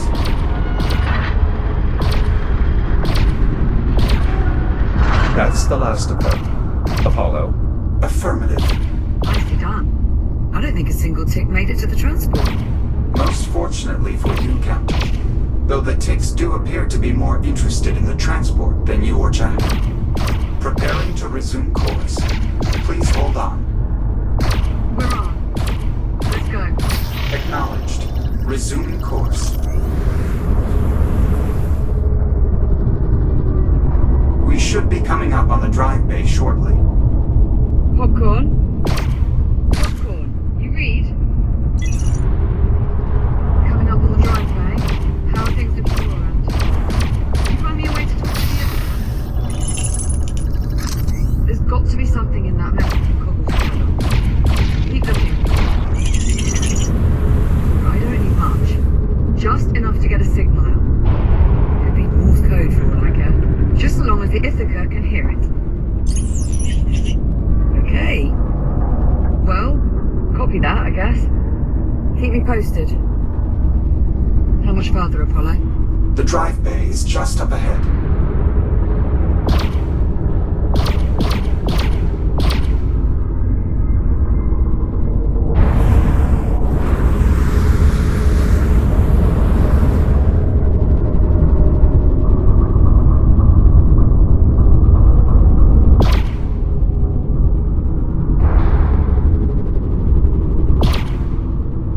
Tracking movement ahead.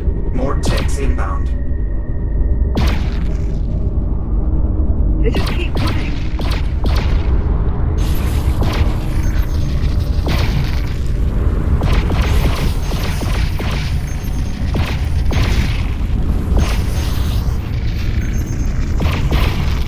I think that's the last of them.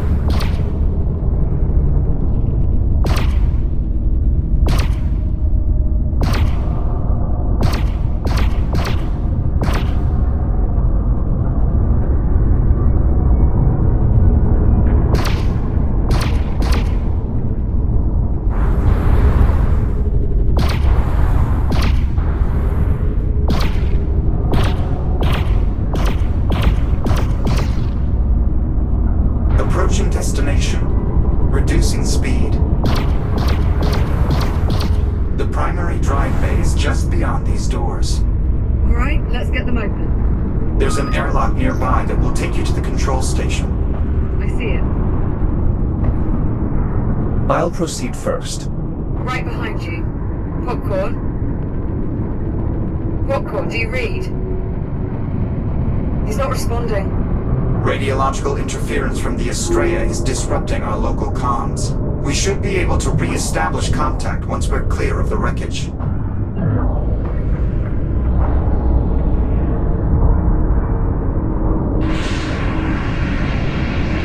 Ah, the old headlamp in the face bit. Never gets old.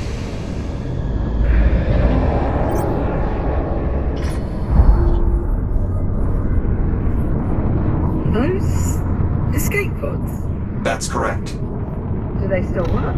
Surprisingly, yes. The pods are still registering as functional.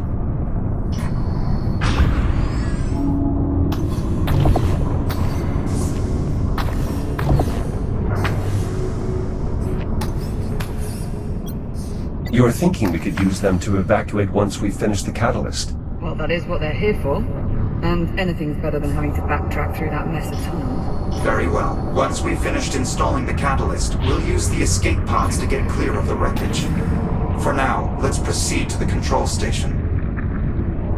Biomass from the drive bay has spread to the door controls. What about the emergency release?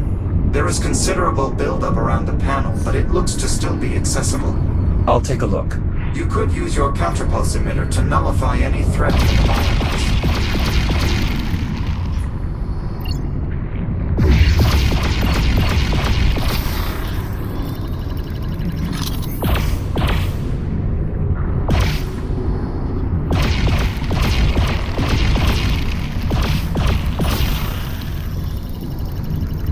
Jack, can you confirm the emergency release is still accessible?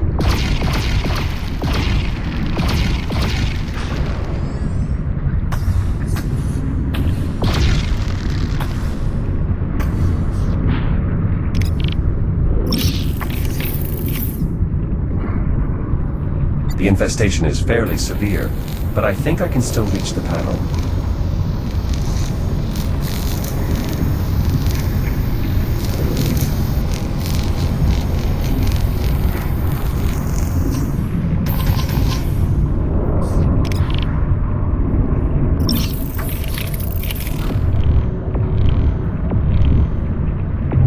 Got it. Opening door.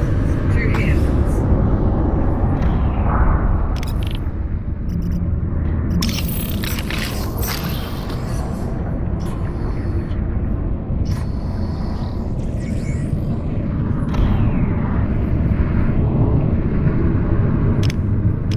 As before, our first step is to rewrite the local protocols.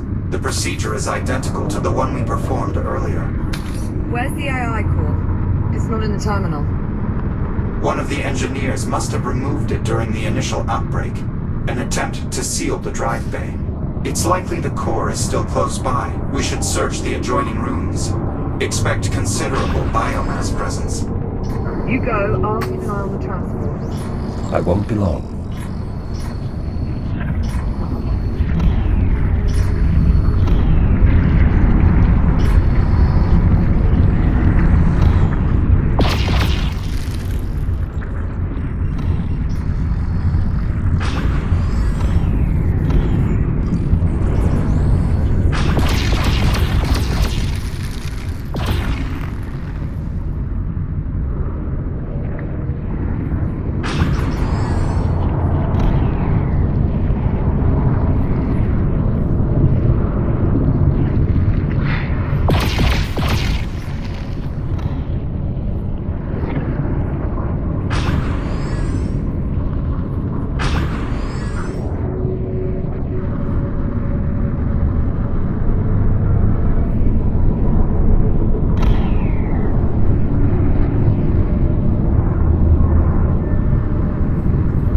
Jack, we need to retrieve the AI core or we won't be able to access the drive bay.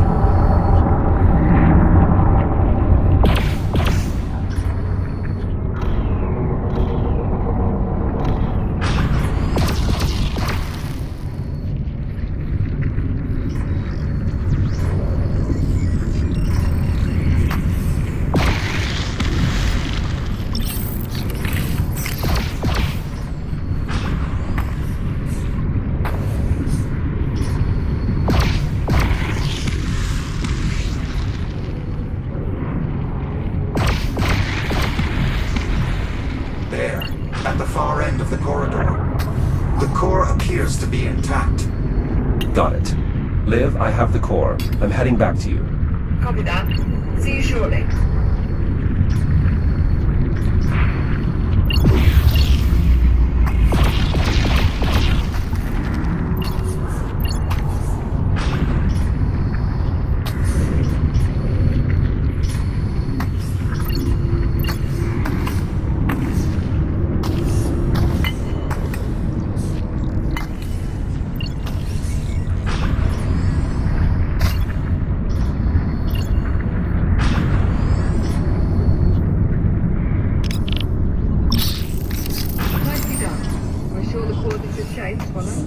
We'll know for certain once Jack places it in the override slot. Core in place. Data port is open. Commencing data transfer. Override successful. Copy. Returning core to upper terminal. Core locked in. Protocol remapping successful. Local access granted. I can now open the drive bay. On your authorization, Captain. Right. This is Acting Captain Olivia Rhodes. Open the drive bay. Authorization accepted. Security measures lifted.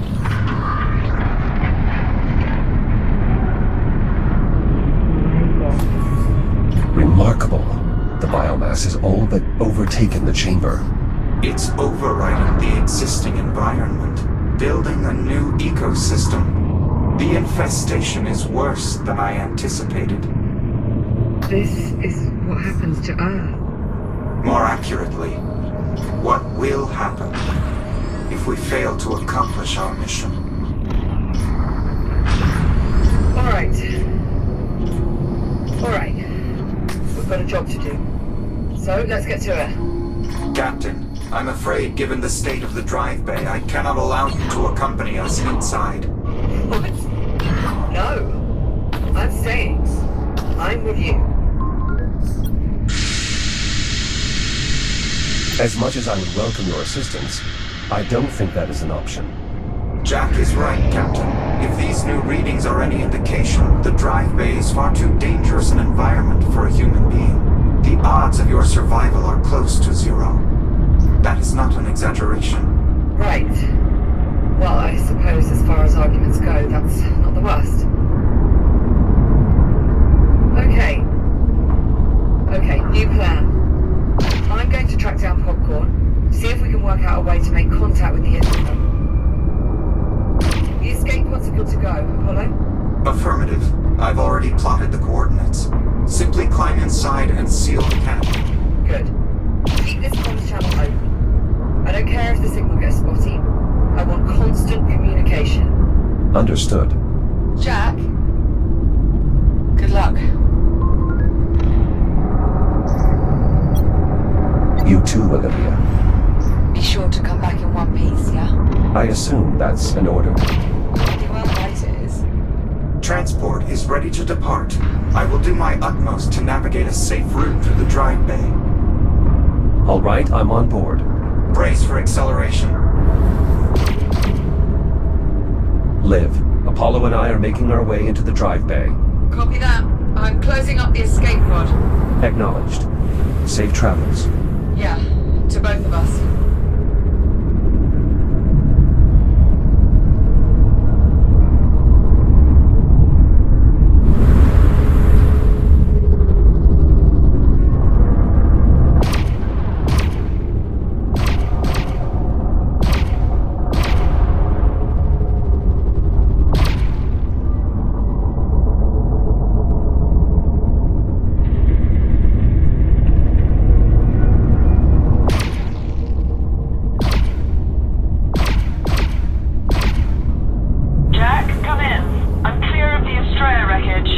Are you all right? Ride was a touch shaky, but I'll manage. Still no sign of Popcorn. Nothing on comms either. At this point, all I can do is focus on finding a way to contact the Ithaca and just hope he turns up. I'm sure he will. Yeah. Right then, I'll keep you posted.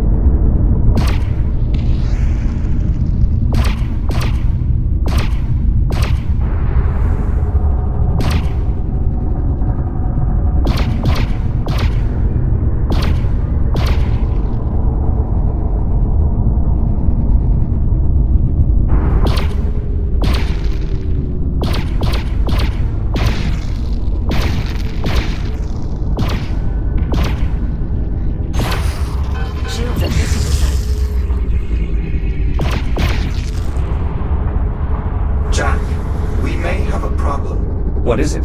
Power to the drive exchange conduit appears to have been cut off. The conduit must be fully powered if we are to sufficiently amplify the counterpulse blast wave. What are our options? Our best course of action is to try and reroute power from another system. Then let's do it. There's a junction nearby that should still be functional. Adjusting course. Hold on. Liv, we've run into a power flow issue. We have to briefly divert course. Do what you have to do, and do it fast. The Ithaca fleet is getting close. I make out at least 3 more ships in the distance. How close are we to making contact? Still working on it. There's just not that much to work with. If I could maybe find one of our old geosensors, I could put its Liv. Might be enough to get a signal out. Liv, you're breaking up. Liv. Interference from the Estrella is disrupting the signal. Is there any way to get her back? I'm afraid there's not much I can do. However, the captain is actively working on boosting the comm signal to reach the Ithaca. If she succeeds, it's possible we'll be able to re-establish contact. Understood.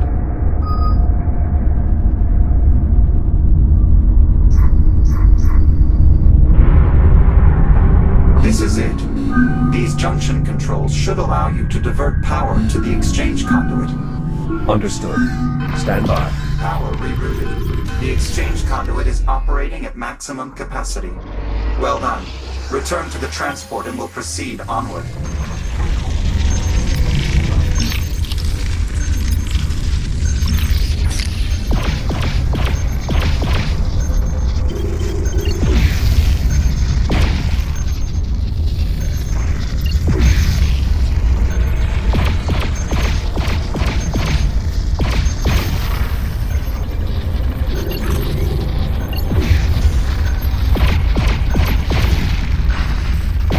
That's it. We're clear for now.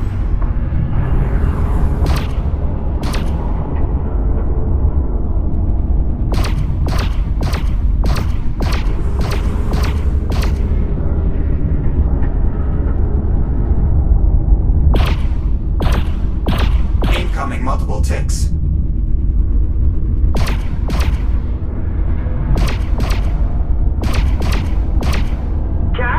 Jack, do you copy? Liv, say again. There's too much interference. I keep losing your signal. Liv, can you hear me? Olivia. Jack, I'm losing you. Liv, are you there? Olivia. It's no use, Jack. She's not receiving us. Ticks on approach.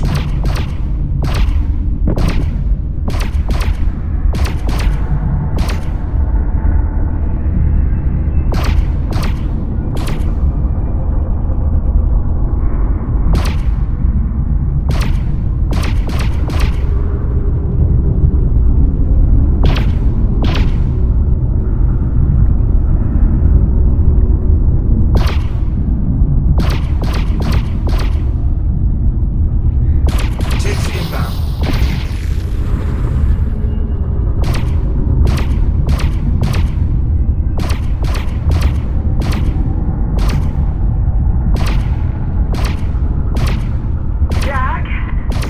Jack, I don't know if you can hear me. Liv, I read you.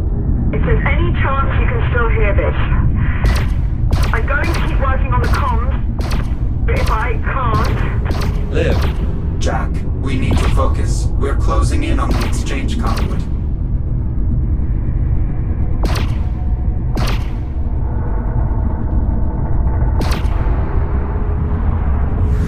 We've arrived.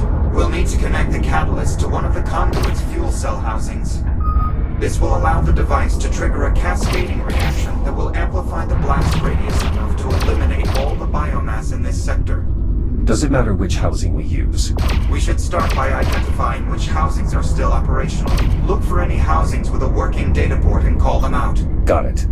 Negative on this housing. Agreed. What about housing B3? Negative. There's too much biomass clogging the mechanism. Alright, let's move on. This housing is far too infested. There's nothing we can do here. Yes, I'd have to agree. I'll circle the conduit so we can inspect the remaining housings.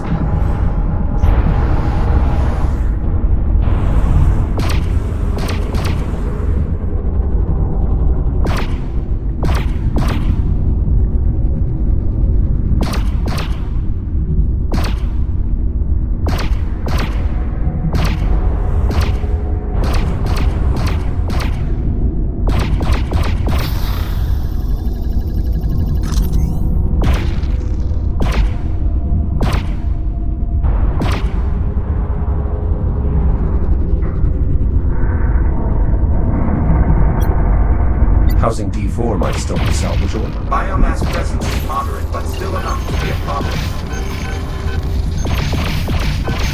Shields at 50%. Shields at 30%. Significant biomass presence. Housing is unusable. I agree. I think we can safely rule out this housing as well. I concur.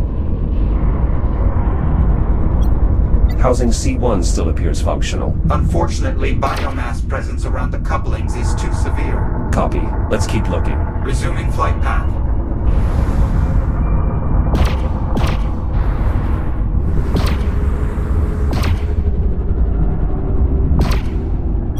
What about this housing? E3? I'm afraid not. The infection appears to have penetrated the outer casing. The internal components are likely teeming with biomass.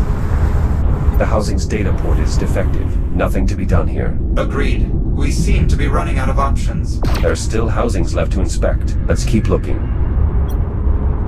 Excessive biomass presence. Valid assessment. Housing is no longer functional. Rampant infestation. Housing appears inoperable. A valid assessment. Continuing orbit.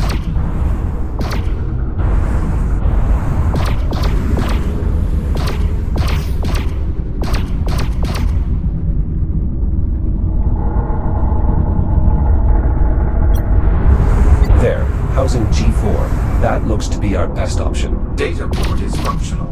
No visible infestation. I agree. That housing does appear to be our most optimal solution. Well spotted. All other housings appear either offline or infected. I believe this is our only chance. Can you bring us within dampener range? Affirmative. Maneuvering thrusters engaged. Jack? Signal. Liv. Her signal's only getting worse.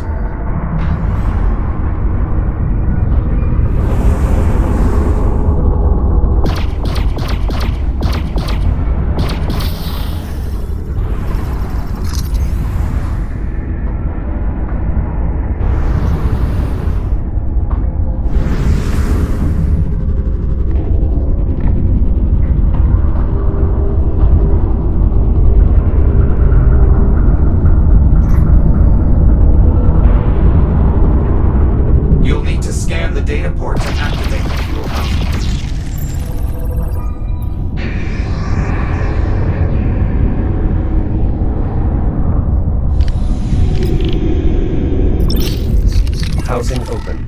Now, use the release controls to eject the old cell. Remember, both controls must be operated simultaneously. Copy. Fuel cell removed.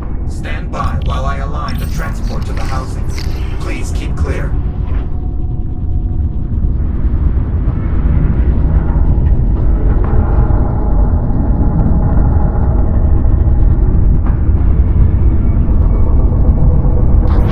Catalyst in place. Now use the same controls as before to secure the device.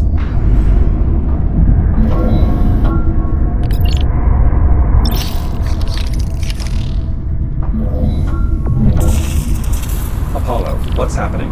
The power plant's anode coupling failed to engage. Without a proper connection to the conduit, we won't be able to trigger the reaction we need to detonate. Can the coupling be repaired? Unknown. We'll need to get a closer look. Copy. Moving to inspect. Apollo, there was a small pocket of biomass on the housing. Yes, I saw. Well done neutralizing the infection. We should probably clear the remains. The nodule is small enough that you should be able to burn it away with your cutter.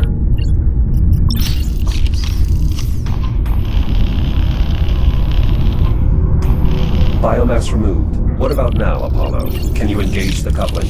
Negative. The damage is too extensive. With the coupling disabled, we have no way to bridge the connection. Then we find a new solution. We have to. The Ithaca's almost here.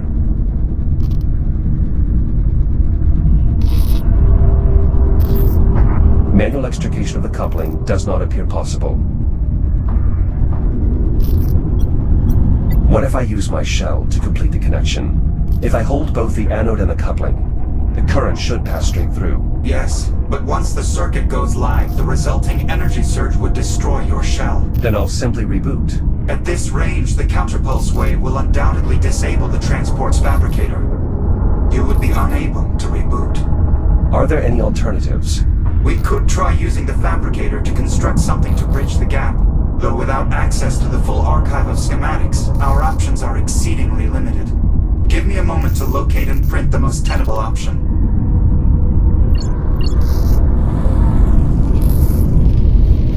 Fabrication complete. The component is ready. Try positioning it such that it makes contact with both the anode and the coupling.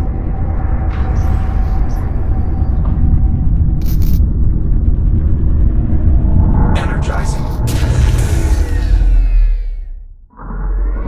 It's no use, Jack. We can't establish a stable connection. The component simply doesn't fit. Are there any other components we can try? Nothing in the fabricator's local memory. I recommend we consider other solutions.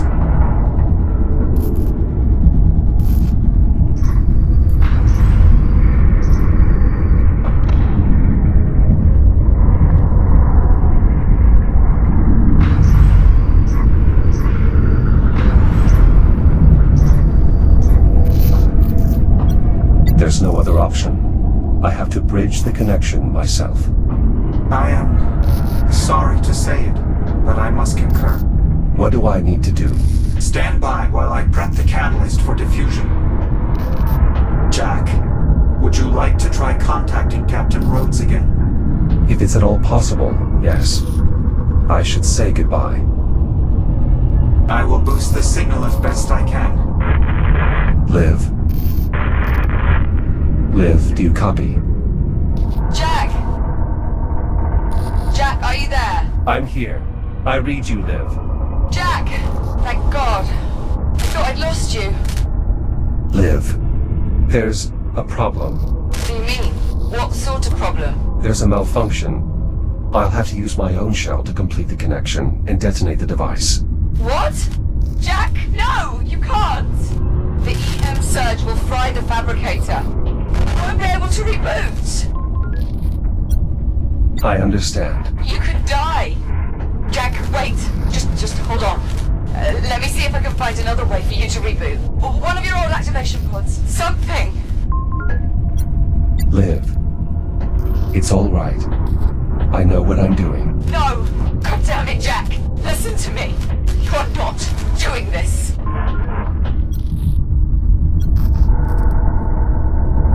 I apologize for disobeying orders, Captain. Jack! No! But there is no other option. Jack! Please! Circuit is now going live. Understood. No! Wait! Don't! There's still time! I can fix this! Jack! I can't let you do it, Jack! Jack, you have to take hold of the anode and the coupling. Now. Jack, please! Don't leave! Goodbye, Olivia. I...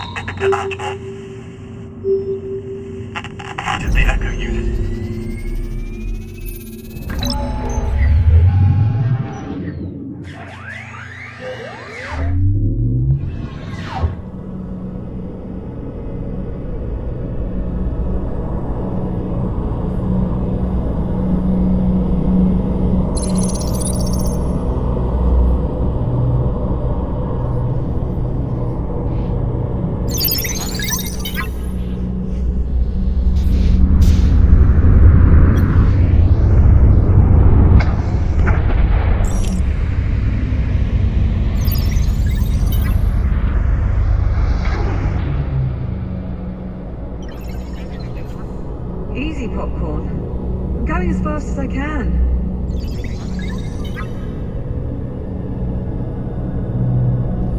Jack? Oh my god. Jack! Jack, It's really you. Morning, sunshine.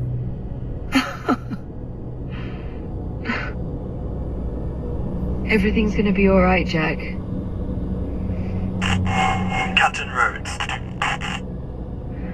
Captain Rhodes, this is Ithaca Actual. Do you have the Echo unit? Say again, Ithaca?